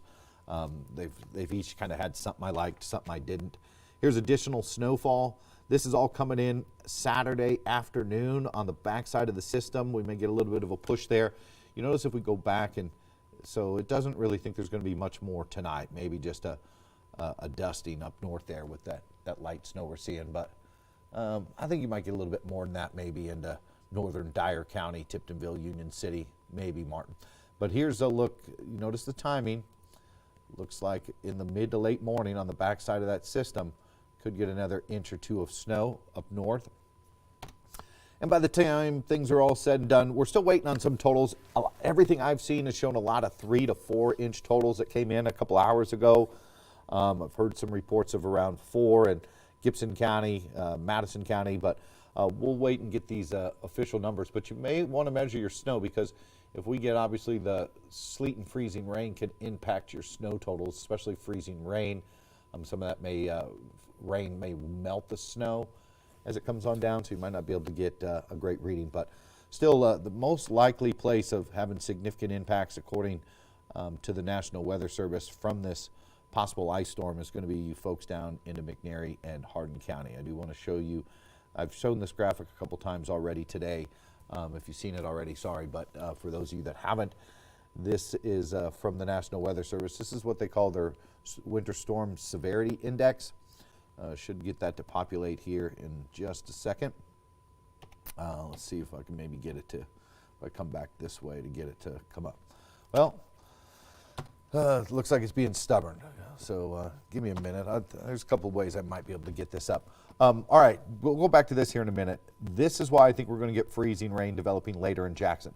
We may be around 718 right now, but as the night goes on, we're going to get up to that 23, which seems like that's the number where we're expecting the freezing rain to develop. So if you're 21, 20, 21, it's all been sleet so far.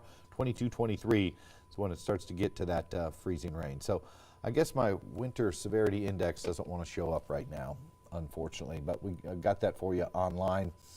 Basically, the extreme impacts are out for Selmer and Savannah, major impacts for Bolivar and Parsons, as well as southeastern Madison County is under that. So we definitely need to keep a very close eye on the potential for an inch of ice, because if that happens, we're going to be dealing with some major power outages. All right, I got some more stuff to do as we get ready for the news tonight. We may break in closer to 5:30 here, do another live hit if there's some new information to give you. But if you're inside, we recommend you stay. Again, things could get worse as the night goes on with that freezing rain. By the way, I'm working on our article for the website, wbbjtv.com/weather, and it'll give you kind of a whole rundown of what we're expecting for the remainder of this system. But in the meantime, stay warm, folks. Talk to you here soon.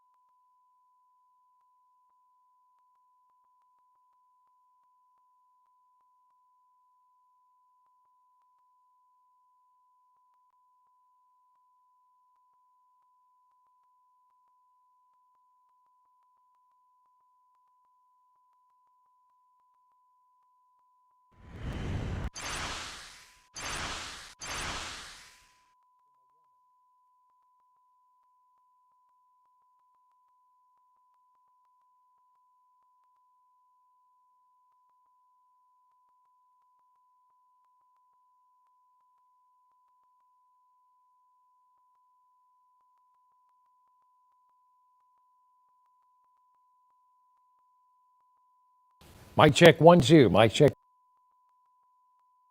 Mike check, Joel. Check 1, check 2. Coming up tonight. Are we?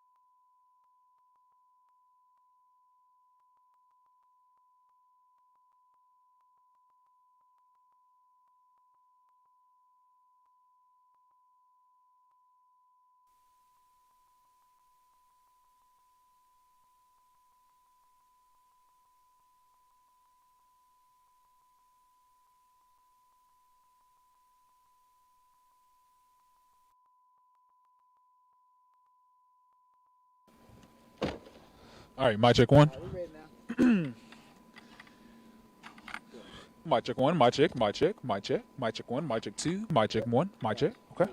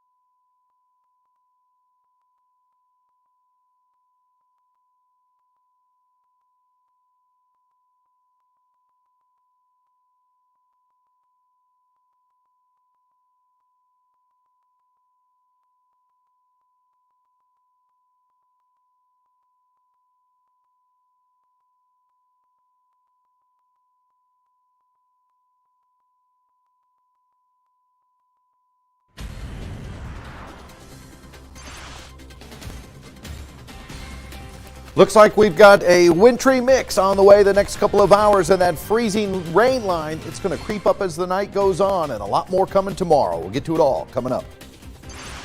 Our crews hit the roads earlier today as the winter weather began moving into West Tennessee. We'll take you to some of the areas. We also talked with TDOT leaders and their plans to tackle clearing snow-covered and icy roads for this winter storm. Let's look at how West Tennesseans are coping with the effects of the winter storm today. Now, from West Tennessee's News Channel, this is 7 Eyewitness News at 6. Good evening. Thank you for joining us at 6. I'm Brad Douglas. Ryan Brooks will join us a little later on in this newscast.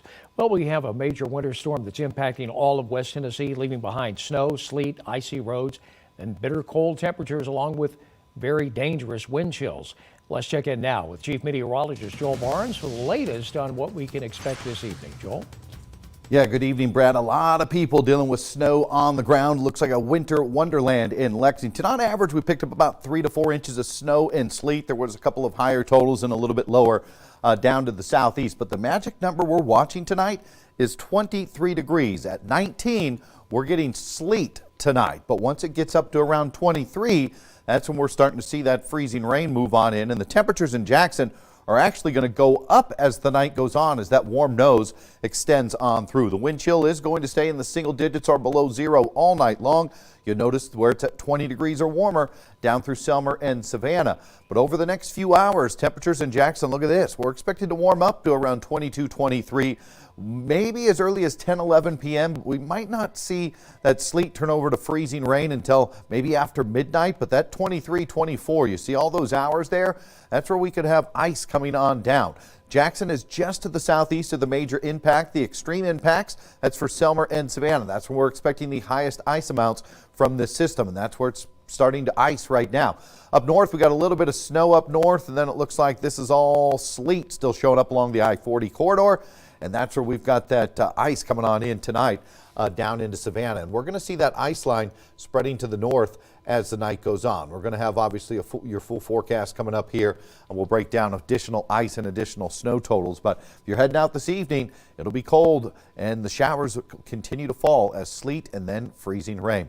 We'll have the full forecast coming up here in just a little bit. Don't go anywhere.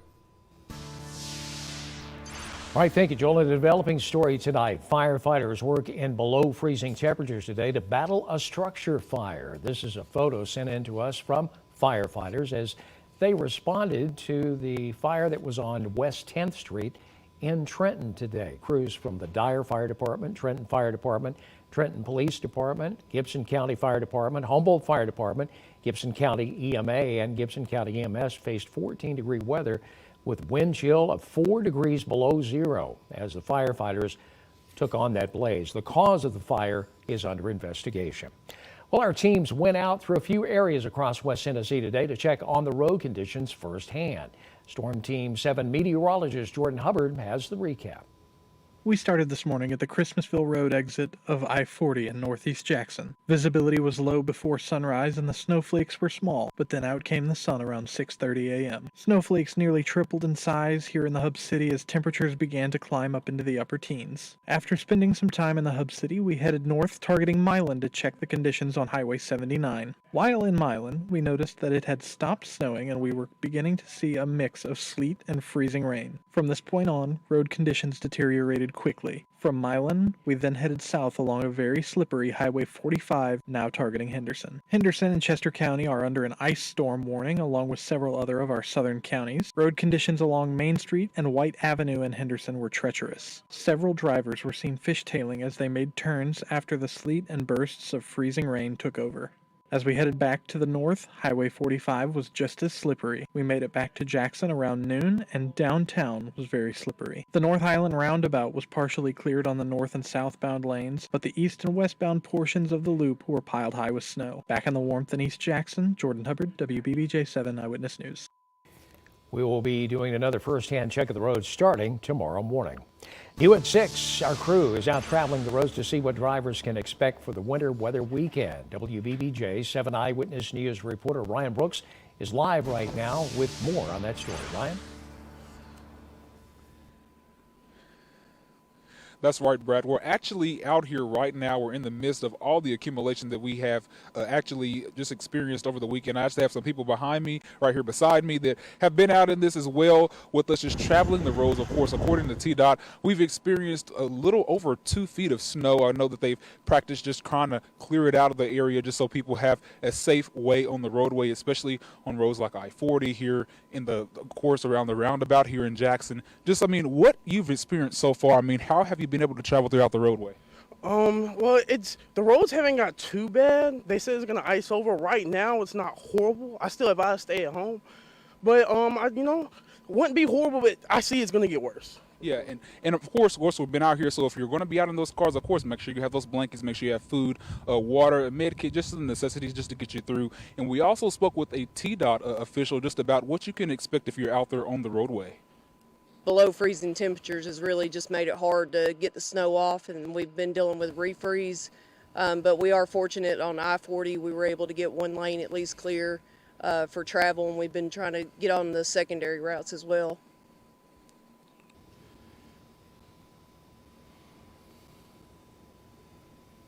Now, we're going to continue to follow the winter weather weekend that we're having. Of course, more sleet can be expected over the next few days. According to our Storm Team 7, temps could be near zero early part of next week. Of course, stay tuned to those warming shelters that are here in the West Tennessee. Of course, here in the Hub City, you have the TR White Sportsplex. You also have the you have the First Methodist Church. You also have the Carroll County Jail, McKenzie. You have the Farmers Market. So just a lot of options if you need a place to stay warm. For now, right here in Jackson, Ryan Brooks, Wbbj 7 Eyewitness News.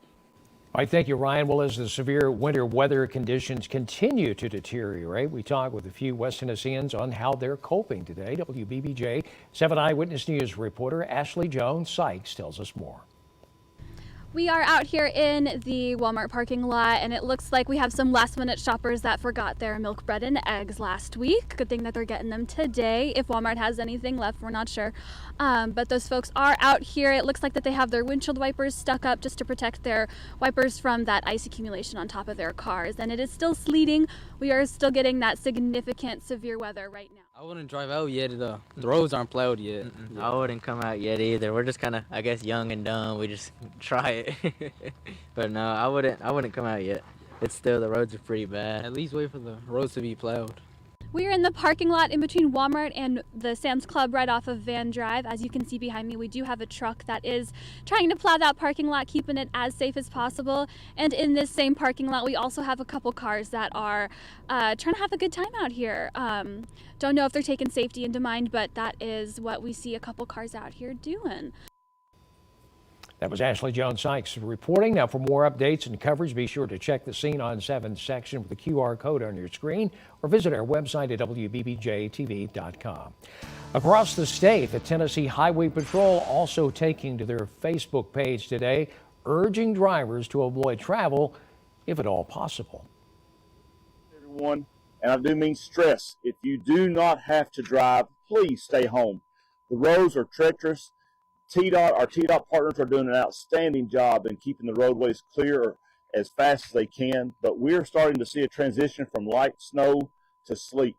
The roads are getting very slick, so please, you see the slush, it's turning to ice, it's getting very treacherous. If you do not have to drive, we urge you, please stay home.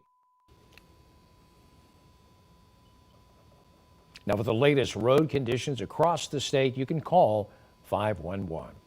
Also late this afternoon, Governor Bill Lee announcing that President Trump has granted an emergency declaration to support Tennessee's ongoing response to the winter weather event impacting all 95 counties across the state. The request was submitted to the White House and the Federal Emergency Management Agency on Friday ahead of the winter storm.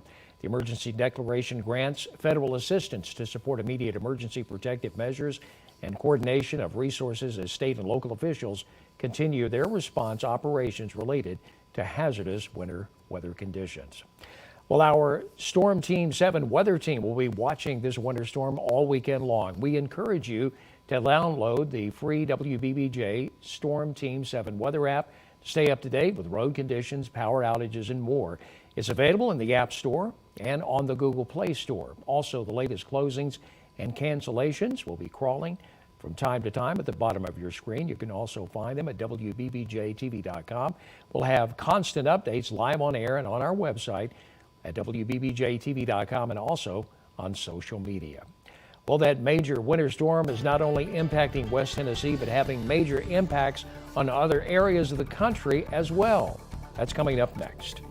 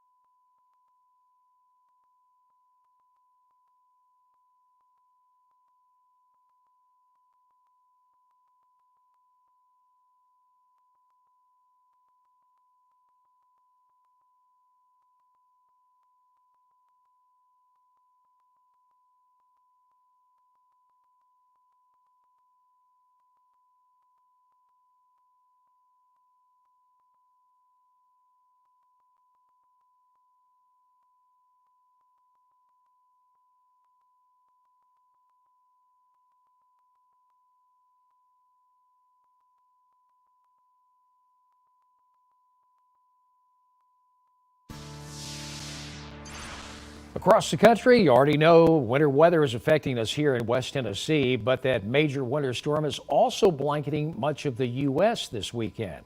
Ivan Rodriguez reports. Don't go out. Stay home and make yourself safe, and safety is paramount. A blockbuster winter storm is bringing snow, ice, and bone-chilling temperatures to much of the U.S. this weekend. Frankly, it will be colder than any sustained period that New York has experienced in about 8 years. States of emergency were declared in several states, and forecasters say tens of millions of people from Texas through New England will be affected. Our city crews will be working around the clock to clear the streets and keep up with the pace of the storm. The frigid blast is already causing travel issues. Some roadways, including Interstate 20 and I-49 in Louisiana, is closed due to weather. If you do get stranded, make sure you're in a safe space. If you're on the interstate, get off on an exit ramp. You can get to a publicly lit parking lot to get to the destination where you are absolutely safe. As of Saturday afternoon, more than 10,000 flights in the U.S. are canceled through Monday, according to travel tracker site FlightAware. Meanwhile, officials at Hartsfield-Jackson International Airport are using new machinery to try to minimize flight delays. I'm confident that we will keep the airfield open for arrivals and departures throughout the entire event. The bottom line from officials, avoid the outdoors and roadways if possible. We panic in the South. I'm not so much a panicker. I got gas and electricity, so as long as I got gas, I'll be all right. I'm Ivan Rodriguez reporting. Also in other news across the country, protesters were seen clashing with federal agents on the streets of Minneapolis today after a man was killed in a shooting involving federal immigration agents from Customs and Border Protection. The man was a 37-year-old American citizen who lived in Minneapolis.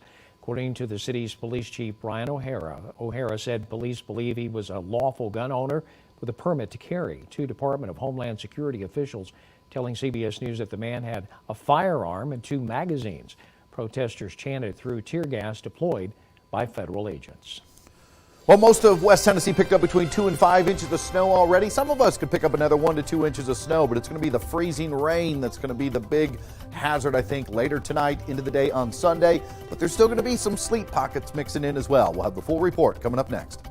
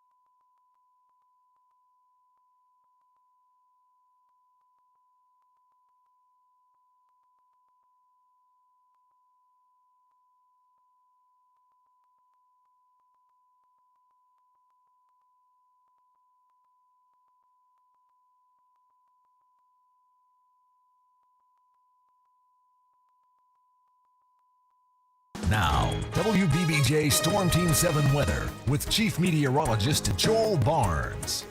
Welcome back. It was a snowy start to the day. Snow came down off and on for about 12 hours for many of us, and we had some very heavy bands that did come through for a while. Most of us sitting with 2 to 5 inches of snow, depending on where you're at. Snow-packed UT Martin as well. And it is cold up north, 16 degrees. So once we get to about 17, 18, that's when we've been seeing the snow turn over to sleet. But it's when you get to 22, 23 where the sleet begins to fall as freezing rain. So that's going to be the number we're going to watch tonight. When people start to get close to 22, 23, will that sleet turn over to freezing rain? G&H Tree Service bringing you that look tonight. 21 is all today in Jackson and 15, but we're going to be warmer than 21 by midnight. The temperature is going to warm up a little bit tonight. We got that warm nose that we've been talking about. It's going to intrude up from the south, and that's going to allow people's temperatures to climb a little bit. Look at that record back in 63, 13 below. We can feel 13 below by tomorrow night, but I don't think the temperature is going to get anywhere near that. Most of us are into the teens, but you notice starting to warm up a little bit down here. This is the area we need to watch for some of that freezing rain and ice to begin to develop. We're already seeing some down into southern McNairy and southern Hardin County. The wind's probably going to stay around 5 to 10 tonight, but that makes the wind chill a factor. Feels like 0 in Ripley. 8 right now is the current feels like temperature in Jackson. So you notice 3 colors on the map. The blue, that's snow. The sleet is showing up in the purple, and the pink, that's where the freezing rain is. We kind of got a little bit of a break there. A lot of this is real light coming on down, just some light snow showers up into what looks like weekly, probably sleeting in there, but Obion, Dyer County picking up a little bit of light snow. This is just light sleet still flying around I-40, and here's where the freezing rain pocket is. It's kind of just sitting down here. We're actually getting that little lull. Remember last couple days we said we'd get that little bit of a break Saturday evening before it would return Saturday night, and that's when there's a lot more moisture coming on through Saturday night and then all morning and early afternoon on Sunday. So a lot of snow with this system. Just most of the highest snow totals are going to just miss us, sitting up here into Missouri, southern Illinois, and then a lot of snow into Oklahoma as well. And then you notice that freezing rain. This is the area where the ice storm warnings are. That's where we're expecting most of the freezing rain and ice tonight, which will continue into Sunday morning. And then on the back side of this low, I'm going to show you a close-up look at the Futurecast. We may get another inch or two of snow for some of us north of Madison County on the back side of this system as it moves out. Then a big area of high pressure is going to keep that cold around. We may not get above freezing till next Saturday, I think is our next chance, although we do maybe have some low 30s coming on in. Remember, the freezing mark's 32. Sun should come back out, though, at times on Monday and Tuesday, but the winter storm warning sitting up to the north. The ice storm warning still continue from deep east Texas. Look at most of Mississippi is under an ice storm warning, and then our same 6 counties. National Weather Service is sticking with these counties. This is where they think there's the greatest chance of seeing over a quarter or even over a half inch of ice. Can't rule out some 1-inch totals. We'll see. That doesn't mean we won't get a quarter to a half inch in Huntington, Jackson, Trenton, or Alamo. Just this is the area they're most concerned about for that freezing rain and ice totals. So we're under a cold weather advisory now. That's when the wind chill could get as low as 10 below. Could be 15 below at times, though, Sunday evening through Tuesday morning. This is an extreme cold warning that the National Weather Service has been issued. So it is going to get cold. So Futurecast pumping in more showers tonight. Going to get heavy again overnight. After midnight, you notice the temperature 21 in Jackson, but you see these 24s coming in. Those are the numbers that we're going to watch. If we stay at 20 all night in Jackson, we're just going to get sleet all night. But I think we're going to get close to 22, 23, maybe as high as 24. So this is the area we're watching for the main concerns for freezing rain tonight. Then there's going to be more sleet, freezing rain into the day on Sunday, but you notice those temperatures above 20, typically staying southeast of Jackson. And here's that final push into the afternoon, maybe a little bit of snow on the far back side of the system before it clears on out. But again, still the biggest question here in Jackson, how much is going to be sleet? How much is going to be freezing rain? If it's all freezing rain, we could end up with over a half inch of freezing rain. Mostly sleet, we could end up with less than a quarter. There's a lot of precipitation coming. The question is, how much is going to be ice, which is going to be higher down to the southeast and up to the northwest.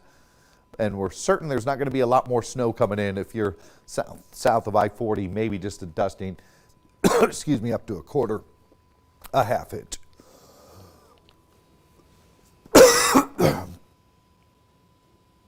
All right, thank you, Joel. Coming up, some tips to keep you and your family safe during this winter storm. It's news you can use, so stay with us.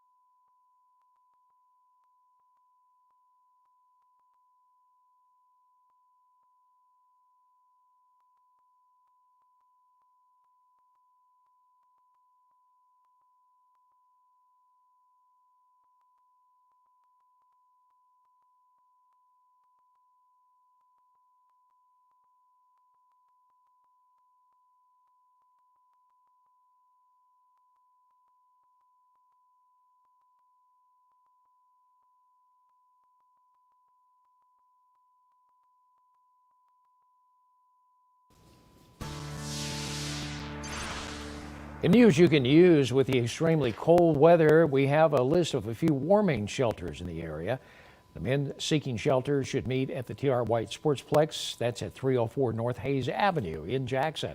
Now, women seeking shelter should meet at First United Methodist Church's Mission Center at 200 South Church Street in Jackson. Now, these shelters are open and will continue to be open through Tuesday night, January 27th. For a complete list of the warming centers across West Tennessee, scan the QR code on your screen or visit our website, wbbjtv.com, and click Scene on 7.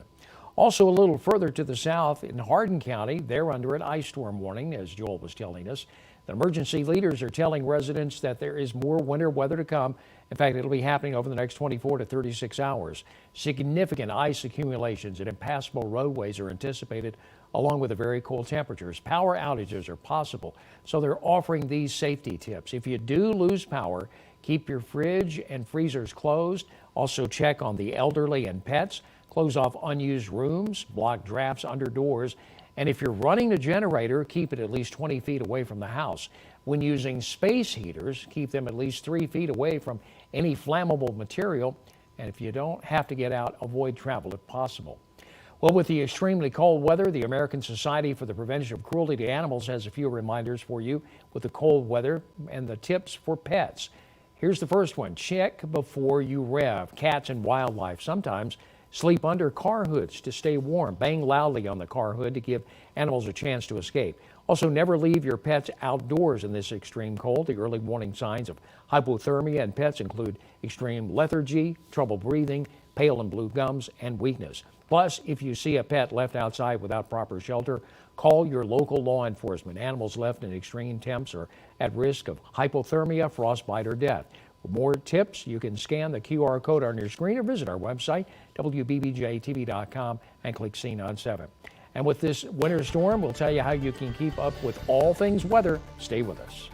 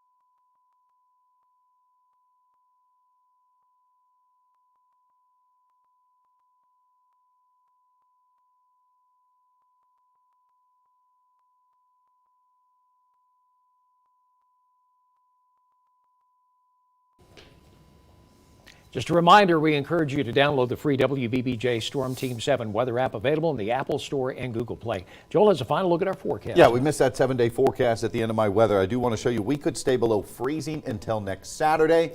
But the big story, how much freezing rain, how much sleet are we going to get through Sunday? We'll have updates all night long. And we will be here all weekend keeping you updated. Thank you for joining us. Back with more news tonight at 10.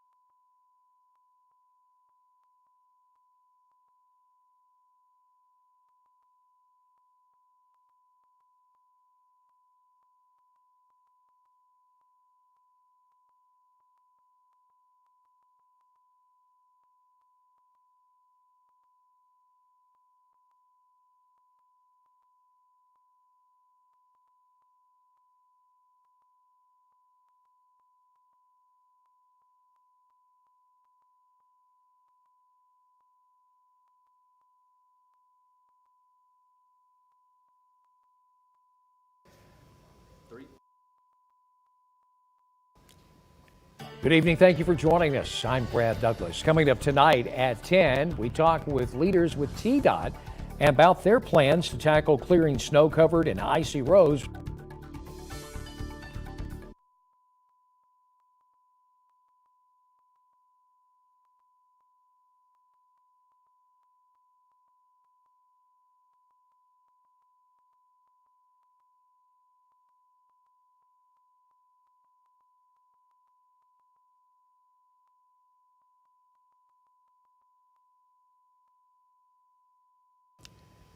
Good evening. Thank you for joining us. I'm Brad Douglas. Coming up tonight at 10, we talk with TDOT leaders and their plans to tackle clearing snow-covered and icy roads from this winter storm. Reporter Ryan Brooks will have that at 10 o'clock. And I'm Chief Meteorologist Joe Barnes. We're watching an area of freezing rain moving through West Tennessee that will increase overnight into the day on Sunday. How much total ice will you get before the system clears out? And is there any more chance for snow? We'll have the full forecast coming up. We'll see you right here tonight at 10. Was I supposed to go back to you on this one? Well, there.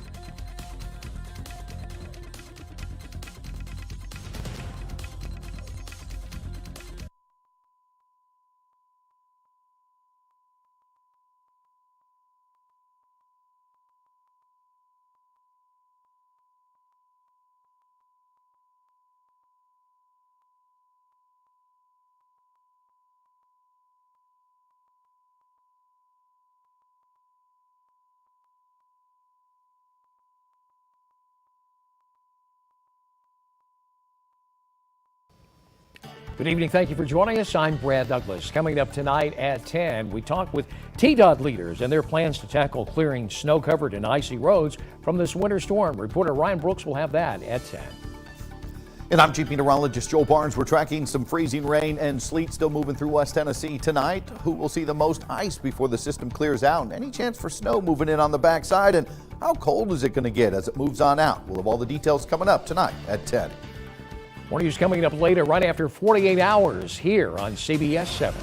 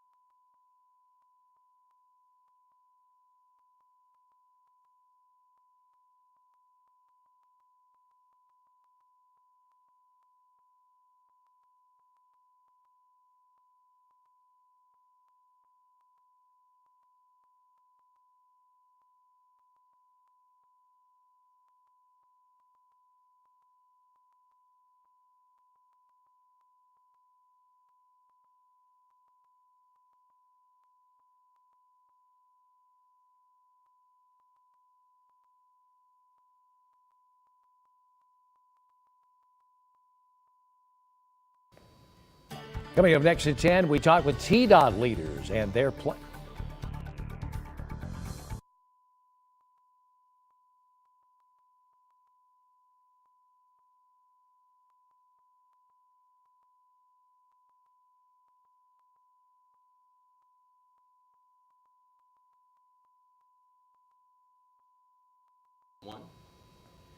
Next at 10, we talk with TDOT leaders and their plans to tackle clearing snow-covered and icy roads from this winter storm. We'll have that after 48 hours.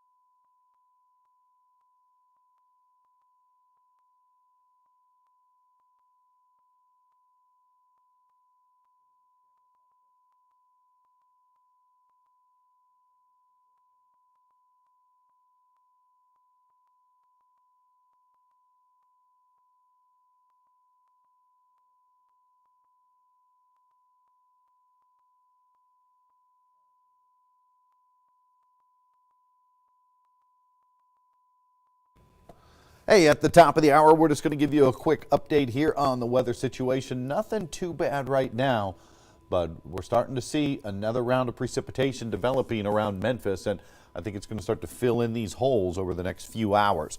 Lexington looking like a winter wonderland tonight. Most of us picked up between 3 and 4 inches. I've seen some totals as high as 5, some as low as 2.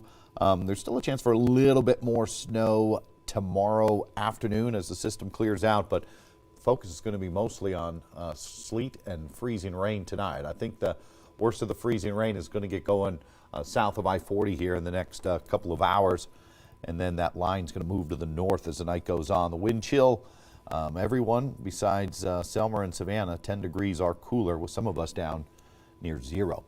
So those temperatures, the 20 plus is where we're starting to watch for. We'll see what the temperature line is for that freezing rain as it comes on. And we've got a little freezing drizzle, a little bit of an ice glaze. I was just outside and I felt that on some of the metal rails.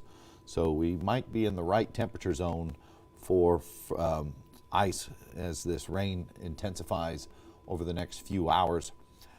Temperature's going to warm up, but that's not what we want to see. We'd rather cool down, because if we'd cool down, then we would get all snow tonight. But if the temperature is going to be climbing over the next few hours to freezing rain, could start as early as maybe 10, 11 p.m., but I think it's going to be after midnight when the worst of the freezing rain starts to come on in, and it can be really nasty between midnight and maybe 10 a.m. tomorrow before we transition back to a little bit of sleet and freeze. So if you're in the red, you're going to be probably dealing with some major ice impacts. Could be extreme impacts if you're in the purple area. It looks like they trimmed down a little bit of the purple, which is good for McNairy County. You're currently in the same level now as southeast Madison County, and looks like Chester County. So you'll notice over near Memphis, there's a little bit more shower activity trying to fill on in. Up north, there was a little bit of snow, but your temperature just must have warmed up a degree or 2 in Union City, and it looks like it was showing up as sleet there for you. We've got a wide swath of sleet extending from Jackson up through Huntington, Paris, and Camden, and then the freezing rain pocket that just rolled through McNairy and Hardin County. Looks like that's moved off to the east, but you notice there's more coming up from the south tonight out of Mississippi, and then we've got additional development there near Bolivar, a little bit more over southeast of Memphis. So although we're kind of in a lull right now, I think things are going to get a lot more intense over the next couple of hours tonight. A lot of heavy snow up into Arkansas, Little Rock northward, but that's, for the most part, that's all going to be up into Missouri tonight, Illinois. You notice that snow line sitting just right here. This is where the snow line is probably going to hang around most of the night. So it's going to sit just to the north of us. Here in West Tennessee, we're going to be in the area where we're probably going to get freezing rain and maybe some sleet mixing on in. Again, we're hoping for the sleet. So we'll see. It's, again, a couple degrees temperature difference is going to make a big difference as far as what we get. So you notice Futurecast showing pretty much what we're seeing now at 7, but then watch as by 9, 10 o'clock, it really starts to fill in on the freezing rain and possible sleet. So I think everything under 20, that's all going to be sleet. But when you start to get 22s, those are the numbers we're going to be watching here tonight along and southeast of I-40 for the greatest concern for freezing rain. And then you notice the 20s going up to Trenton, Alamo into the morning. So we could see that ice reaching as far north as Crockett, Gibson, and Carroll County tonight. Probably going to get mostly sleet, I think, up into Union City, Martin Ridgely. But again, if we're off to just a couple degrees, you could be in that freezing rain zone too and ice. So there's also one final push of some snow coming on in, it looks like. It'll probably be light snow on the backside of the system, and it'll start to dry out as it slides on by. But again, total ice is just one forecast model. We should get some new data coming on in here in the next hour or two, and we'll get it for you tonight when we get it. We'll do another update here within about an hour. If you haven't done so yet, download our Wbbj Storm Team Weather app. You probably could be watching us on that app. If you got a Roku, Apple TV, or YouTube, you got a smart TV, you can watch us on all those platforms as well if you do lose power and you can't watch us on the news. But I don't think we're going to be dealing with many power outages by 10 o'clock tonight. Could be an issue by tomorrow morning and then maybe tomorrow afternoon. But I think we're going to be okay for the next couple of hours. Roads are a little snow-packed. Definitely a little bit of concern. Oh, if you're wondering how much additional snow we could see, here's a look at that. Again, it looks like a possibility of maybe an inch or two up through Tiptonville, Union City, Martin, and an inch or less from Jackson down through Henderson. And that'll be as the system clears on out. So we tweaked our storm team winter forecast a little bit. You notice the ice totals 1/10 to 3/10 in the blue, 3/10 to 6/10 in the white, and 6/10 to over an inch of ice possible in the purple area, with 1 to 3 total snow, sleet, 3 to 5 total in the white, and 4 to 6 total up north. I don't think we're going to pick up any totals higher than 6, maybe 7 tops in an area or two, unless you're maybe up near the Missouri or Kentucky borders there, or even close to southern Illinois. We'll have another update here coming up at the top of the hour, and we'll see if we can find some new information to give you either through forecast models or what we're tracking on the radar. But stay inside and stay warm tonight. Talk to you soon.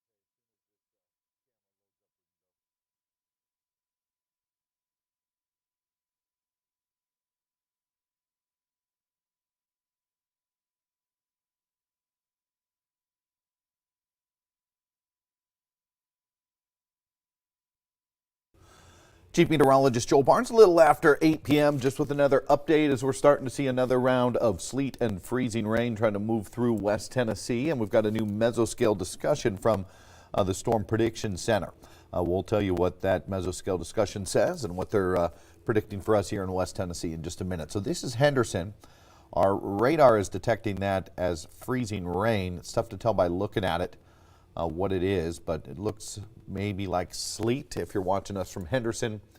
And you can go outside real quick to see if things are icing up or if that's sleet coming on down, and you can just comment in our chat to let us know. Again, a lot of us are going to be needing viewer reports as the night goes on to let us know if it is sleet or freezing rain that you're seeing, because again, 1 to 2 degree temperature difference is going to be freezing rain to sleet, and those reports are real important for us for forecasting for the remainder of the night. Wind chill definitely going to be a factor.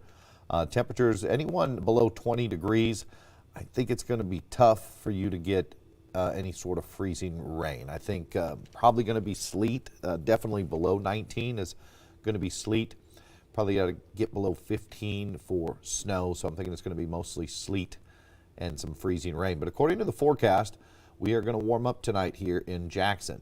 After midnight, it looks like we'll start to get into the 22-23 range, which will probably be warm enough for some sleet. But if you're in the red area, sleet's freezing rain is pretty likely to mix on in tonight into the day tomorrow. If you're in the purple down through Savannah, that's when we're expecting a chance to get up close to an inch, although that might be on the high side. Then if you're watching us in the orange area, which is pretty much north of the interstate, you could have some moderate impacts for some sleet and ice. So that blue circled area you see there, that's a new mesoscale discussion. Came in from the Storm Prediction Center. So they're saying that another round of freezing rain and sleet is expected to spread out of northern Louisiana into eastern Arkansas and northwest Mississippi. Freezing rain amounts of 5 inches an hour appear likely. That's a high. But good news a little bit for us. They say the freezing rain appears most probable across southeast Arkansas into northwest Mississippi, and sleet more likely for locations further north into east central Arkansas and far west Tennessee. So again, but you notice where they don't have circled in this, kind of get a closer look in here, is Selmer over through Savannah.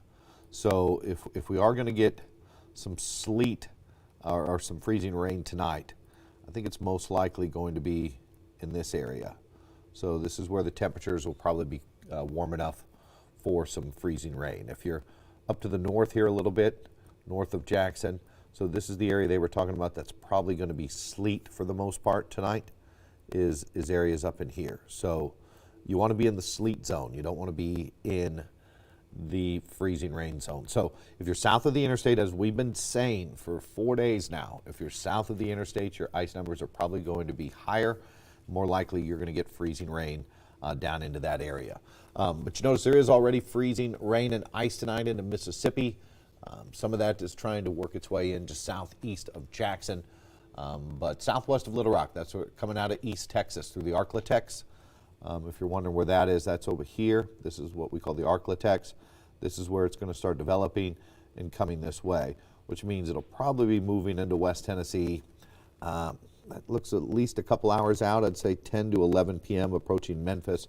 So I'm thinking things will get real interesting around midnight or so here in Jackson. We've got some light stuff coming on through right now from Jackson down to the south. Here's where all the snow is. They're getting a lot of snow into southern Illinois, Missouri. That could have been us. You know, you saw those forecast models earlier in the week showing 18 to 24 inches of snow, which we thought was ridiculous. But some areas up north could get over a foot from Poplar Bluff over through Carbondale. I'd probably rather have a foot of snow than this ice, which is coming on in. So again, it looks like there could be some activity in Henderson. That is freezing rain. So again, if you know any reports out of Bolivar, Silerton, Pinson, Henderson, Scotts Hill, Sardis, let us know if any of that's coming in as ice or sleet. Again, remember, ice will stick to things like metal guardrails, your car hood will get real slick. It'll feel like ice is on it. And then the sleet pellets, like what we've been getting in Jackson, they just kind of bounce off your car. So That's some pretty heavy freezing rain down from Corinth over through Waterloo, maybe includes Counts. Looks like you're kind of right in between 2 there in Selmer and Savannah. But there's a lot more coming up from the south tonight into Tupelo. You see this cluster right here we are watching. This is pretty heavy. I'll circle it for you. And this is going to come through and definitely has the chance of clipping places into McNairy, Hardin County with that ice. So I think that's where the totals will be highest. But again, we've got ice coming tonight. Look at all that coming in out of Shreveport. So we talked about what's coming in out of the Arklatex region. So that's all this. So, and it's mostly freezing rain, but they're saying up north, so it kind of slice it in half. Okay. So it wasn't very good. Let's see if I can draw. Actually, I got an arrow. That'll draw a better straight line, a ruler. So we got this. So again, north of that line, more likely sleet. South of that line, more likely freezing rain as this cluster comes through tonight. So this is what we're watching. This is going to be our big weather maker tonight. Stuff coming on in out of the Arklatex. So probably got you notice we still have a pretty dry slot here coming on in for the next couple of hours. So I'd be surprised if we see much through, let's say, 10 o'clock. And things might start to heat up a little bit after 10, but most likely 11 p.m. midnight. A lot of snow for Oklahoma City, Lubbock, Texas, West Texas, in the oil communities. They're going to be digging out of snow instead of oil. So here's the forecast by 10 o'clock, starting to get a little bit more intense, and overnight, we'll watch those temperatures. The warmer they are, the more likely you get that freezing rain. The cooler you are, the more likely it's going to be sleet, and then there could even be some snow on the backside of the system. You know, as we get down to 16, 15, start to see that snow trying to pop up. We might get another inch or 2 up north. So again, we've got a lot of new forecast model data. Some of it is just way too high. I don't like it. Some of it's too low. I'll show you where we're sitting on the forecast here in a minute. I like this, though. I think this is pretty legit. Besides 3 might be pushing it up into Tiptonville, Union City on additional inches, but we'll call it maybe 1 to 3. Northern Gibson County to Martin, Tiptonville. Jackson could get another ½ inch. So this is where we're sitting right now. Trying not to change this much, but we're looking at a ½ inch to an inch of ice. Selmer, Savannah, 1/4 to a ½ inch probably here in Jackson from what the data we just crunched here the last hour. And then 4 to 6 total inches of snow up north. Again, you might get another couple inches, Dyersburg, Union City. What do you have for snow on the ground right now? If you're watching us in Union City and Martin, Dyersburg, Paris. We got a lot of snow reports out of Gibson and Crockett and Madison counties, about 3 to 4 inches. I've seen some 4.5 totals, but really don't have much for reports out of Selmer, Savannah as far as how much snow you got, or Union City, Martin. So share that with me. We'll get it to the National Weather Service. We'll do one more of these coming up tonight, a little after 9 o'clock, and then we've got the big show coming up tonight at 10 on the news. But again, just grab yourself a hot chocolate if that's something you like to drink, or whatever you choose, and grab another blanket. And let's hope we don't have any power outages in the morning, but it should be pretty good for the next few hours tonight. So fingers crossed, folks. All right, talk to you here soon. See you in about 50 minutes. 5-0.